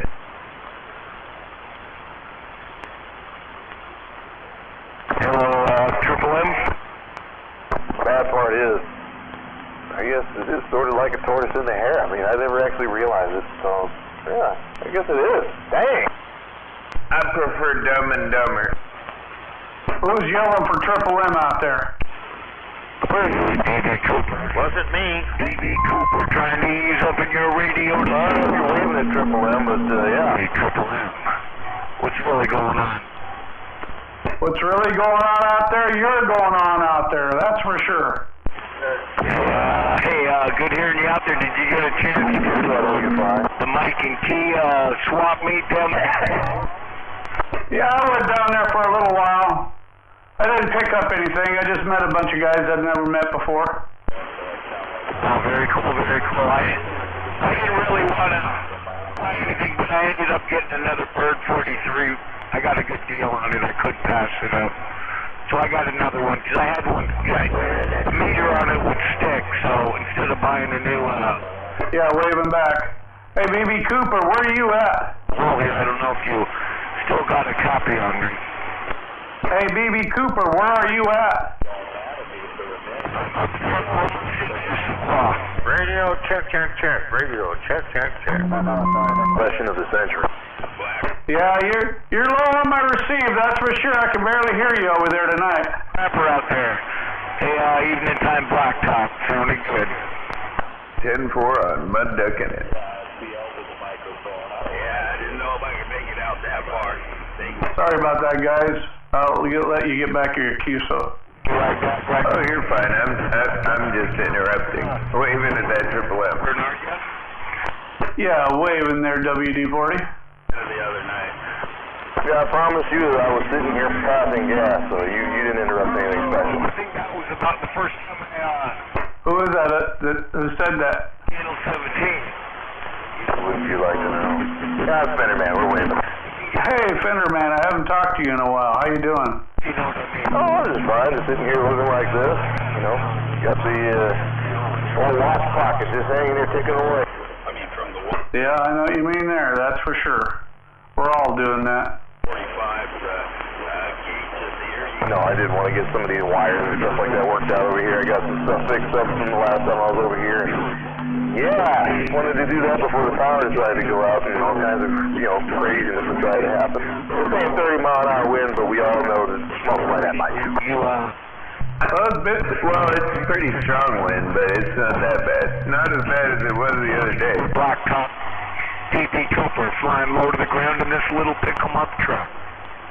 All I know is I like to have my radio up and working so that way I can antagonize people when the power's out. I mean, I saw some flashes earlier, so maybe some transformers are going somewhere. But Triple M, Blacktop said the green light's on. How are you doing there, Triple M? I meant to ask you. I hope you had a fantastic What holidays been there? President's Day, Saturday. Oh yeah, I had a good time on every one of them. That's for sure. I was off work on President's Day and Valentine's Day. I'm too far deep in the backwoods, but hey, that's good. That's good to hear. I hope you're having a great weekend, and I think what you were saying is you went to the big swap meet, but you didn't buy anything. Hey, D.B. Cooper. I hear you out there, D.B. Cooper, way back in the woods there. I hear you out there. Yeah, I didn't get nothing at the swap meet. Triple M, yeah, I'm deep. That's a terrible handle. And you know somebody's going to make fun of you and say he's D.B. Cooper, right? Yeah, but that's when he's in his mobile, he goes by that. But when he's on his regular base station, he goes by Rocket. Man, Red Rocket, Roger. Well, hey, Triple M, Blacktop, y'all have a great evening and a better tomorrow. We'll catch up with you when we can. D.B. Cooper, low to the ground in this pick-em-up truck. Yeah, don't let me meet him. I'm going to end up making Yeah, no doubt, D.B. Cooper. We'll talk to you later. Take her easy, my friend. Blacktop, Auburn, later. Can you guys hear him? In Auburn. Can you hear this mud duck down here in the Orange Valley? no, I can when I tune into Kilo's gate, but he's one of those people. He faded out pretty fast. Quack.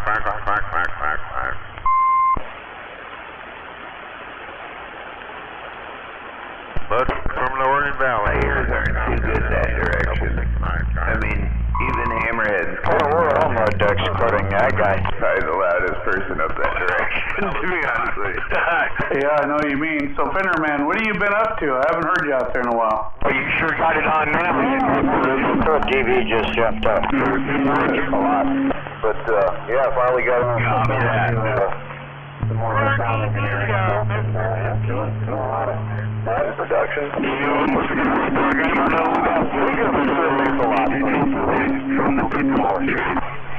But, are you doing it in around the area here, or what? No, I do a lot of it. Oh, yeah, 10. One more time, I heard you waving out there. You got a microphone issue again. You got no mod. Your signal's awesome, but you have no mod. No tell there. Yeah. Well, it's good hearing you out there, that's for sure. Always a pleasure.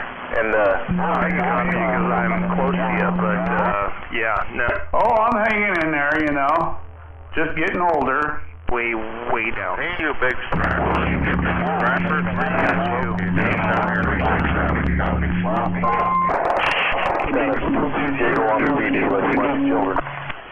Yeah, 10-4 on that.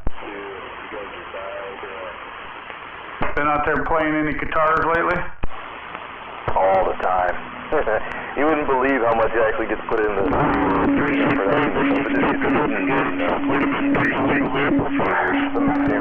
techniques. Let's put it that way. With sound design and stuff like that. But yeah, man, it's fun. How about yourself? You do any?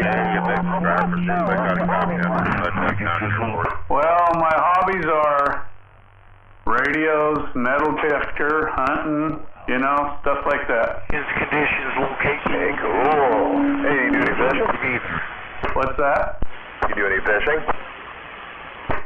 You know, if I can go fishing, I'm going fishing in the mountain lakes. I don't like doing any of the combat fishing or anything like that. I'd rather go for a hike way back in the country and do some fishing in those lakes. Hey, Blacktop, you out here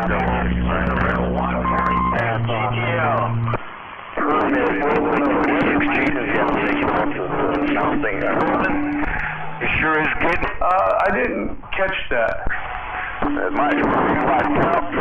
No, it ain't cutting out, but I didn't quite get the question. Oh, yeah, there's where you have to make reservations. Triple M in there now. Hey, Triple M. Hey, Triple M, if you got a small copy. Yeah, I got a small copy, DB Cooper. I hear you out there still. All right, you have yourself a great evening. Yeah, I didn't know about that. That they did that in the parks. Is that what it is? I think so. I haven't looked into it all too much myself, but I'm not too enthusiastic about it either. Yeah, but I don't care what the parks do. As long as they're not screwing up the Forest Service land and stuff like that, we can get into that, you know. I'm not a big fan of having to pay that money to get that little sticker on your vehicle to go up into the woods, you know, and I think that kind of sucks.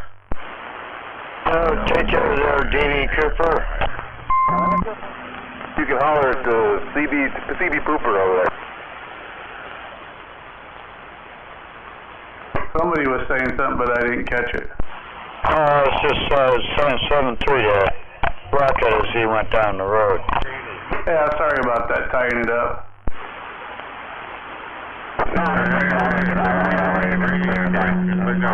the mud duck down here in Ording? Yeah, I got a copy on that mud duck down there in Ording. Double 69, is that right? Double 69, I hear you out there. Yes, sir. Well, give me a kind of a local location. You don't have to give me your exact location, but where are you at there, friend? This is Triple M over at Roy. Oh, wow. I guess we're doing a pretty good job tonight. All right, there, Triple M. Thank you for the comeback there, sir. It's so hard to get in between some of you guys sometimes. I'm a big mud duck down here in the hole. Well, see, I'm pretty fortunate. I got people on both sides of me, Olympia area, and then I hear you guys over there. I'm kind of in a pretty good little spot here. I hear just about everybody out there, almost. But yeah, I heard you out there hollering, and I bet you at that breakfast that we had, too. Oh, yes, sir. I remember that. All right, well, it's been fun talking to you. I'm going to jump back out here because I can't keep up with you guys. You're way past my... Yeah. Anyways, thanks for coming back to me. I appreciate it. No doubt, Double 69. It's good hearing from you. But yeah, I like doing a lot of fishing and, you know, hunting and stuff like that. And I like going out and metal detecting, you know, trying to find older coins at, you know, older places.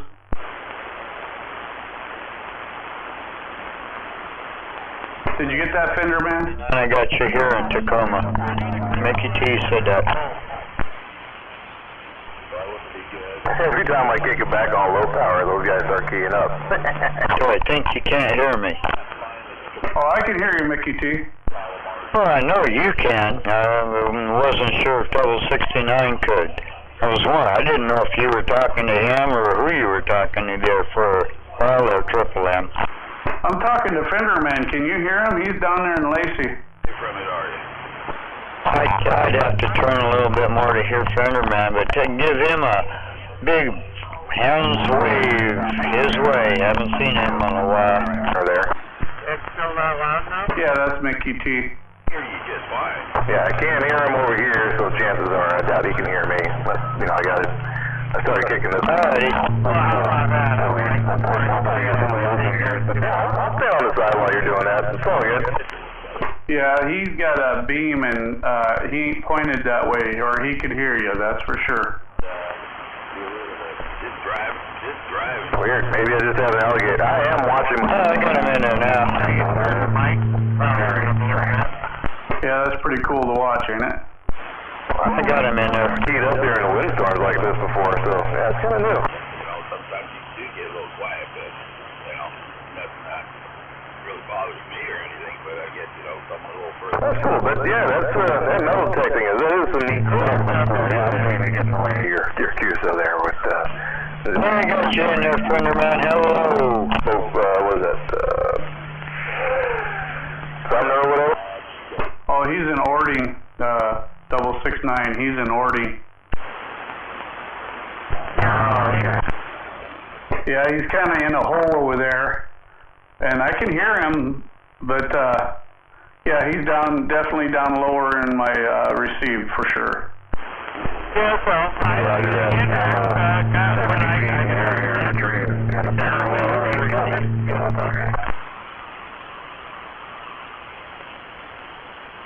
But you're still getting out.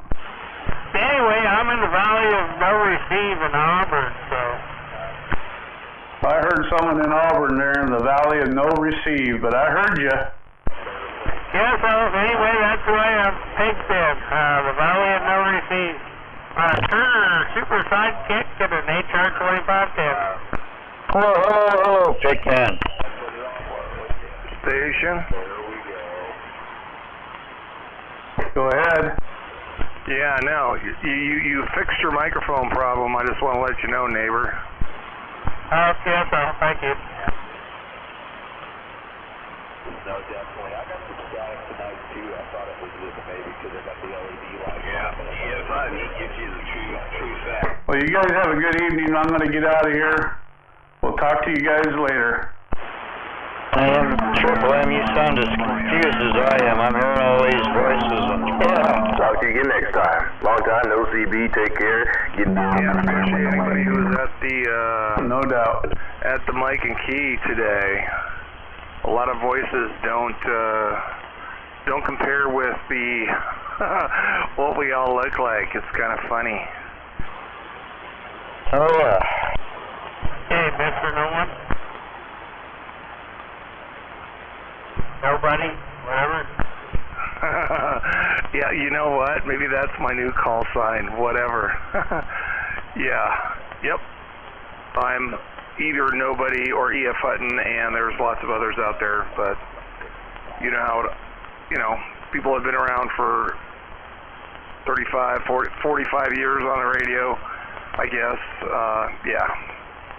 I'll take whatever somebody calls me. That's why I just respond to, hey, you. Right. Anyway, I didn't make it to the show. I slept till 2 o'clock, 2:30. Whatever. Gotta have a room last day. Yeah, what's up? Hey, I did want to congratulate you. Oh, good for you for doing that, because all that event today was cost me a whole crap load of money I didn't really want to get rid of. It is what it is. I met a few nice people. Yeah, and yeah, it's the radio. So, good to be back out here again. Down to get this way. Hey, you. Is that a lot for words? Stop that. Yeah, blacktop. Oh, yeah. Well, I don't remember talking about it, but I got stoned and talked about it. I just don't remember talking about it, so. But I think I know what you're talking about. Numbers and handles seem to stick, so. Yeah. It's, what, 396 got down. Thanks for the numbers. And I'll keep those too. But when I'm DX, oh, yeah. I mean, Army Score, yeah. And a whole bunch of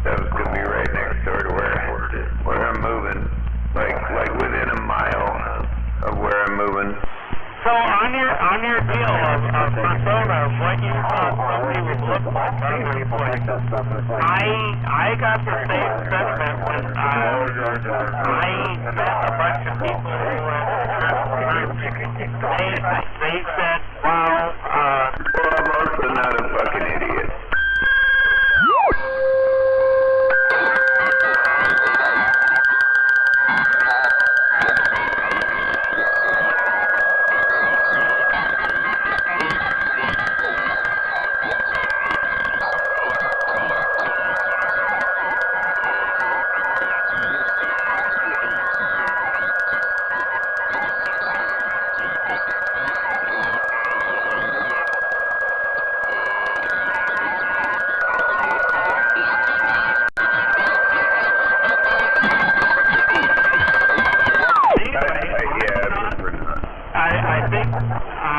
I think people thought I'd be bigger as far as weight.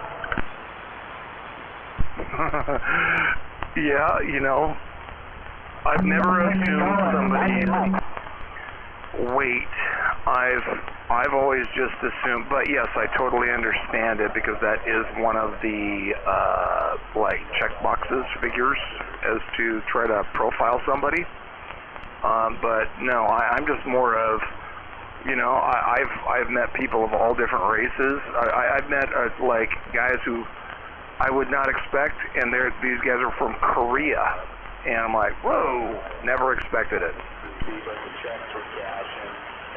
I think the other persona that was put out, I didn't work for a whole bunch of time, and I was on the radio a lot, so I don't know, but nobody said I was not what anybody expected. Yeah, well, that's a good sign. Then you don't look like anything people expect. So in actuality, I met a bunch of people who are probably listening right now, and they don't even know I'm me. But I was there, and I talked to them, but they have not put two and two together yet. Undercover. Careful on that. I met a lot of people a couple times I went to there. The first time was I went to get my tech license. The second time I went to meet up with a couple of people. And I met a whole bunch of people. But I also have a friend that does these potlucks. I've met a lot of people there too.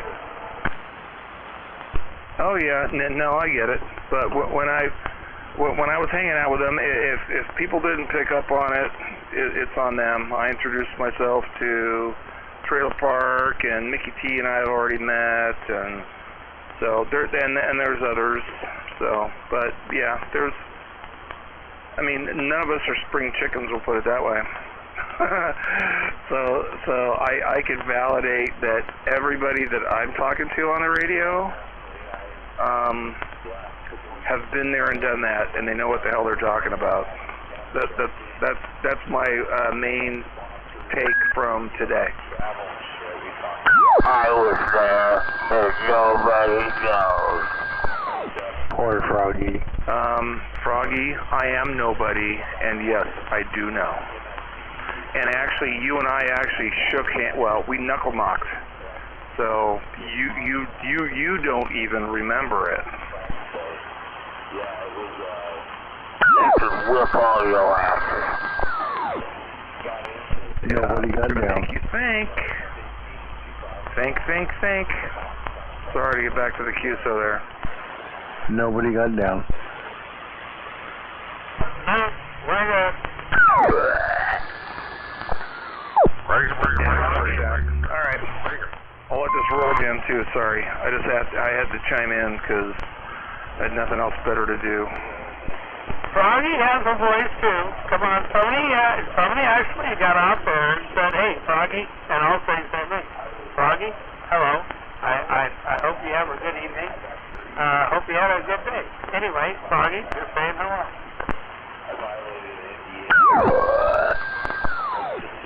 You're welcome.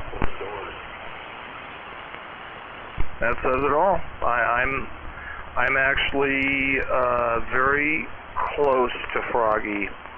He and I will be besties at some point. But yes, I too embrace Froggy.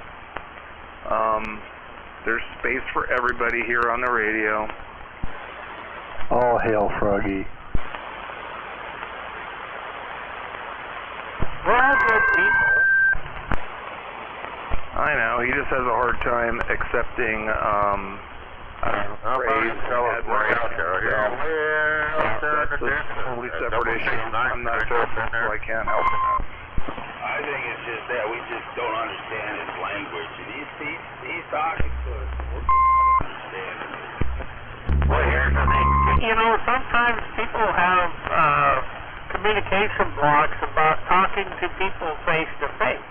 But you know, this is okay. So this radio here has been a great communicator. Where there's some older guys that don't feel like they have a voice that can scream their voice out here, and they don't have to actually confront somebody. So it gives them a little bit of power in that situation. But whatever. It is what it is. But think of that however you want. But I think it's a power control. QSL? QSL, I agree.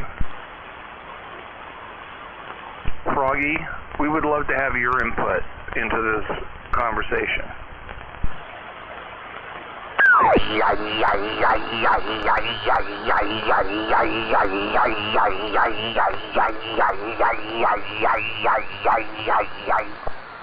Basically his way of saying yes. It's a response of some sort, but anyway. Highsider thinks he knows what his old handle used to be. He's trying to rattle his brain, but it ain't rattled enough yet. I think he might even be the person on 38 who's doing the 111111111. Yes, he is. Correct. I know. Well, Froggy, you only have like 3 or maybe 4 signature moves. It's the burp, it's the yada yada yada yada whatever. We're gonna have don't come up with any more, because and with my scope on my radio, I know exactly when you key up. You could throw a dead key and I know it's you. So it is what it is. We're happy to have you on the radio. And remember, when I'm in my mobile out in front of your house, because I drive by it all the time, well, house, whatever you want to call it, your residence, I embrace you, and I'll be happy to drop off some food for you if you need. There is not anybody that's happy to have Froggy on the radio. Come on. Make him sound like he told me about it. Wait a double tap. So, I know where he is. What's up? How's it going, man? He's not a threat. So, and you must be in Mason County for the weekend or something. Oh, yeah. Just hanging out, man. I just got on the radio, man. It's just been, we went to the Spencer Lake Tavern and ate there and did some pull tabs and came back, played a little Yahtzee, and I finally got on the radio, man. I had to get everybody to bed. Good job and all that. Well, I did hear you on your way. Yeah, good to hear you out there. Yep. Right on, Al. Good to hear you too, man. When I'm in Berrien, my antenna is so freaking low to the ground. I got kick-ass elevation for over there. I'm at 408, 405, something like that. And the antenna's only like 15, 20 feet off the bed. So it's just too close to everything. So my receive is just noisy as hell. I know that if I got another 20 feet, it would just change everything. But I don't know how much longer I'm gonna have that place. For now, it's working. They sold the property. Oh yeah, I did a lot. You're gonna end up getting rid of that place and we're just having the new stuff back there. And I guess I don't know. My mom lives there, and I gotta figure out what she's gonna do. Man, she's 80 years old, works full time for Edward Jones, and you would never know. You think she's 65, or 60-something running around. Never know that she's 80. So I don't know. I'm gonna leave that up to her. It doesn't matter to me. I just gotta make sure she's taken care of, and then when she's done with it, then we'll just cut that cord. Well, yeah. And for why I take it you're liking it up in the mountains there then. Oh yeah, man, it's badass. If you guys are ever coming over that way, definitely text me, man, because I got rooms and I'll have people that come over to stay, and we got a lot of room out, whatever. If you want to do some camping, I got 3 acres there, and it's really fun, man. Cool place. I love it. Versus the west side, man, it's just down the road. Different world. You can see them from I-5, but they're on 19. Well, when I get out of here, but I'm still there. Moving over to Illinois, I'll probably be going that way, so I'll probably hit up at least before I get out of here completely. So check it out before I'm gonna move over there. Long time since the. Oh, right on. Yeah, so you're heading east, huh? Yeah, Rock Island. Alright, well, I don't blame you getting out of here, man. I mean, this is my home freaking state, and it just breaks my heart that it's so fucked up. It just sucks. I mean, I got over to the east side, and that definitely made a difference. I ain't telling you, man, that just is sad. Well, if it was more affordable, over here, I think I'd go for it, but I got several good reasons. I've heard of it. Opportunities going on over there that, I mean, I'd be a fucking fool not to act on it, so it's just, it is what it is. But, I mean, I feel like it'll be better radio-wise. I can talk to people like you in Las Vegas again, because I'll hear you in Capitol Hill. Yeah, for sure. And I don't know what your, issue when I lived up in North. Well, I don't even know what you do, man, for skill level wise, or at least knowledge. I know you read freaking books, man. You're like I said, you guys freaking know a lot of shit about a lot of shit, and that's cool. And people, I ain't no dummy. I mean, I've tried to do that one. Done a lot of shit, and I'm almost 60 years old, and I ain't laughing nuts or nothing like that. All I'm saying is, man, I know somebody who has done their homework, and you're one of them, man. It's pretty badass. So whatever you do and whatever you decide to do when you move over there, it's cool, man. I hope you do really well. So yeah, right on. Sucks that you're leaving or heading that way, but yeah, whatever you end up doing, that's cool. Right, you could call ahead. Hey. Well, I'm more than likely going to be getting into 3D printing with my partner. But, I don't know, for jobs I like put an application in at John Deere, which is right across town in Moline. And then I put in a couple applications, probably have to quit smoking weed, even though it's legal over there. For these ones, but I put in a couple applications at like Arms Corps, Rock Island, and a couple other places I saw were hiring on the island. Oh, right. Yeah, very cool. Yeah. None of that going on the Washington job boards anyway. No Rock Island, none of that shit. Oh, damn. Well, that's cool, man. I wish you guys well. That's awesome. I know you'll do good, man. Yeah, I don't know if I really want the job like that I was applying for, but I mean it was kind of foot in the door to what a cool firearms manufacturer, It's gonna be literally like a mile and a half from where I'll be living. Totally fine with me, and then I'm gonna confuse even more people. So I've been trying to switch up my mindset, because obviously there's no, AR shit or none of that. Honestly, I'm good with that. I got a shit ton of all that stuff. Very well known, and I want to get into I believe a badass mobile. Like Henry. I'd love to get a Henry, like Beersnick, or nobody, maybe 357 or 44.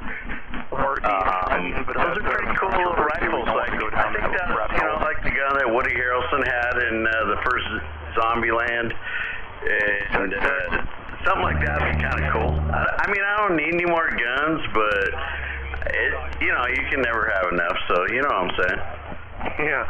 Well, I got somebody that's gonna teach me 3D printing and 3D. That might be the easiest. Go through all the Blender stuff with me and everything, and I already know some of it. Like I can make some stuff, but you can make stuff exact. And I kind of got them talked into helping me design some 3D printed guns. Yeah, fair enough. But once I fire up my that would be cool, man. I've got 3 different sets. Yeah, like I was saying, I've just been recently I've been kind of through them as to what I want to fire up when I want to fire them up. Trying to find. I went down to the little local gun store in Coalum. The little lady, she's cool. She went to SHOT Show here. What was it, last month? And I told her what I was looking for, but I haven't heard anything yet. Go. Well, the cool thing is like the STL files, the files you need to print the parts and stuff, you know, to make stuff. You can get away with selling that to people because, like, anybody can buy a 3D printer and print, like, you know, an AR lower. you know, and you can do that, but you can't, like, print that and sell it without getting the licensing and stuff like that. But you can sell the file, and somebody else can print it. Isn't the state going after a company that was doing the 3D printing shit? I thought I heard something about that on the news here like a month or two ago, where they're, you know, able to print lowers and all that, and then Army, Air Force. I don't know. I can't remember what it was, but you probably know more than me about that. But I remember the state or somebody was going after him. My call sign was it gets a little tricky in different states. People call but me like Illinois, from what I looked up, is similar to Washington, where you can print it for yourself, but you can't manufacture for other people. So you couldn't print those and then sell the pieces to other people, but you could technically sell the file you need to print it. And then somebody could actually print the physical object themselves, and that qualifies under the law. It's kind of like those, like, the blanks, that they'll send you a blank, and then you have to take the jig and a router and cut it out if you want to make it yourself. You know, you got to do some of it yourself in order for it to be legal. Yeah, I have a few of those. I've done, let's see, I did my first 80% lower.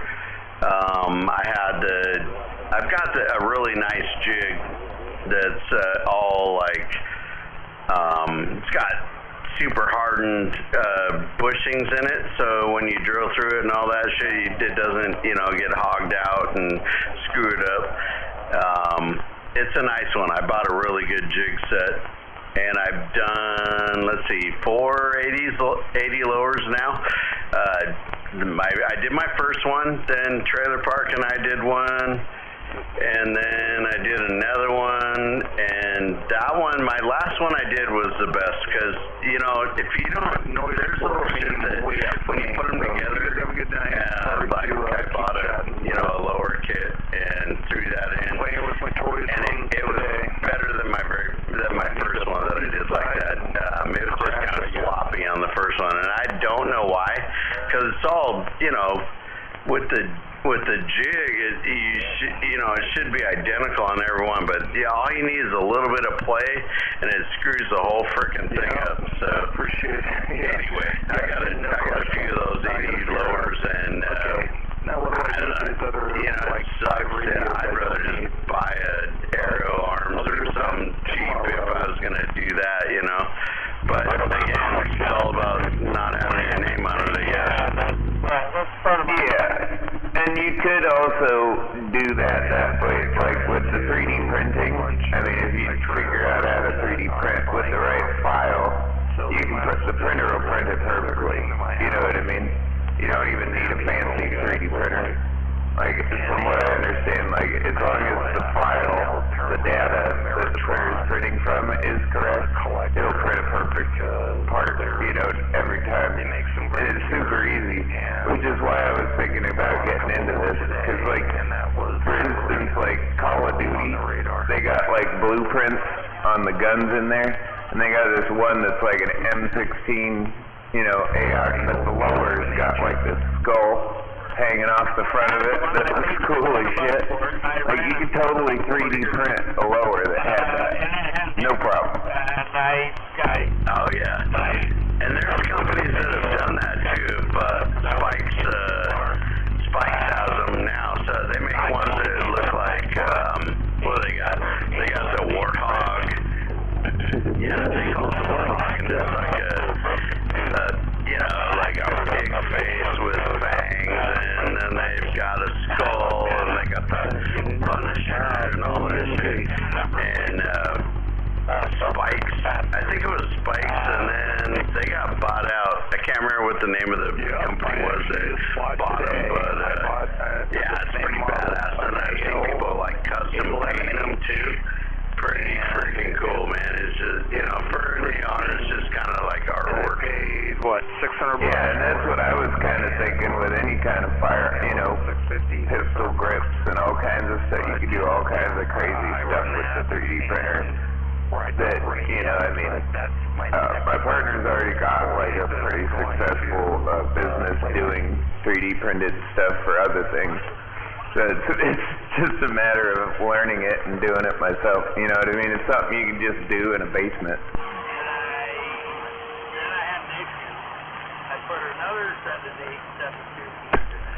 Yeah, there's a whole world of shit out there, man. It's all changing, man. You know, all the AI shit and all that. So, very cool. I mean, I don't know what the limits are, but I'm having fun just playing with ARs and building what I could and all that, and then Inslee thought otherwise, and so I don't know.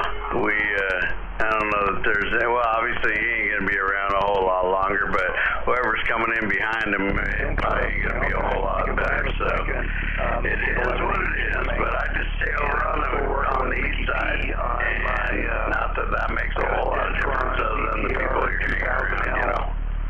Well, and the other thing with that is, like, Illinois is on the verge of doing the same thing. Yeah, I've got that they've done over here with some ridiculous laws, but it's already harder to get a concealed carry permit there. But then Iowa's right across the border, and they'll sell you anything. Within like a 30-second background check kind of thing. You know what I mean? Like the old days. You want a rifle? Oh, you're out of state? No big deal. We'll just do the federal background check. We're good to go. You can buy whatever you want. Exactly. They've changed all the rules here too. Just buying a shotgun and shit. My buddy here tonight, we were over at Spencer Lake Tavern, and I was talking to my buddy Joe, my neighbor. He's like, he goes, I bought a shotgun and I had to do like a test, and you don't even got to answer to the right. You don't got to make the right answers or anything. There's no right or wrong. You can just actually spool through it on their computer and not even answer it, and you still pass. So, just kind of goofy. Well, and it's kind of hard for them to do something about stuff they don't know about. And I don't know about you, but I haven't had any Inslee's cronies showing up at my door looking for anything. So, I'm not worried about it. And I don't hear that happening anywhere else in like Illinois or anywhere else in the country, really. People like showing up at your door looking for them. But no, I have not had anybody at my door, so we'll see. I mean, all my shit's all moved over to the east side now, but most of it anyway. Right now I've got five Ameritrons. Man, I don't know.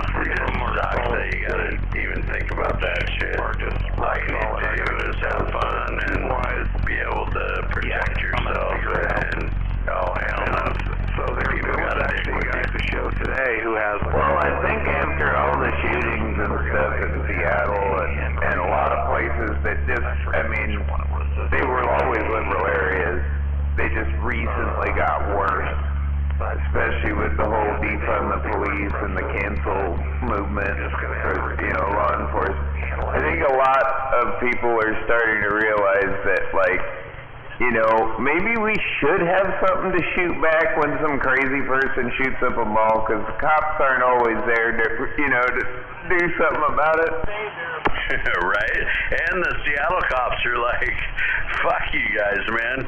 If you want to, like, you know, call us dickheads and not support us, then what are we doing?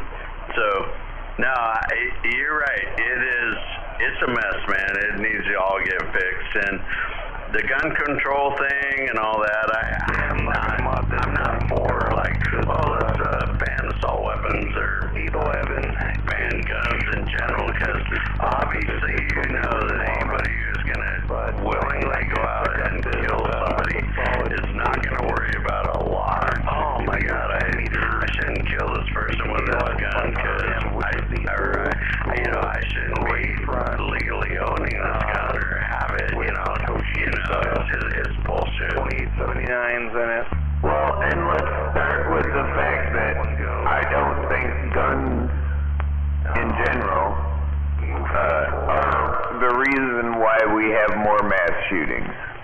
Because we've always had guns. We just didn't always have this many mass shootings all the time. And there are countries in the world that have more guns per capita, you know, where it's perfectly legal, that don't have mass shootings, or as many. Like Canada has had a few, but they actually have more guns per capita than we do, you know, per person. Yep. No, you're totally right, man. I think it's more about the mental illness issues, you know, and they need to deal with that shit. And you know, all this kind of rolls into the homeless thing, because there's a lot of those people out there that are homeless that have mental issues and need to deal with that. I don't know. Shit, it sucks, man. I guess we should have been dealing with this a long time ago, but it wasn't an issue as much as it is now, anyway. Well, and it's really strange that the liberals still want to go after the guns when they have the Republicans at least on their side on the mental health thing, because, like, that was the whole big thing after those shootings in Texas, was like, all of a sudden these Texas Republicans, they couldn't have given a shit about mental health, you know what I mean? Beforehand, we're like, oh, well, maybe we should worry about crazy people, you know, because they seem to be getting a hold of things we don't want them to. Yeah, exactly. You know, the more I hang out at home and just kind of chill and, work around the house, in the daytime anyway, or out in the shop, I got a big monitor out there, and I got a 55-inch TV out in the back room and everything in my shop. I've been watching that crime, the crime and law or whatever, the live courtroom videos of the armor for the Rust movie, and so I watched that last week, and she got convicted, and so who knows what's gonna happen to her. She's still gonna get sentenced, but now they're on a school shooting and kid, and now they're going after the dad, because he bought the gun, and man, it's so intricate, and then you get into all these liberal, cities and states, and you're fucked, man. Even if you thought you were doing the right thing, you're in the wrong place, man. You're done. China or the other. Well, I can tell you, the red flag laws and background checks, to some extent, could stop these crazy people from obtaining them legally, but they're still going to get them illegally if they really want them bad enough. They are available. You know what I mean? So you're not going to stop crazy people from getting guns. But if you know, at least put some money towards identifying crazy people and sort of taking care of the crazy problem, you know, maybe putting them in some safe places, the ones that shouldn't be having firearms, you know. For dive. The red dot is whether it's a Rojas, which is definitely not a hazardous substance. Outlaw guns kind of guy. It's international. Ignore you. There's actually they're just focusing on the wrong area, man. It's like, it's the mental health thing, I think. I guess, I mean, I don't know. I don't have the answer. That's why I'm not a politician, but I really think that industry would call it Rojas. They're going to outlaw a whole bunch of freaking guns or get rid of, you know, they think that, okay, let's just, like, take all the guns away. Well, the people that don't really give a shit about the laws, global warming type can still get a gun and do what they want. And all of a sudden, all of us who are law-abiding citizens are going to be screwed. Yeah. No, I know what you're saying, man. I don't know what the answer is. It's kind of screwed up. On the end, hopefully we figure something out. Rojas. Well, and that's the thing. Background checks and red flag laws would work probably pretty well, and we already have those, especially Washington State, you know. They work pretty well if all of those people were trying to obtain guns legally, you know, because then you know, something might pop up where the guy at the gun store would be like, oh, this guy might have some really crazy shit that he's been saying on Facebook, you know, maybe I just shouldn't risk selling this guy the gun. Yeah, they today. Maybe he should cool it down. Your pills and you'll see exactly. That you know, that's going to go down for the school shooting guy. And it's going to put out the same no matter what. You know, that was all a legal deal, man. He bought the gun. His kid was actually even with him, and they were trying to like say, okay, your son said, yeah, that's the one I want. And the lady, you know, they had the witness was the sales gal at the gun store. She's like, well, I didn't hear that. So they're like, man, they're just doing everything they can. It sucks. They're going after the law-abiding citizen. Now, I don't know, this guy, you know, his kid's been fucked up, and he seems like he was ignoring it a little bit. There's text messages from his kid to other friends saying, yeah, I told my dad I needed to go to the hospital because something wasn't right, but he didn't want to listen to me. And, you know, it's a mess, but it's not about that, man. It's the people that nobody knows about that are under the radar and that get a hold of a gun because, you know, they can. Doesn't matter. They don't need to go into a gun store. They can get it, you know, off the street. And they're the ones that are going to do the damage. So, you know, it's kind of fucked up. We definitely got to deal with the mental health, you know, the mental health issues. 500 and oh yeah, but I still, like I said, I think that's just part of it. You know, I mean, there's crazy kids, you know, and like he said, the dad probably ignored some of it, which is why they're going after him. I mean, you as a parent probably know your kids well enough to know that if something like that might be going down, you probably paid enough attention to them to notice something was off. Like, my kids like talking about killing people and stuff, you know what I mean?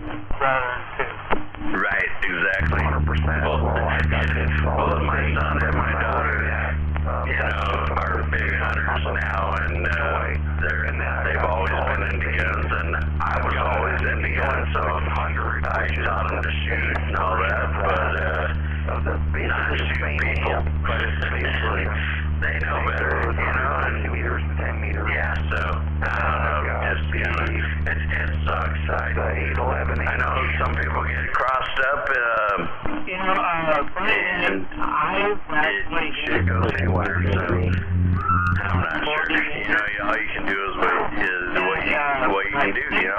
I've tried, and my kids turned out good, and, you know, my son's a firefighter, and my daughter's a nurse, and they ain't killed anybody yet.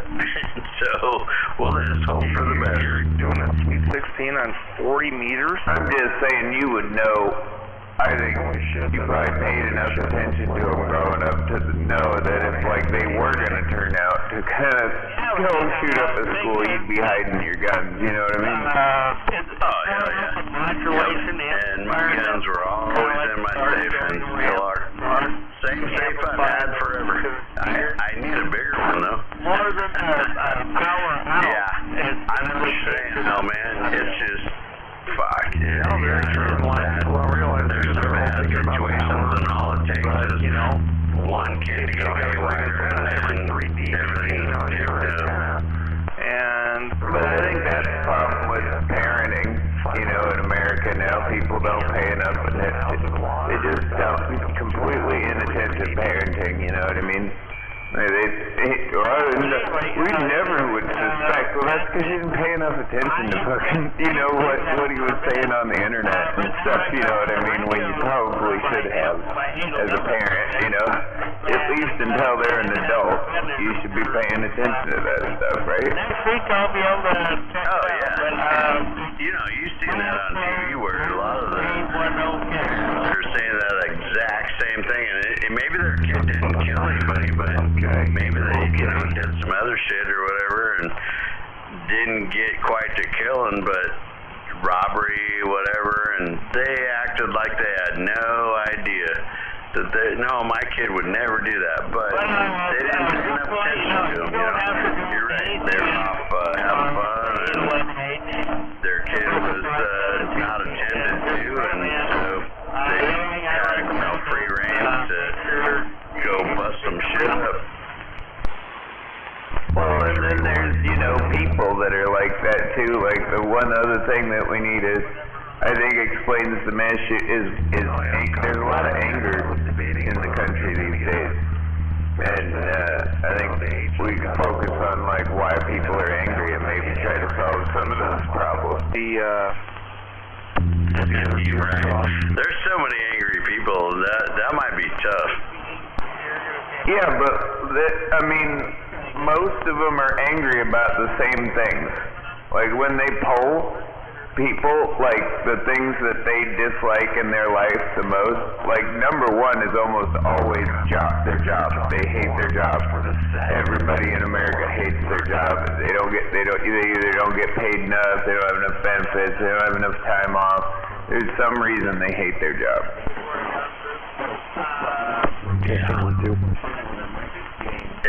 I mean, that's true, man. I don't know a whole lot of people that love their job.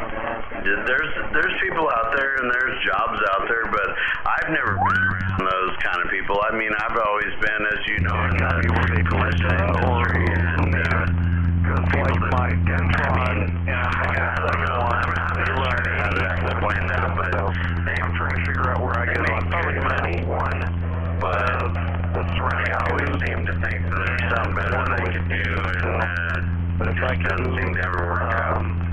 872s. Yeah, well, and then there's people that don't make good money. And you know that the minimum, like for instance, people that make minimum wage, you know, and they keep getting a bump in the minimum wage, you know, or they keep getting raises and make them more money.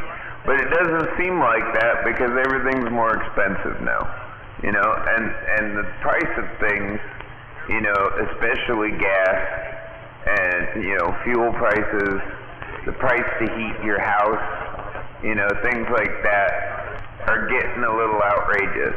And they're taking away your cheap options like natural gas and other things. You see the pattern here? I see a reason, some pushback. You know what I mean? Americans are pushing back because you're taking our cheap shit away and stuff. But all right, I'm gonna back out. It's getting late. I do know what you're saying, man. I just think everything's kind of getting out of control. I mean, people hear about. Well, one of the things is all these YouTubers and shit that they're making. You know, they obviously are making hundreds. Don't apologize. It's a free state. And then you take I mean, I don't even know.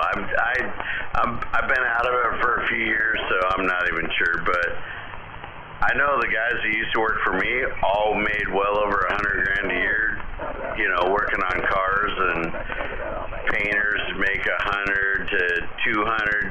I've even heard of painters up in Bellevue, like in Queen City, you know, shooting out at a high-end shop, making $350,000 a year.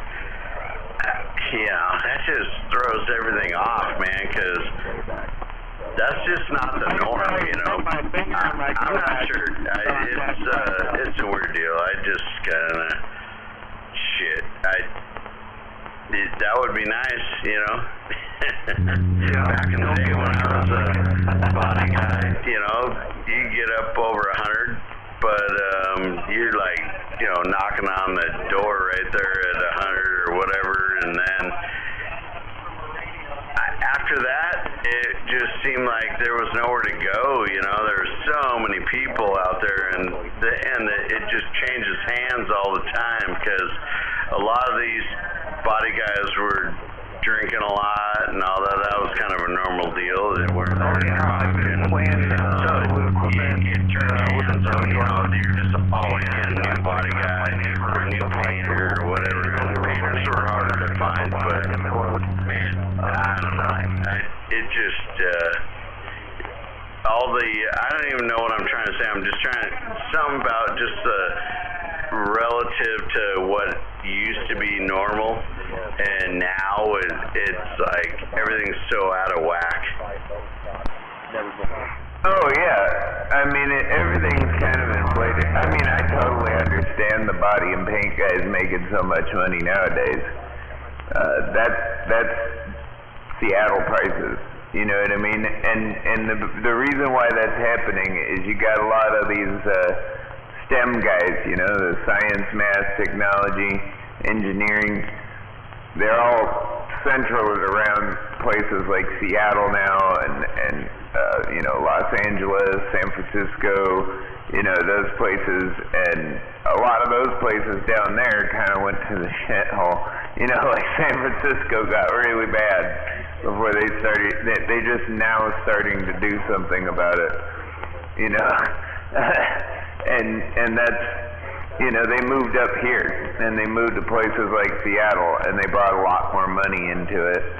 And, you know, guys like that, you know, they drive a Tesla to work because they're supposed to be like that. You know what I mean? Now they got to drive the Tesla to work. But at home, they got a classic car because their dad thought that was cool. So now that, you know, to be cool like their dad was, they got that Chevelle, and they paid a painter, you know, a fuckload of money to make that thing look like a brand new Chevelle. Yeah, right. Yeah, you're right, man. I don't know. I'm kind of trying to distance myself from all the collision industry and all that. All my best friends, and obviously my brother-in-law and all that are all into that still, and it's like, god damn, I'm sick of that, you know, but it's where the money is, for sure. And, you know, last couple of weeks I've been working on a quad. My buddy, his son wrecked a quad and bent the whole shit out of the frame, so I went over and picked it up with my little trailer in my truck. He was in Auburn, and I rolled over the mountain and grabbed it and came back up to my place in Cle Elum, and then I found a used frame on eBay and bought that and welded all the shit together, man. I spliced it at all the factory seams and then re-welded it all and painted it and put it all back together, and so got a brand new quad with the same, you know, VIN number and all that, so pretty cool. I don't know, you know, that's the shit I love to do. I just love the tinkering kind of crap. I'm not into the big restorations or none of that shit anymore. Take it really easy. Yeah, Tim. I don't know. I know the new thing now that people are doing is converting like vans into like overland campers and shit like that. 4x4 vans is Like that's a big thing now. People will pay like hundreds of thousands for like a 2005 diesel 4x4 van all jacked up with camper stuff put in it. Yep. No, Dan was working for a buddy of mine a while ago. They were doing those Overlander Sprinters or whatever, the Mercedes ones, and it just didn't work out. He had to close the doors. Kind of sucked. It was sad. Good guy. I had worked for him for a lot of years doing his cars for him and his family, and he was one of the original investors and CEO of Zoomies or whatever, that skateboard clothing company, and then ended up getting into the van Overlander thing and had to close the door. So I don't even know what he's doing now. I haven't talked to him. That was probably a year ago or year and a half ago that he had to shut down. But yeah, that kind of thing is cool, but the market got flooded. There was that, and then COVID kind of ended. Like the overland camping got huge during COVID because all the fucking hotels were full of homeless people or closed. You know what I mean? You couldn't go travel and stay in hotels, so you couldn't fly for a lot of it. So people bought RVs, and like those overland things got really popular because you could still go up to the woods and go camping, with the family. Testing 1, 2. Yep, exactly. But they're cool, man. I still see them out there and everything. And my buddy Art, he made some pretty badass vans out there. They're really cool. They got racks for, whatever you wanted. You just open the back doors and then you slide this rack out, and all your mountain bikes would be on it or whatever. He was into that. So pretty cool.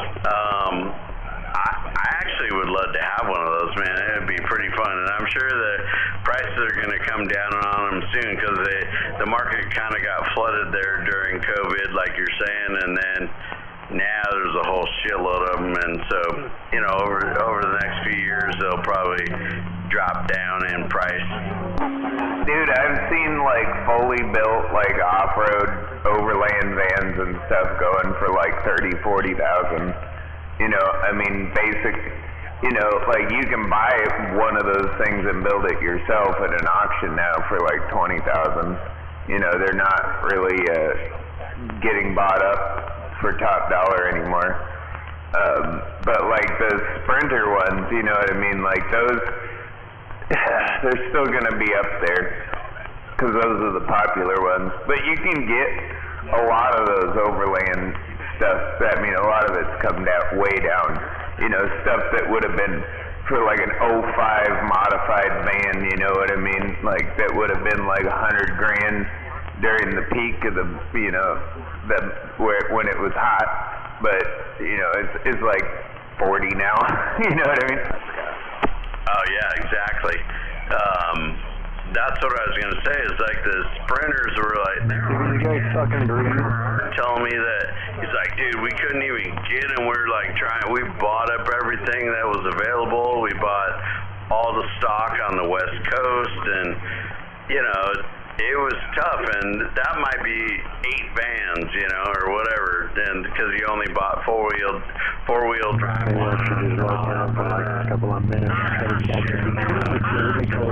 They only give us about a half a second to say something, but I don't think they stop long enough to pay attention to such a thing. Well, yeah, they don't use it as much now that they don't need to, They're going back to work, and, COVID's kind of gone. It's not gone. As far as, like, people are still getting it. But it's more, it's not like they don't have anything shut down because of it. There's probably no real reason they're going to shut stuff down because of it again. So, it wore out its usefulness. You notice like the Rivian was marketed towards those people, and it sold really good during COVID, and then now everybody...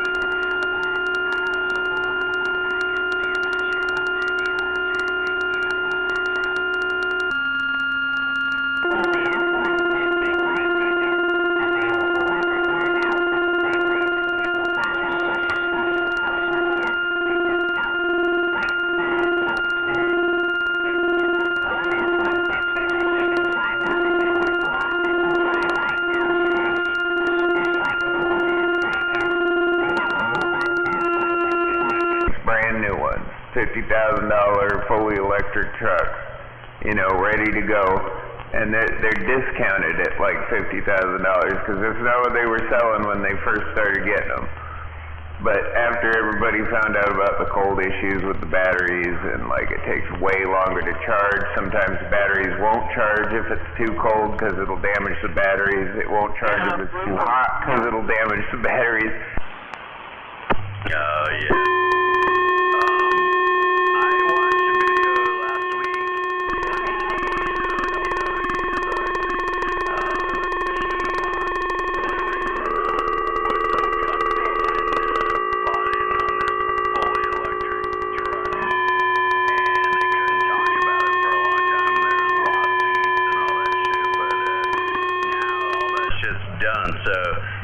Promoting them, man, and I don't know, they look really cool, and people are, you know, dogging them, saying, oh, it's just an F-150 that you refitted, and it's not, it's all its own shit for the most part, other than, like, you know, obviously, like, brake calipers and shit like that, but, yeah, pretty cool. I don't know, I'm not sure where it's pretty cool.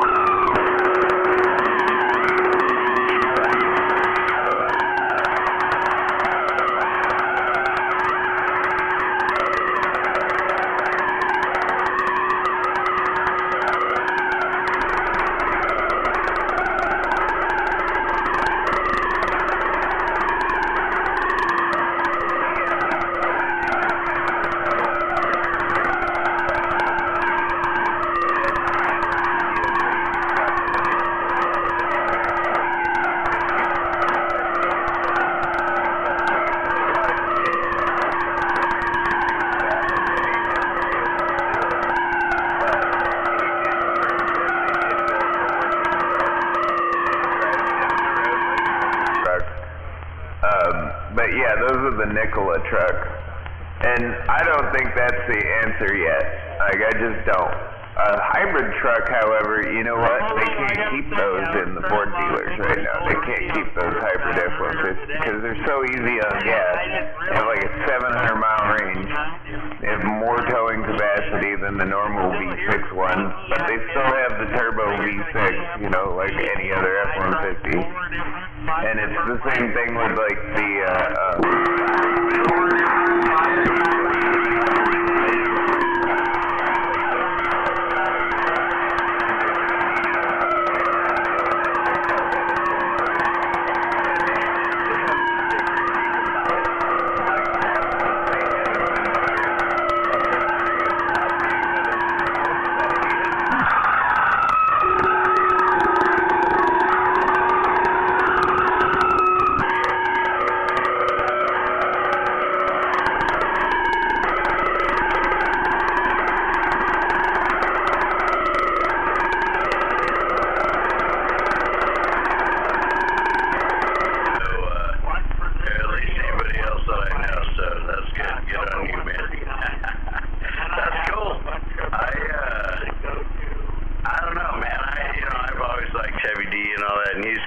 this thing, but you're probably right, man. He might need to change up a few things and try and compete, you know.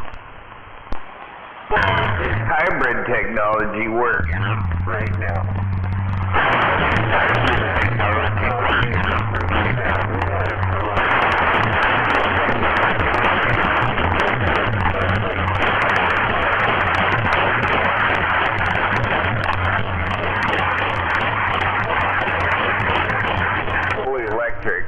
Is ever going to work until we get some sort of like fusion generator or something like that we could just like have nuclear powered cars and it's safe and everything, you know what I mean? But yeah, we could probably go with hydrogen on that aspect at some point, but there's just not enough. We don't have the infrastructure. There's a lot of reasons we just don't have the good battery cell technology. We don't have a way of storing enough energy to make electric cars practical. And we don't have a way of charging it quite fast enough. Although Toyota has that new battery system now that they can charge they could charge it in like something like 5 minutes or something like that. They can get it to 70%, and you'd have like 300 miles of range or something. Oh, damn.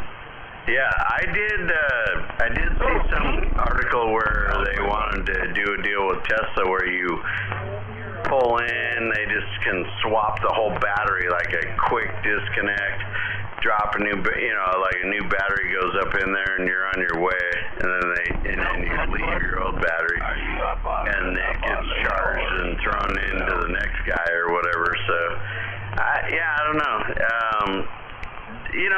They got obviously a lot of work to do in that whole area, but it's pretty cool. I mean, it's working so far with the Teslas, and I know people like say, well, this shit catches on fire or whatever. I mean, if you compare that to other cars that break down, it doesn't even fractionally, show up on the graph. You know what I'm saying? It's like, it's not an issue. Lake Camp.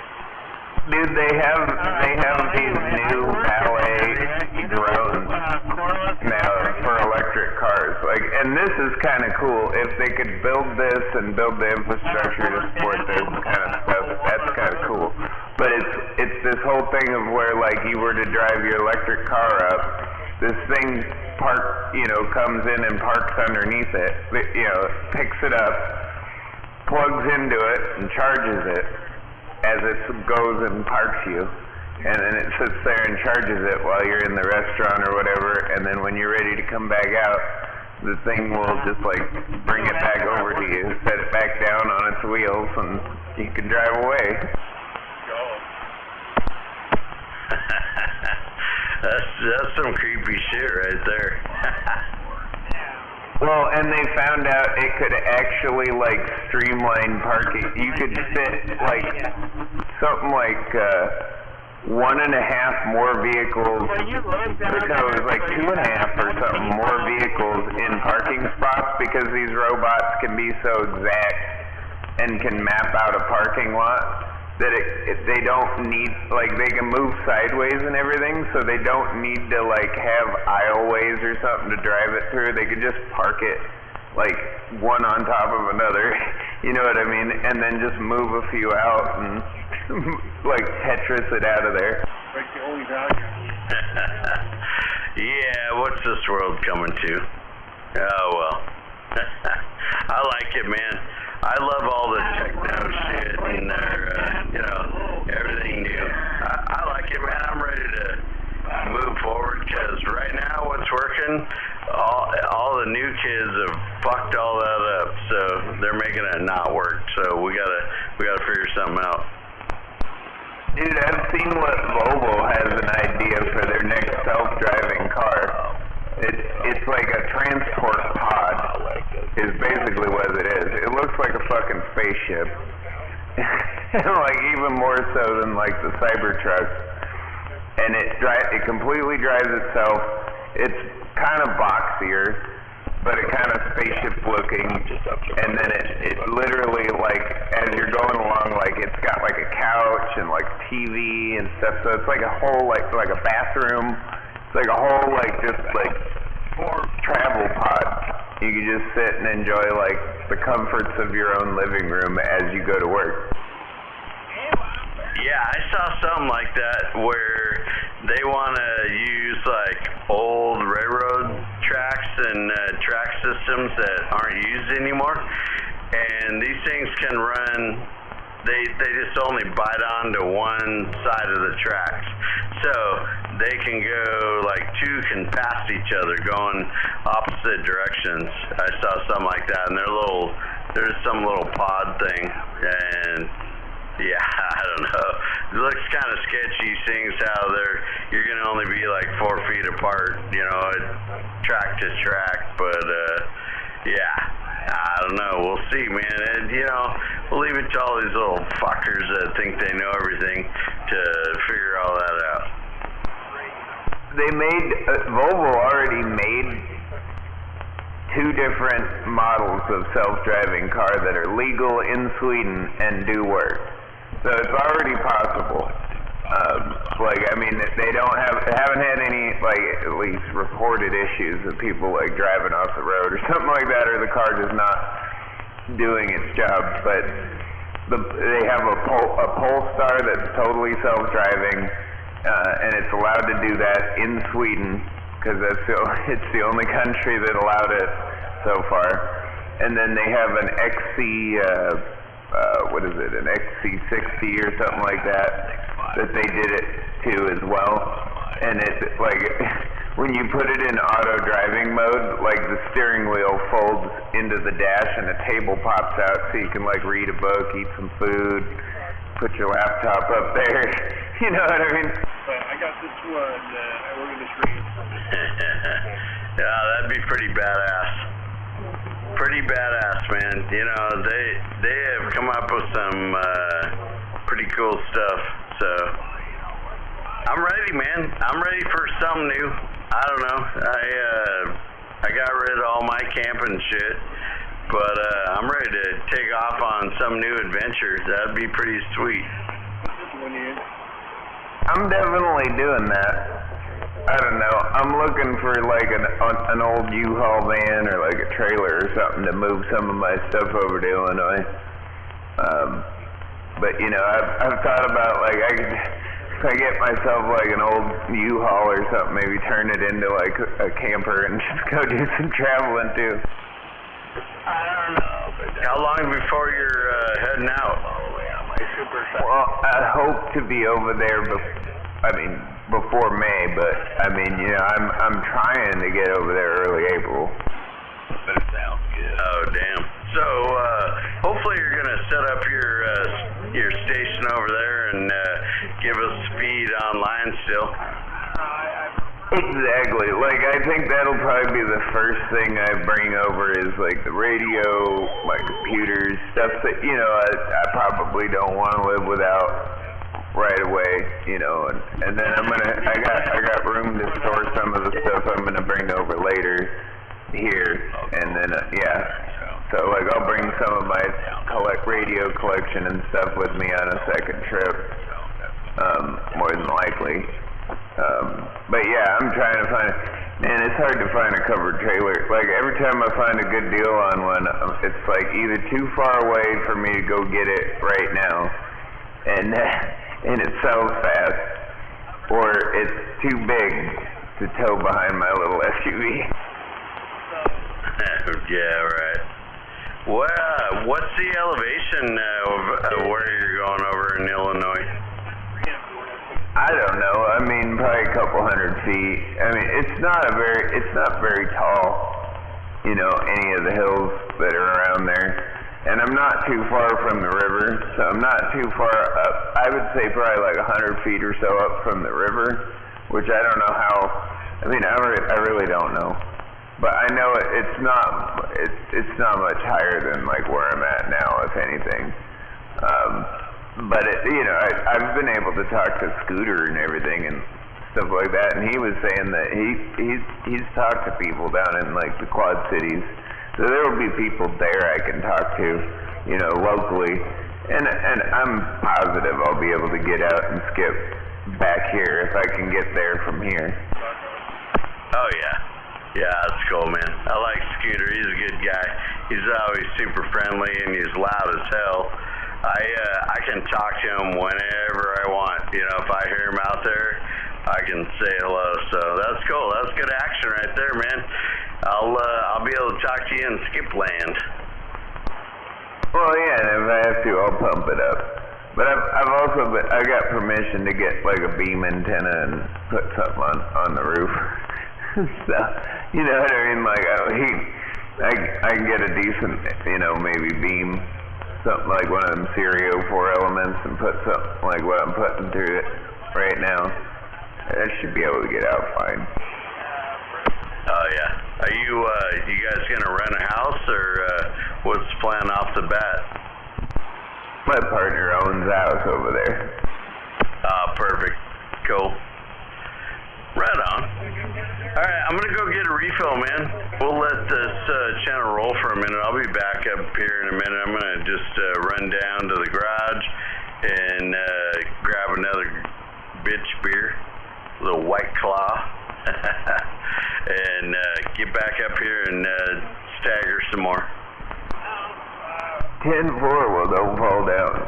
Yeah, I might go get a beverage as well. I'm probably going to finish this joint before I go to bed tonight, but yeah. Right on, Al. Good to hear you out there, man. Yeah, you don't want to fall down coming out of here because I ain't finished the stairs yet. I got the spiral staircase coming out of the loft, and there's no railings on it.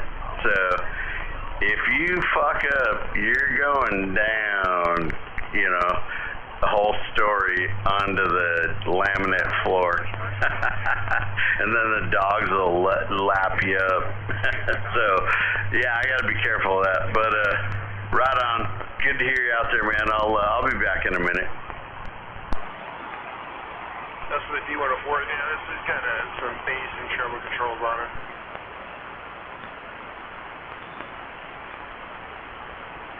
No light gain on it. It's just keying up that battery when I transmit.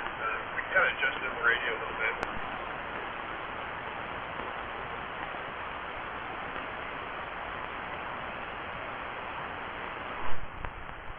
Check, 1, 2, 3, audio. I like that microphone.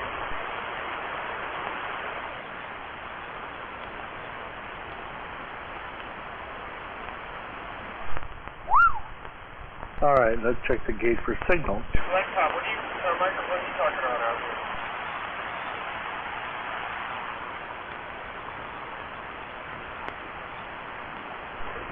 I can hear something on the gate, but I can't on my radio, so I must be a gator again. You got tired, man. You talking to sleep.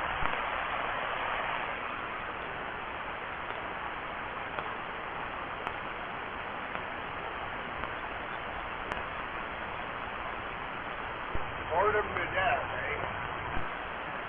And I hear you guys say you guys have like a little TV break or something there. What about a PC? Whatever, you need to go take a leak, go visit the square room.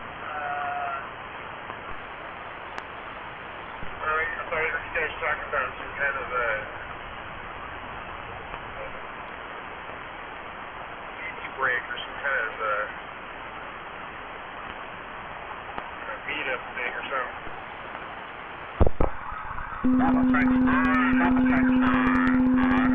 And this mud duck down here in the Oregon Valley, bring it back. On Saturday, there's this guy, Eyesighter, that is trying to do a thing at a place called,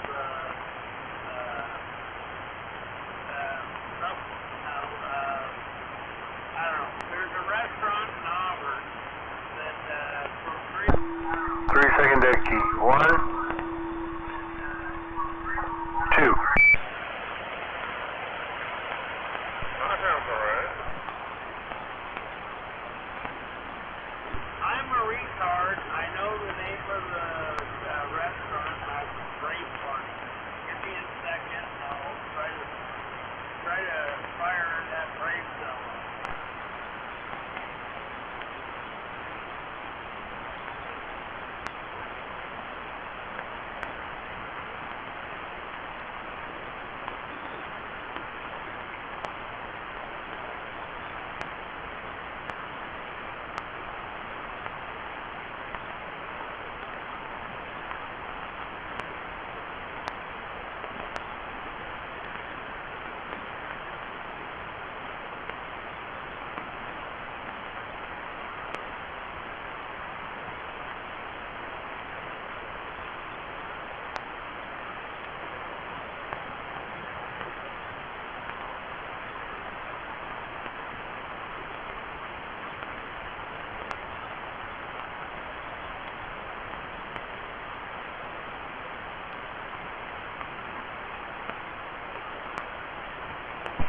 Okay, I'm back. Gotta go throw some oil in the heater. Oh, there he is. Okay, Blacktop, what kind of microphone you got?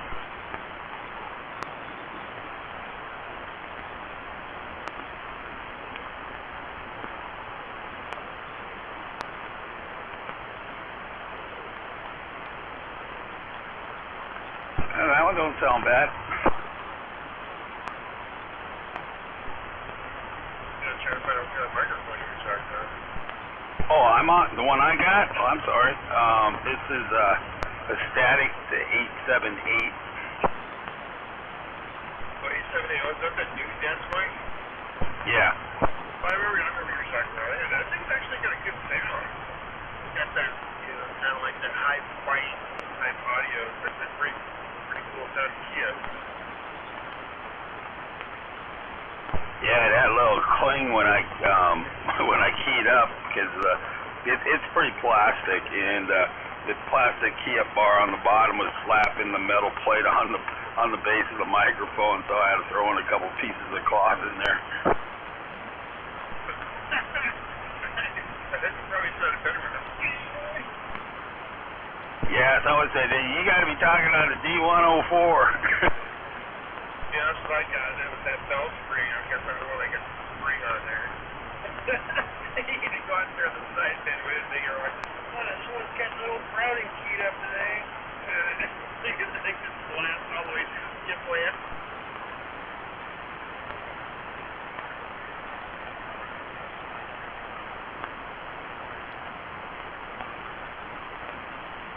Yeah, it's a good little mic.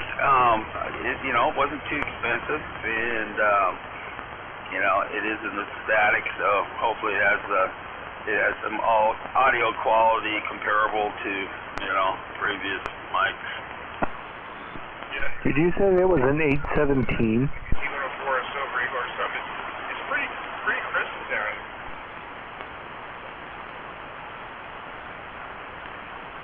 Yeah, no mods to it or anything.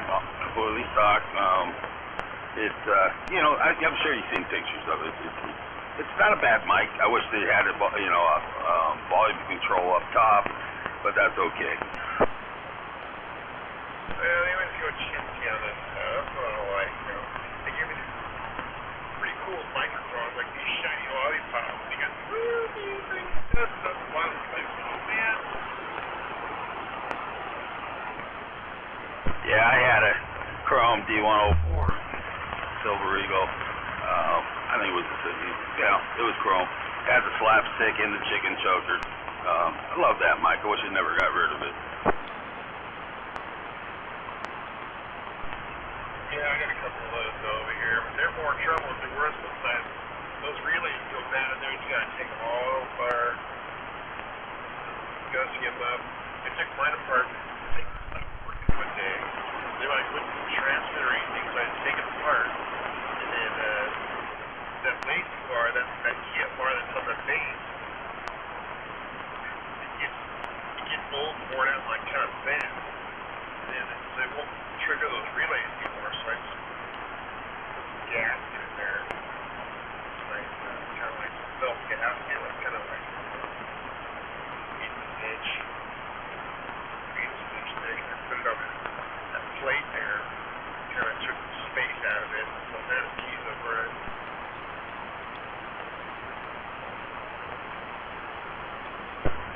Nice. I never had a problem with mine, but I guess I didn't use it that often compared to some people. But this is I bought it new, so it was in good condition. Well, the one I had, that particular one, was in pieces, and before I really knew what I was doing with the Silver Eagle, I was like, I sent it to the guy, and like, just fix it. The board didn't work in it, and I was like, just put whatever preamp you can get in there, put some kind of amplification in it, so put that crazy thing in there with the noise gate, bass, treble, and all that stuff. And I get really good reports on the sideband. It's got these little compression settings on it that you can, activate just by soldering some pads together on there. And I get really good reports on the sideband. Yeah, nice. I've seen a couple videos where guys, just change the transistor or whatever, and just change the tone of it or the voltage or whatever, and it just totally changed it, but in a good way. Yeah, this one here I got for a family member, and preamp. I mean, you know, things are really old. Sometimes you get one that's like, man, it's like it was a flood and washed down the street. It went through the, it went down that like sewer thing, you know, or the, like the park. It's rolling down in there.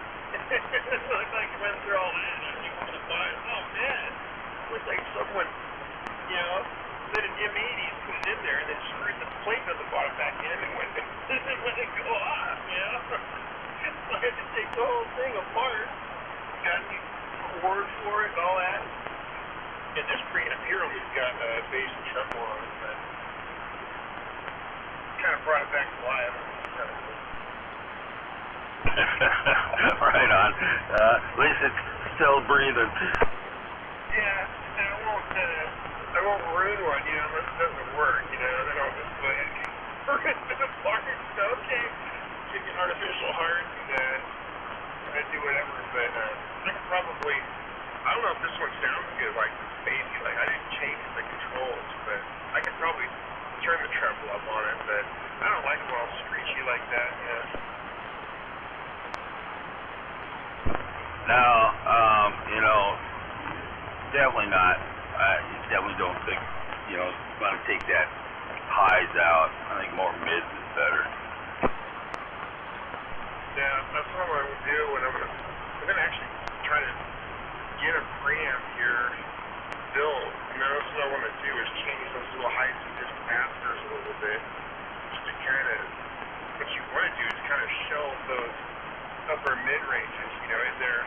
And then you want the high frequencies to fall off. And then you don't want a whole lot of bass either, you know, you just kind of want that kind of like a wave type spectrum there, you know, where you've got this upper mid hump that kind of goes over.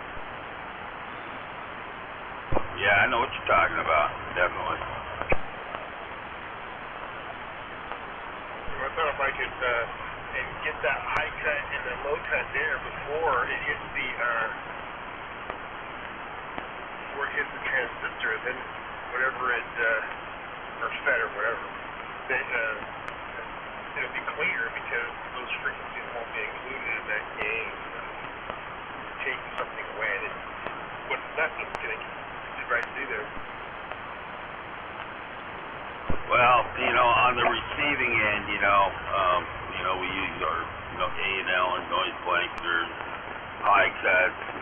I got, you know, a external speaker with a noise reducer, and high cut. I don't know, man. It's just something about that when I click it in, you know, on my other radio, it doesn't sound right. I just can't use it. But noise canceling on the little speaker definitely on, and for AM, definitely the noise blanker, that's on for 17. Yeah, I've got a high cut on it. I like running the high cut.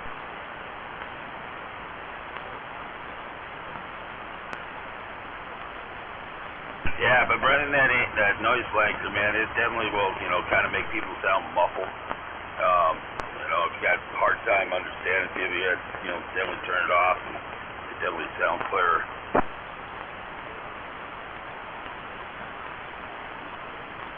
Yeah, one thing about this radio here, it seems to have pretty good receive. Everybody seems to be really like, you know, it's got a real tight receive where you really hear the bite, you know, the different people's audio on it. So, Anytone's got good receivers, that low, kind of got that low shelf, low ceiling type of receiver and everything. Sounds really good. What I like about it is that it's not hard to listen to. It's one of those RCIs horrible to listen to. Well, I got a very high noise floor where I'm at, up on the hill here, and I mean, it's, you know, 17 is, you know, 7, well, that's units easily. It sucks. I have no, you know, I can't hear anything below that. You know, if they're a strong enough carrier, you know, I could make them out, but it's really my situation here just sucks. Man, what the hell are you doing on the radio this time of night? Wake up there, dude. You gotta turn your clock to it, you know. Some of that computer for people out there. They're way out there. But, yeah, it's no fun if you ain't got a good ears on it. I just sit there trying to, especially when that skip comes in late night, like, are you kidding me? I can't listen to this. Yeah, I don't do bad doing skip because, you know, it usually pops in, you know, sooner or later it'll get, you know, nice and strong, pop in, and, you know, sideband's always a little quieter than AM is, but, yeah, I have to use 45 kilos gate, you know, to hear anything to the west of me because the hill that's behind me. Oh, yeah, right in between them. Can I jump in there real quick? Anybody copying this mud duck down here in the Oregon Valley?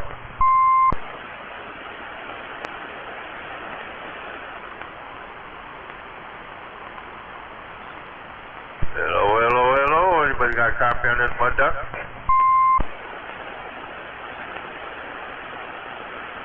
There's somebody way out there. Yeah, I heard him too. Hammerhead, is that you got your beam pointed wrong direction?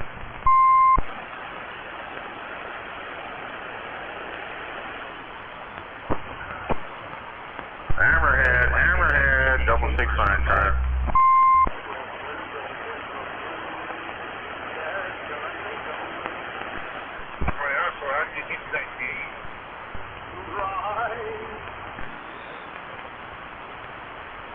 Yeah, it might be DB Cooper out there in the mud, but yeah, man, the gate. I listen to the gate all the time, man. Otherwise, my radio's completely quiet. Yeah, don't feel bad. Don't feel bad. 669 feels the same way. Nobody hears me out there either.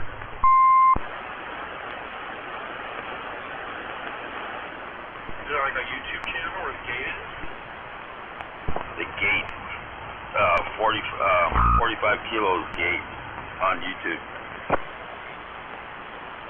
Alright. Now what is that? That'll help you hear all the people down south there? Well, he's in Edenville, and so that's basically due south from me. It's just that I have, you know, this is the hill that I'm on in the way a little bit, and then there's a hill on, you know, on the South Hill Shelf that's kind of in the way.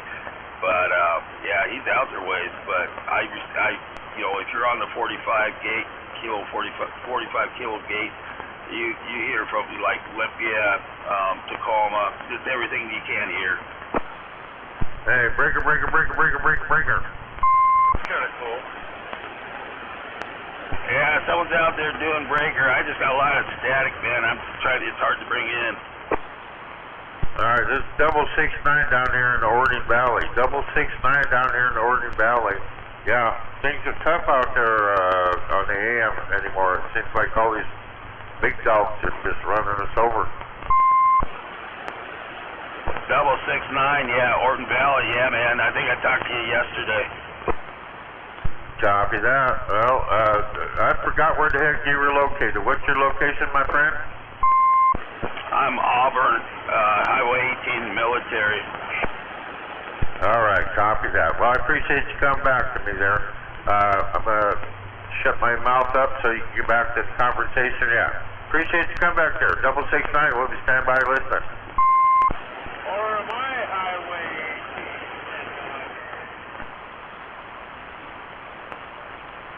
Hey, 669. I can hear you out there, man. Oh, I heard somebody holler for 669. I just barely hear you, and I don't have the gate on. If I had the gate on, I probably could, but I can't get it to come up for some reason tonight.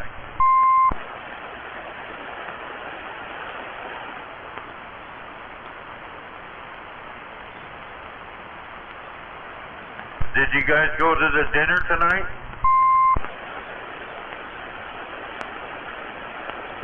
No, I didn't. Well, I'm going to try to do next month, I guess second Saturday of the month, yeah. So I can meet some of you guys and shake hands and See what the hell you look like. See how ugly I am compared to you.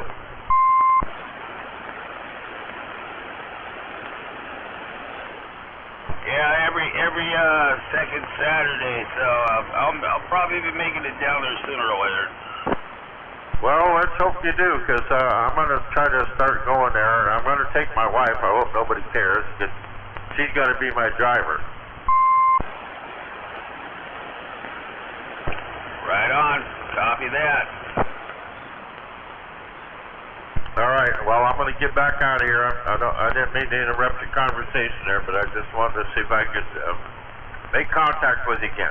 Anyways, 669 will be standing by listening. You guys have a fine evening. Don't forget to turn the clock forward. Boy, that's Sunday, right? We do that Sunday. Well, I know one thing my phone won't forget. No, you do that tonight, because it's going to be Sunday pretty soon here, if it isn't already. Oh, it is already. Yeah, you're too late. Your phone might forget, but you might forget to look at your phone. Well, my phone's still saying 103, so it hasn't happened yet. Yeah, it's 103 a.m. Well, what the heck? Okay, I'm done. We'll catch you guys later. I'm going to stand by and listen. And I'll be out here if you guys want to holler at 669. I'll be standing by. Back to your conversation. Sorry, buddy, I didn't mean to interrupt. All right, 669. You have a good one out there. Blacktop here in Auburn. Yeah, you ain't interrupting anything either.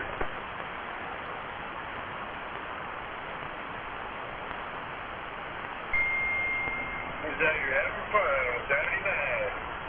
Yeah.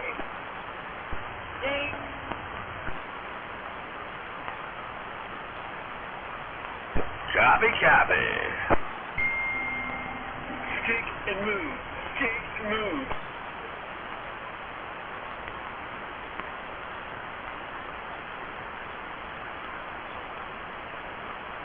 Yeah, that's another one. Ording, that's just kind of maybe southeast,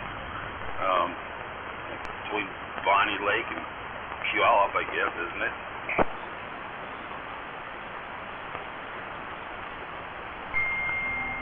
And you're actually kind of making a pretty good trip. There's way down there along the side of, Eastern Lake Highway kind of snakes all around right there. And it's actually not making too bad of a trip from there, I don't think. Yeah, 669. He's saying, he's got like three hills on each side of him, or one hill on three sides of him. That's it.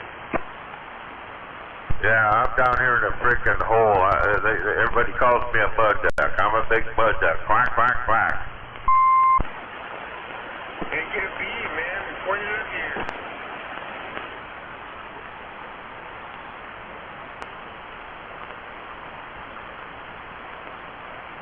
Yeah, that's definitely the only thing to help him out, besides, everyone needs a kick in the butt, but high as he can get the antenna, man, otherwise, he's definitely got some issues.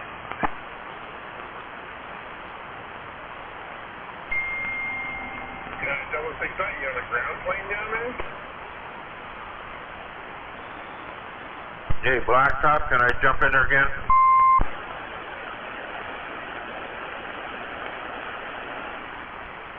Yeah, go.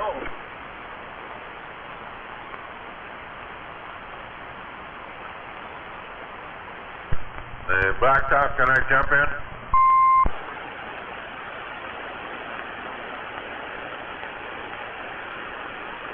Man, we used to talk sideband all the time, man. You can talk further on sideband. Everyone just likes to see the stomp and the swing on AM. I don't know, it's a power issue, I think. But sideband can definitely talk for us. If you're not using power, of course.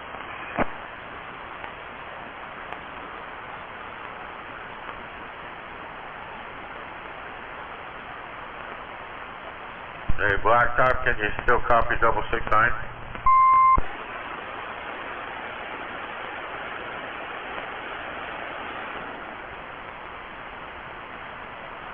Shame on all that noise, though.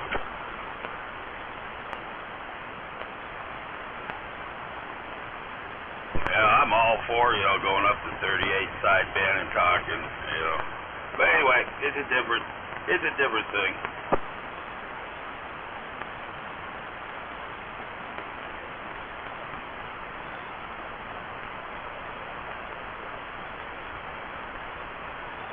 You know, may I go up there? We could, you know. I don't know if 269 go on the side or not. Yes, sir. I just got to walk out to the garage. Yes, sir. 269 will be on lower 38 out in the garage. Give me about half a minute, 30 seconds, and I'll be out there. Lower 38 it is.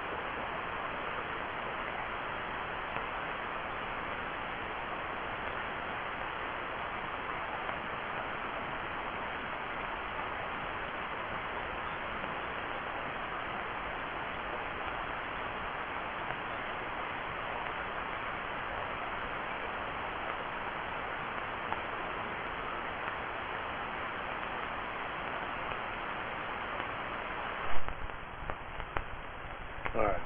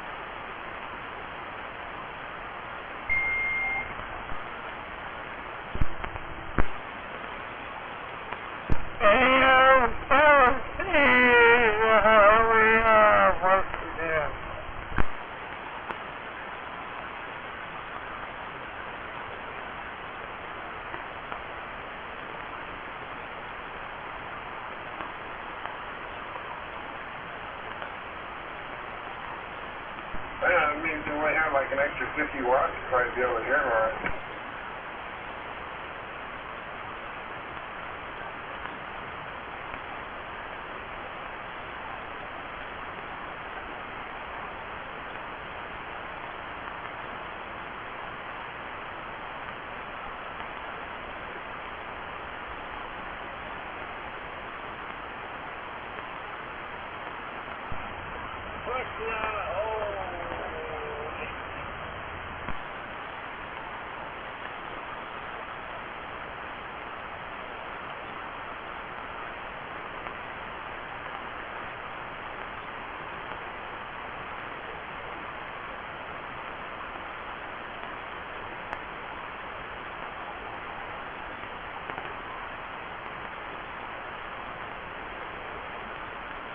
You guys come back down here?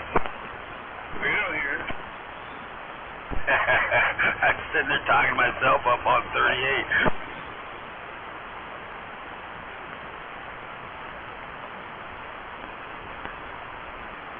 And then if you didn't hear yourself, you should be calling CQ by now.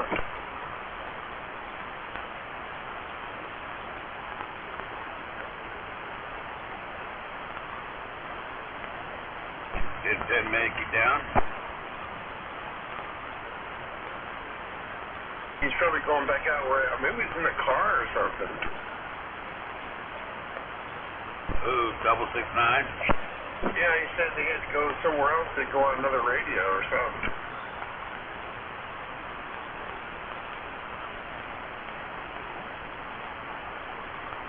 Yeah, I think the last time I talked to him, he said he had a problem with, you know, his normal system. I think he was on a backup radio or something like that.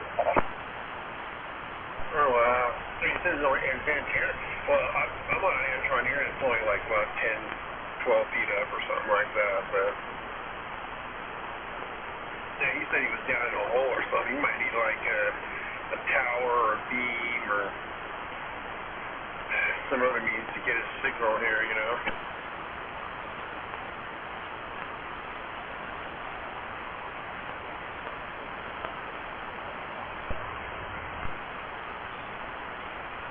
Well, I'm sure height is probably one thing you probably use, and you basically just kind of shoot one direction out of a valley. Anybody make beam antennas up here anyway? All right, 669 back here. I don't know if they hear this yet, but they're here.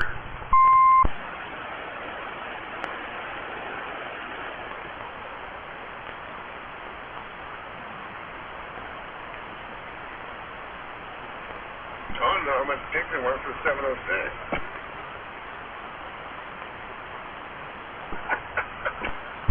669 standing by on the side. Anybody out there still? I can hear Roger B. That's 769. Hey man, you're way out there.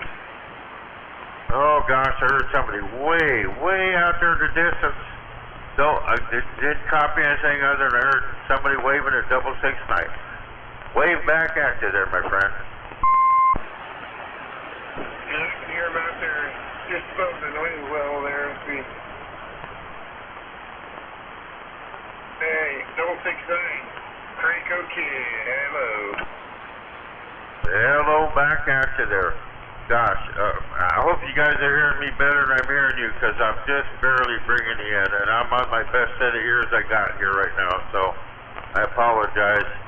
I got to get this antenna up a little further in the air.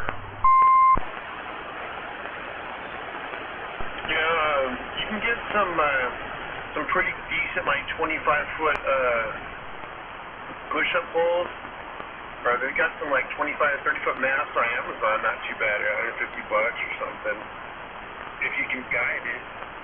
Yeah, it's like guide wires up, and then I don't know if an Antron would take, but they've got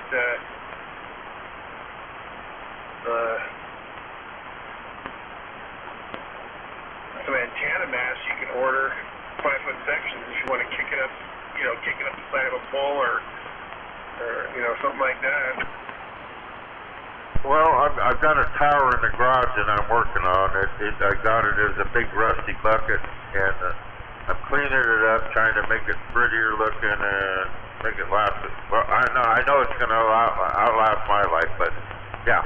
Anyways, and I got a 4-element beam I'm going to put on top of the darn thing. I just got to wait for some nice weather to get here and get some friends to come over and help me out. Oh, right on. What's your location there, friend? Yeah, 669, yeah. Now go ahead. Somebody's hollering 669.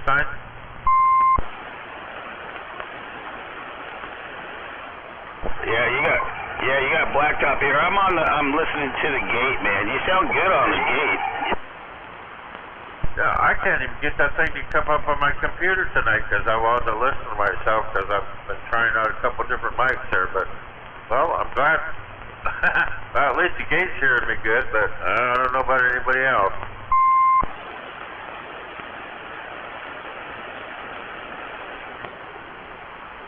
Well, you definitely, you down 45 kilos of reception, you get good down there. No, that dude, he's like a radio station, it's like, Jesus. When he talks, we just have to listen.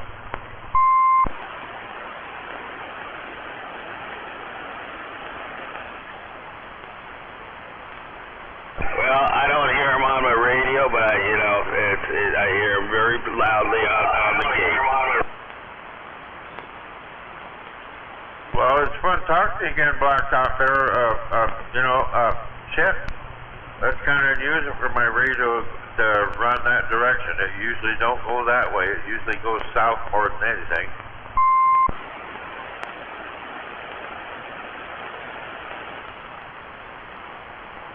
Yeah, well, I can definitely hear you out there, and, we make contact, just going by the radio, but, definitely can have a conversation here on the gate. Just got to do the delay. Yeah, I've tried doing that a couple of times. I go like, oh shit. Yeah. The 8-second delay, I think it is, or something like that. Yeah, it makes it kind of difficult, so I only turn it on when I just want to listen to what's going on out there and I don't want to talk.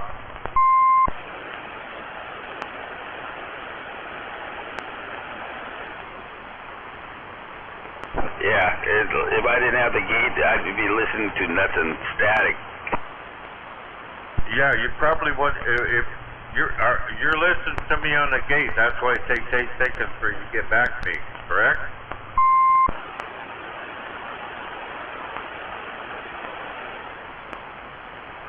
That is correct. Okay. Well, I guess it works. It's just like you just got to get some of these motor mouths to shut up for a minute so we can run off the gate. Because, I can listen to you guys on the gate, but, by the time you put that 8 seconds in there, there's already 12 people that said something that covered you up. You know what I mean?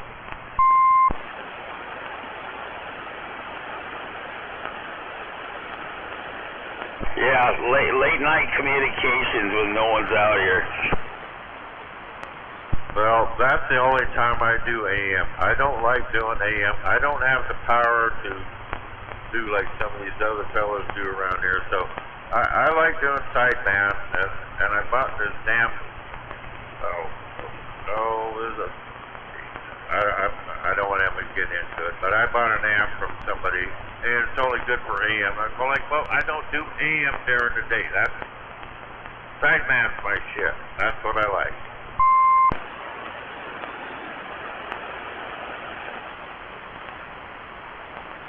Well, that sucks. It only does AM. AM is just too loud during the day, especially with the DX situation. I think on AM I've only had, I don't know, in the last couple months, maybe 6 or 7 contacts on AM. On sideband, I talk all over the country. Not too many times to Australia. I've only talked to Australia a couple times, and Hawaii a couple times, but DXing on sideband, that's where I'm at.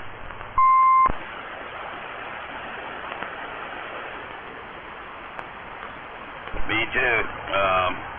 Definitely, 36, 37.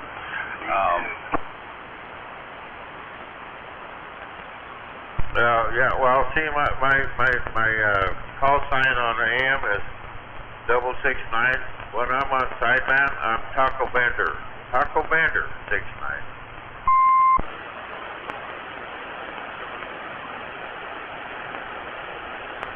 I heard you out there, Taco Bender.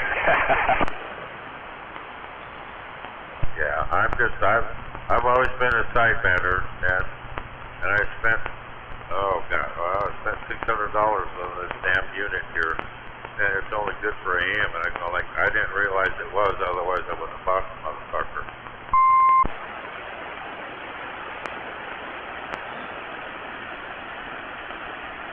Damn, how long ago did you buy it? I've only had it like a month. It's only good for AM. Apparently the guy that built it for me, well, he didn't build it for me, he just built it. He sold it to me, but whatever.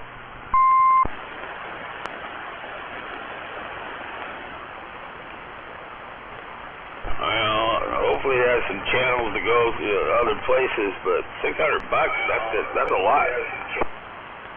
It doesn't even put out 300 watts, it's only about 250.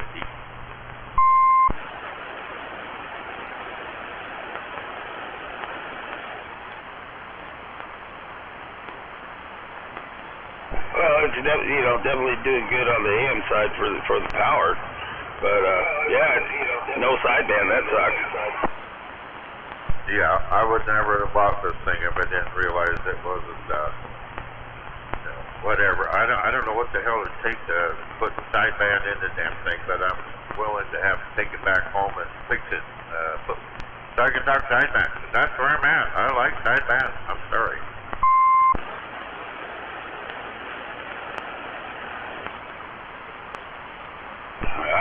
I don't know. Someone can correct me on it, but I don't think it's possible to put sideband in an AM. It might be. Well, it might take a couple more dollars, but what the hell? I already got 600 into the damn thing, and to me, it's, I don't know. Shit, I was doing just good without the damn thing on AM than I'm doing with it. I don't know. I don't want to bitch. The guy, he did me a favor, whatever. I'm not going to bitch. It is what it is.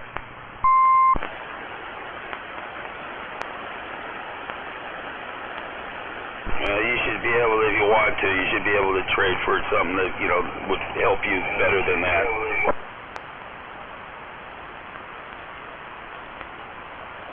Like I said, I don't mind doing the AM in the evening like we're doing right now, because I mean, there's all these other AUs out here. Jesus, they're running thousands of amps, and I can't compete with that. So why would I want to be on AM,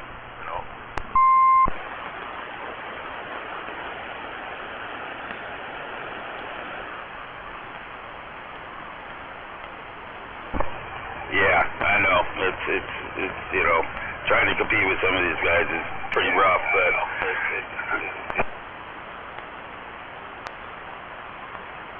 well, like I said, shit, I don't even try to get on here in the night when these guys are on. I wait till most of those guys go to bed. I'm surprised you guys are out here talking to me. I'm thankful that you are, because at least I get to talk on AM here a bit here.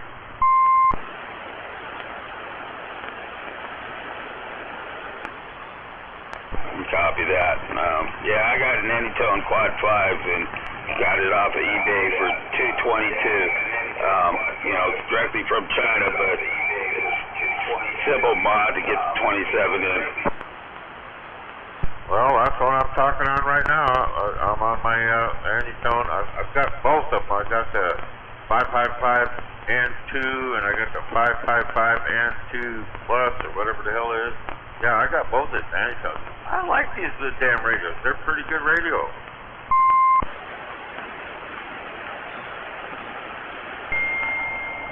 Well, those got sideband. They got sideband and FM.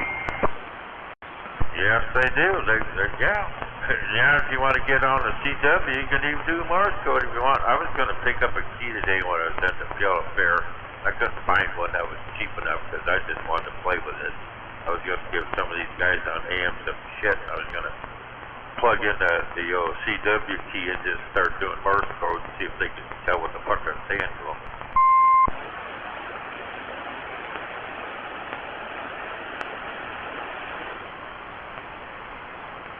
Anyways, is this thing coming across halfway decent? I can't get 45 kilos thing up on the website for some reason.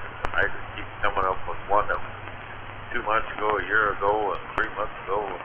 Anyways, is this thing putting out worth a damn?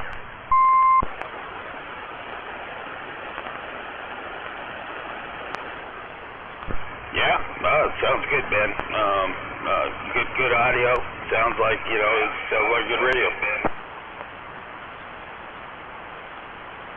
Well, I replaced the stock mic with the Extreme 2018. This seems to be a pretty good mic. I got one out in the garage on my other radio too. Oh gosh, G-Man turned me onto this one.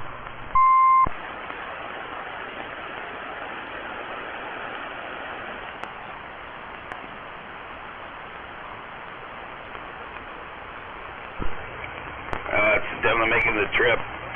There's no problem, when you're talking out that direction, you're definitely making the trip.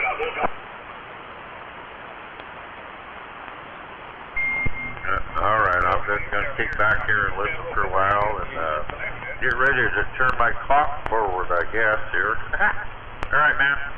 You guys have a good evening tonight. Happy Sunday, because it's, yes, it is Sunday. All right. You guys have a good one. And if you want to holler back at me, I'll be standing by. I'm just going to kick back and, like, what do you call it? Read the mail.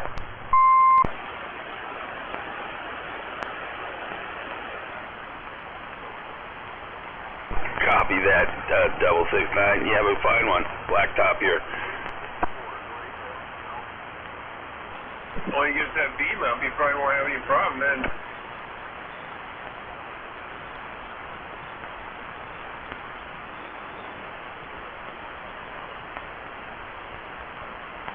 Yeah, you get a B, man, you'd be booming.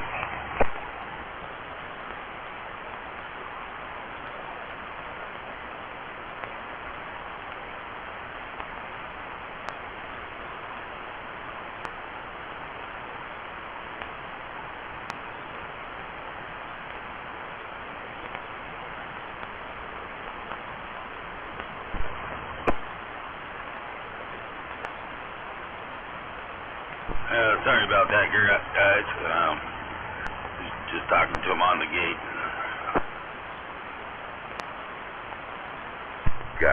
You gotta love that 8-second delay, huh?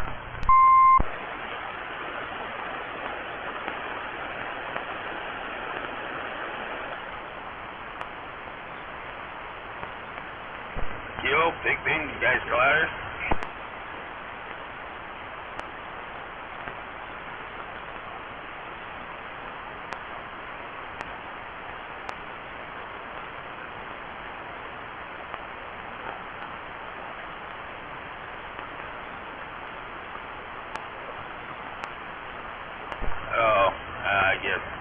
Talk too long.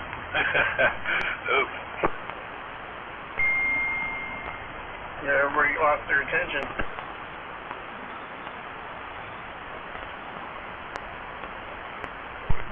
Quick interruption there, Blacktop. Can you come back to 669?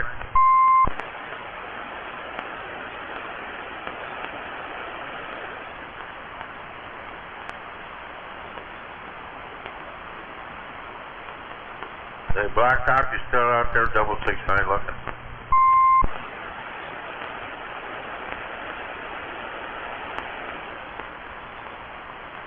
Yeah, I turned my volume down on my computer, but go ahead. Are you born and raised in Auburn, or been down there a long time? Whatever. I lived in Auburn since I was. Well, I moved to Auburn when I was 6 years old, back in '63.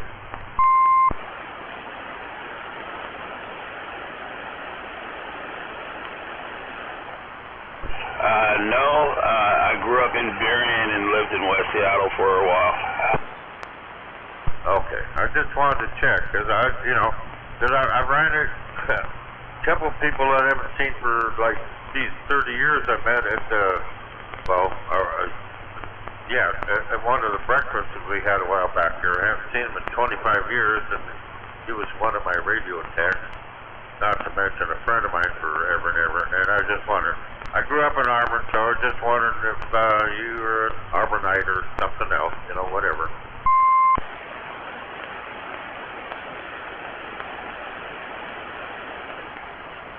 Oh, copy that.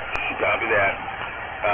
Yeah, next month, when Highlander has his get together, I'm thinking about heading down there. Okay, man. I won't bother you no more tonight. 669 on the side. Blacktop, you have yourself a good evening, man. Take care. We'll talk to you again another night. I'm going to be standing by listening, just in case anybody wants to yap.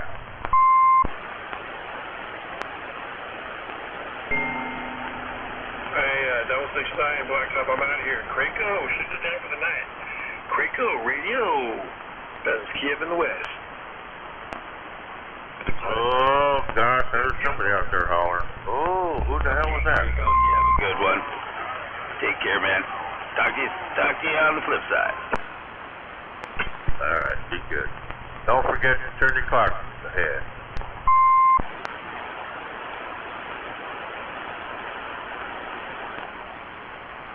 And keep your dick in line. Keep it ahead.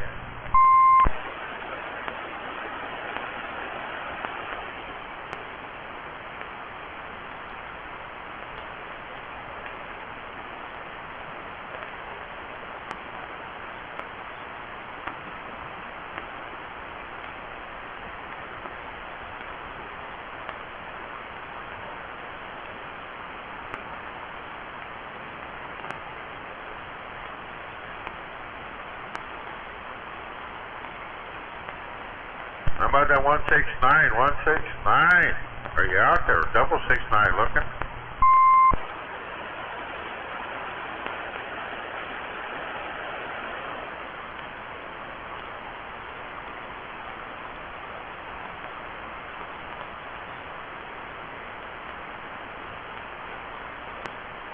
Oh yeah. Wait a minute. 669 looking.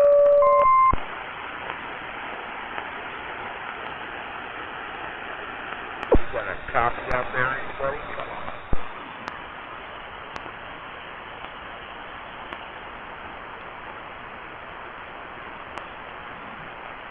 Rudy Poo, yeah. That's all I gotta say. No questions, no answers. Answers, no questions. No doubt about it, I just got there.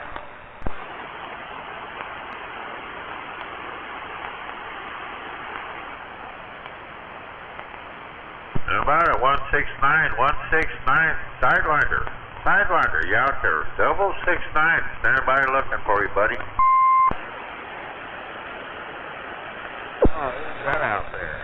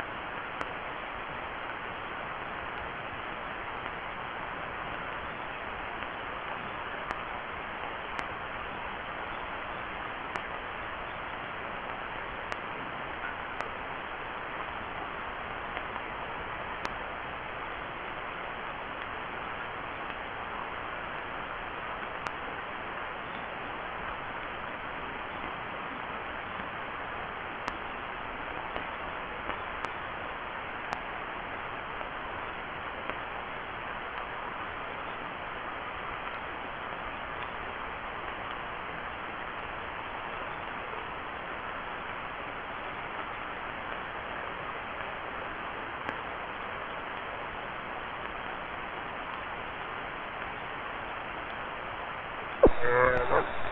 Hello.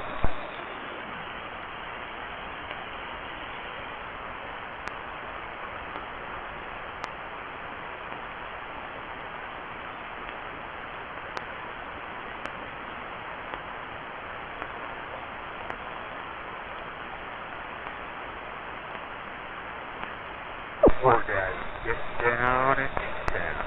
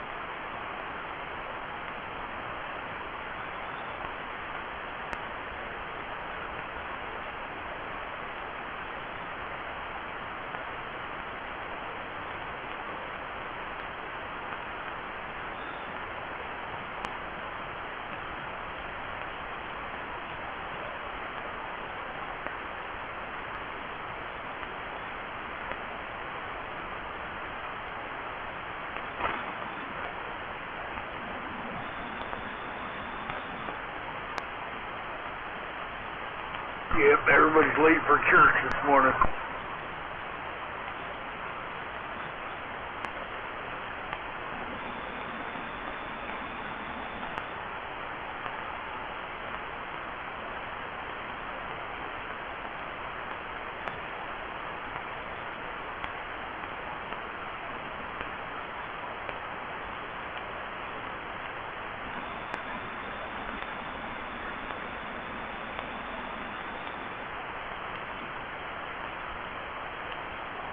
Well, that's always good.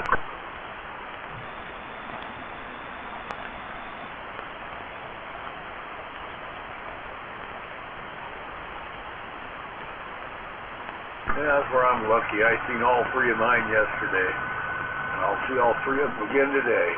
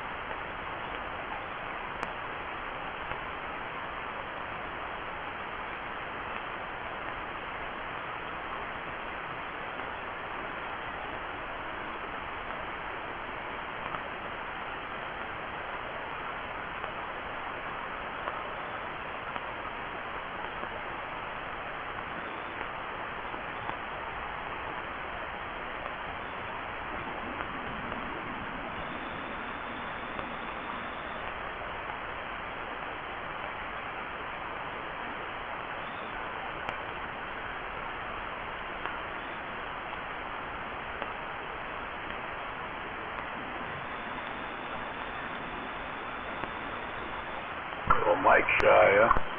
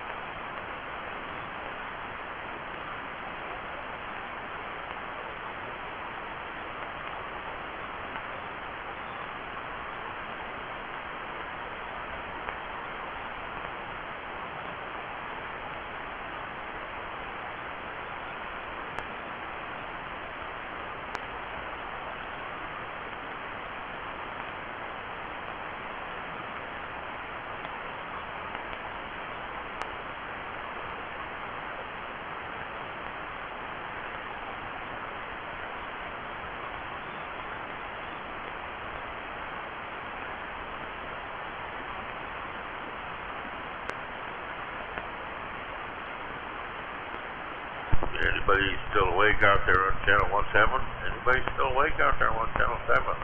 669, 669. Just want to say goodnight to everybody. Everybody's out there, say goodnight. Adios, amigos. To my friend. Adios.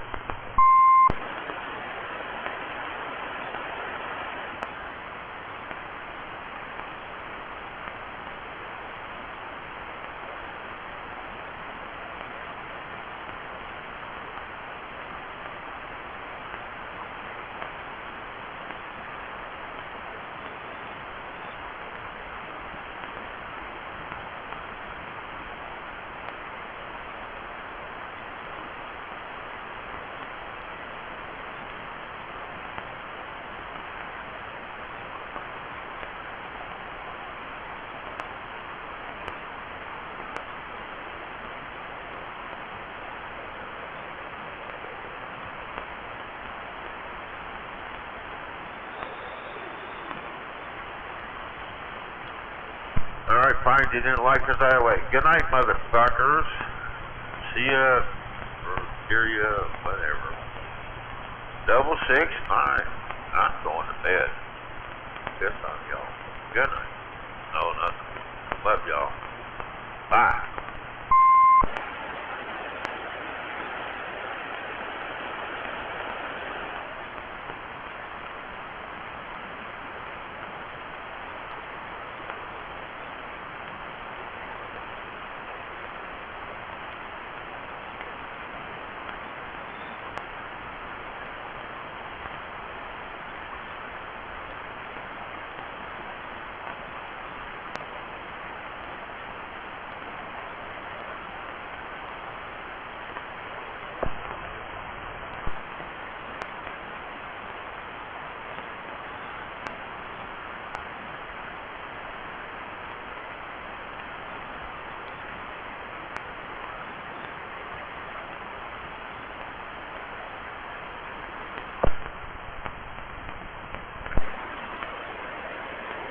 Hey, motherfucker, don't key up without saying something. You gotta key up and say something.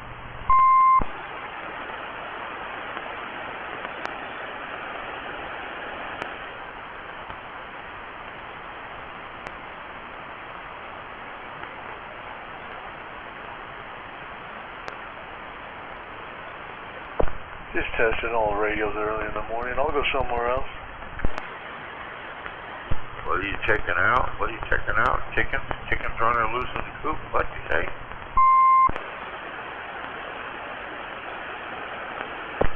Just looking on the gate, make sure they're keying up in the right frequency. That's alright, I'll go somewhere else. Oh, crap. I think you're coming back to me, but, man, you're throwing a hell of a signal, but the modulation's way down there. Barely hear you.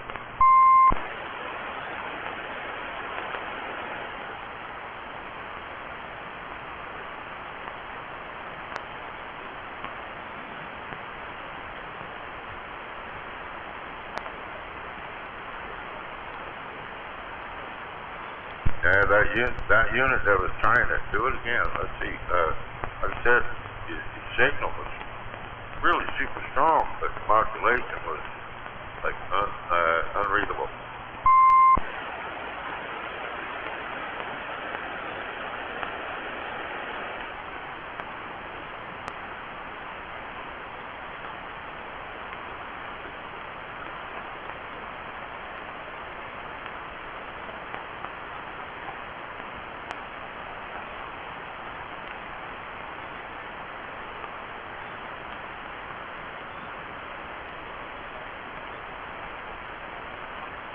Yeah, well, it just looked like that. Yeah, never mind. Just a bud duck. 669 on this end, standing by. We got something to say. Bring it out.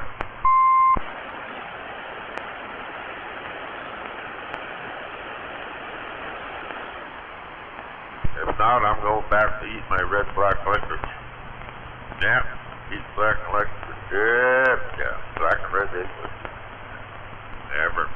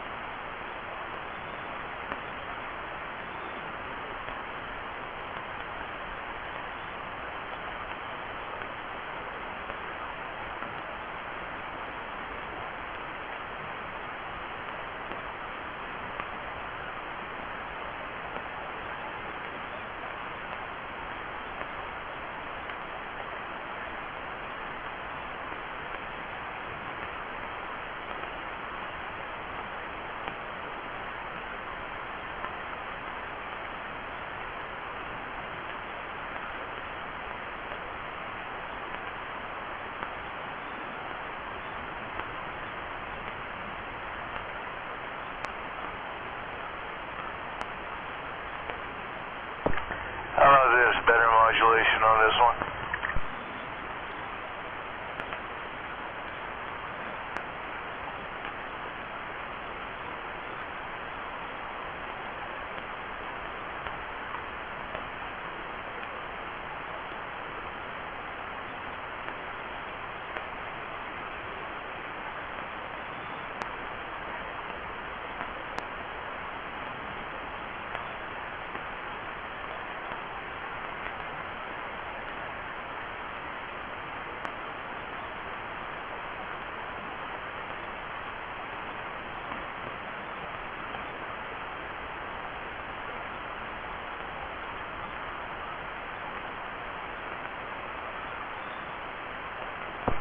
How about better modulation 1, 2?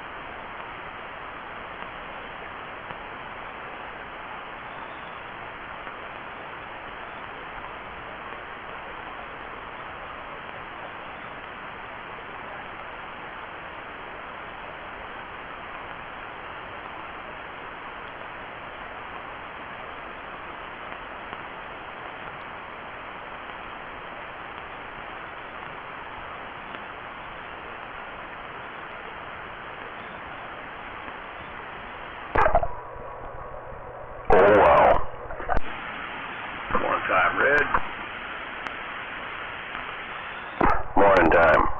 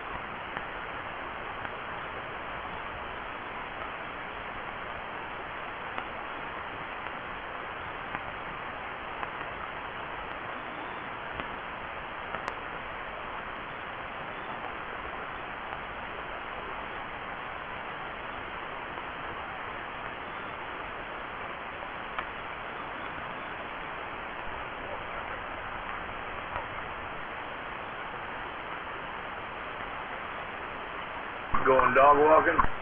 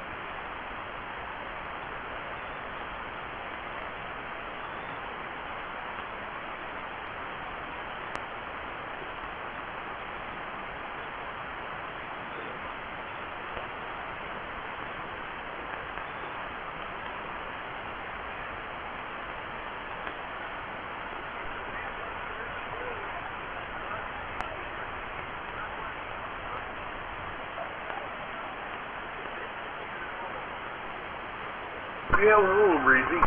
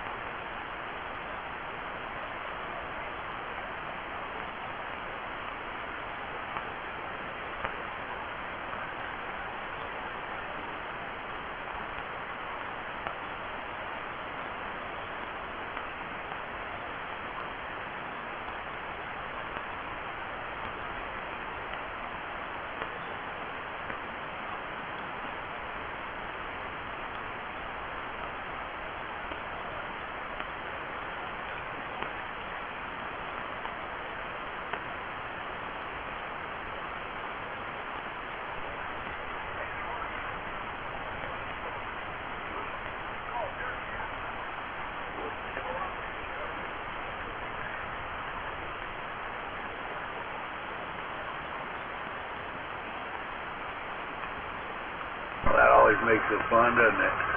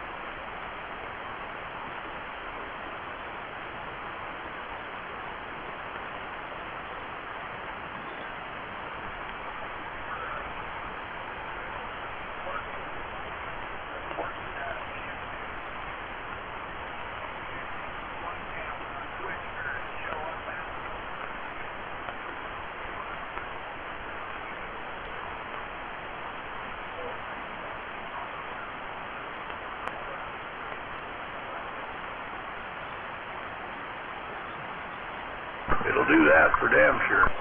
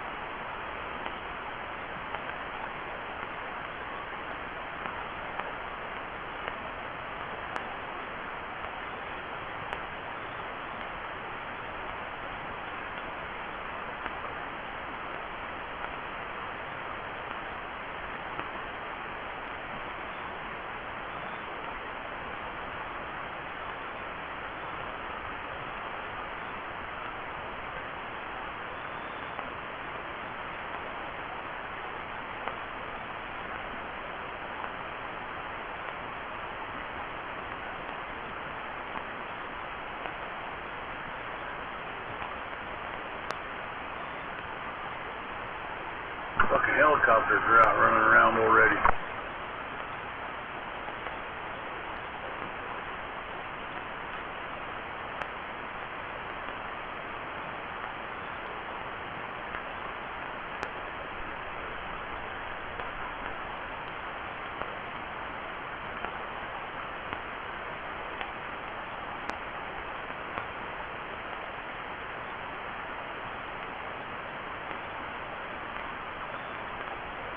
Good morning around the bend.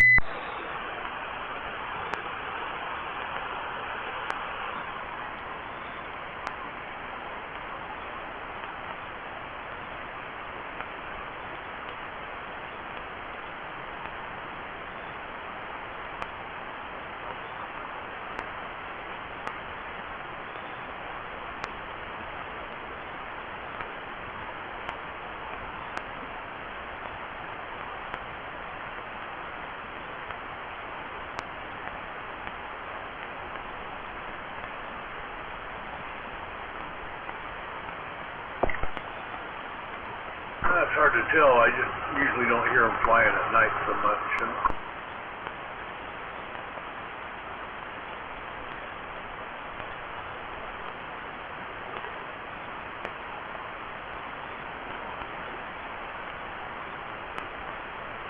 Well, they do, but I don't think that we're in their normal nighttime flight pattern, you know?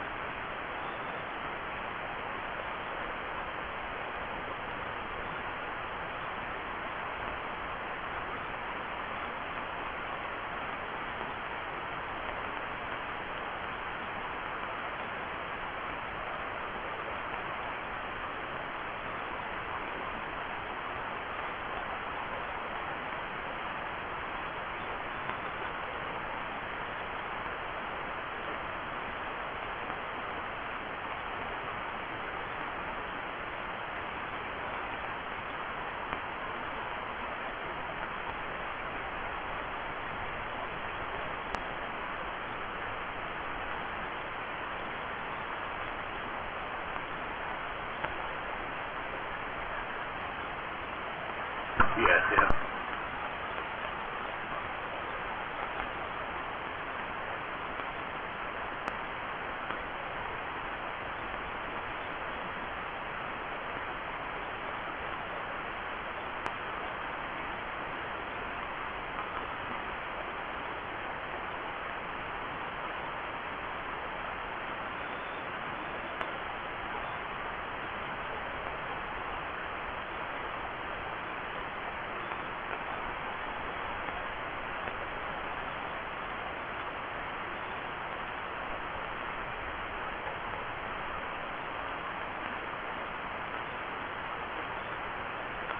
Yeah, but they gotta have their fuel.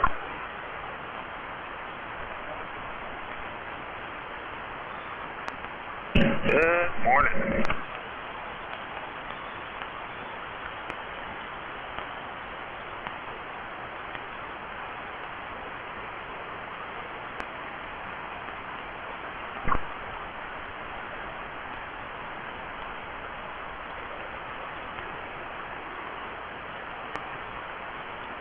That's what my son did the whole 8 years he was in the Army. He was a fueler.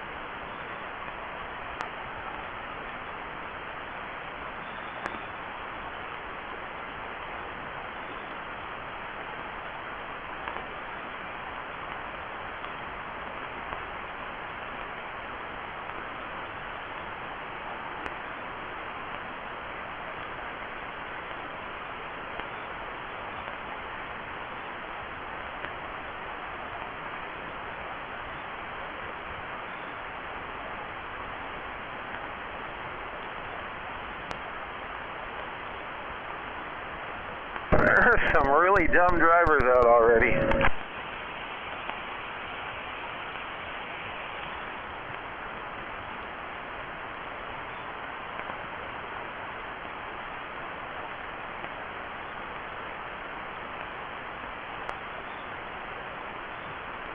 If I could see through the windows, I'm sure they can't speak English.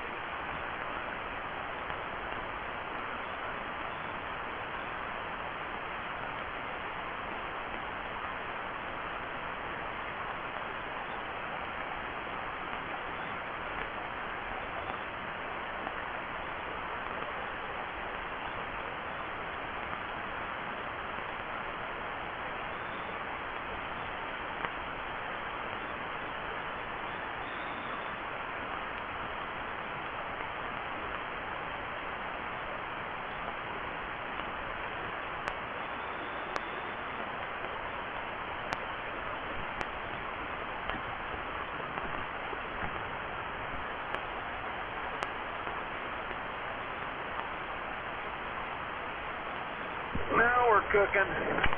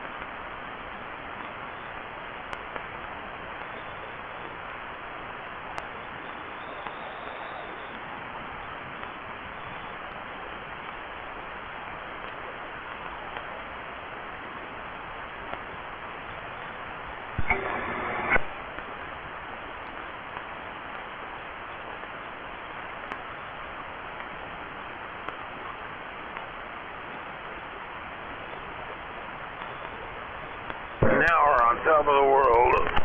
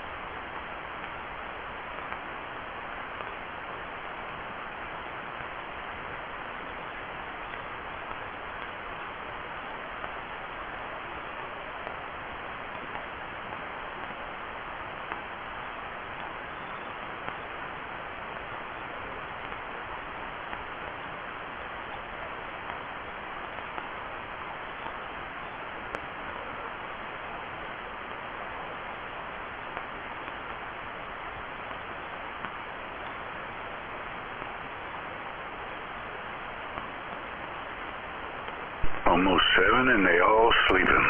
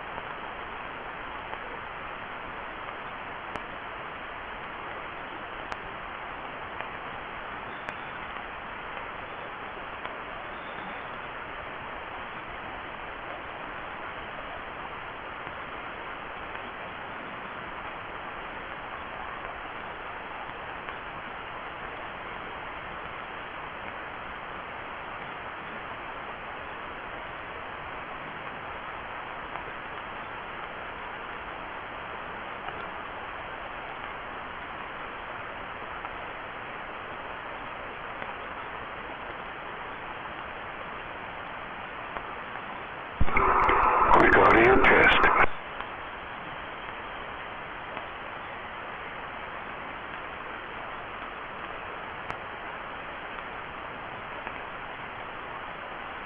All right, try this.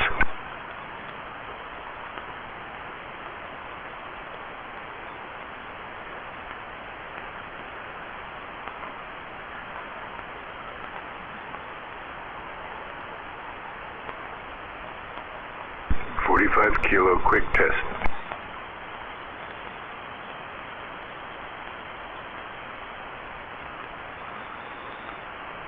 All right, that's less garbled. I'm done. Thanks. Bye-bye.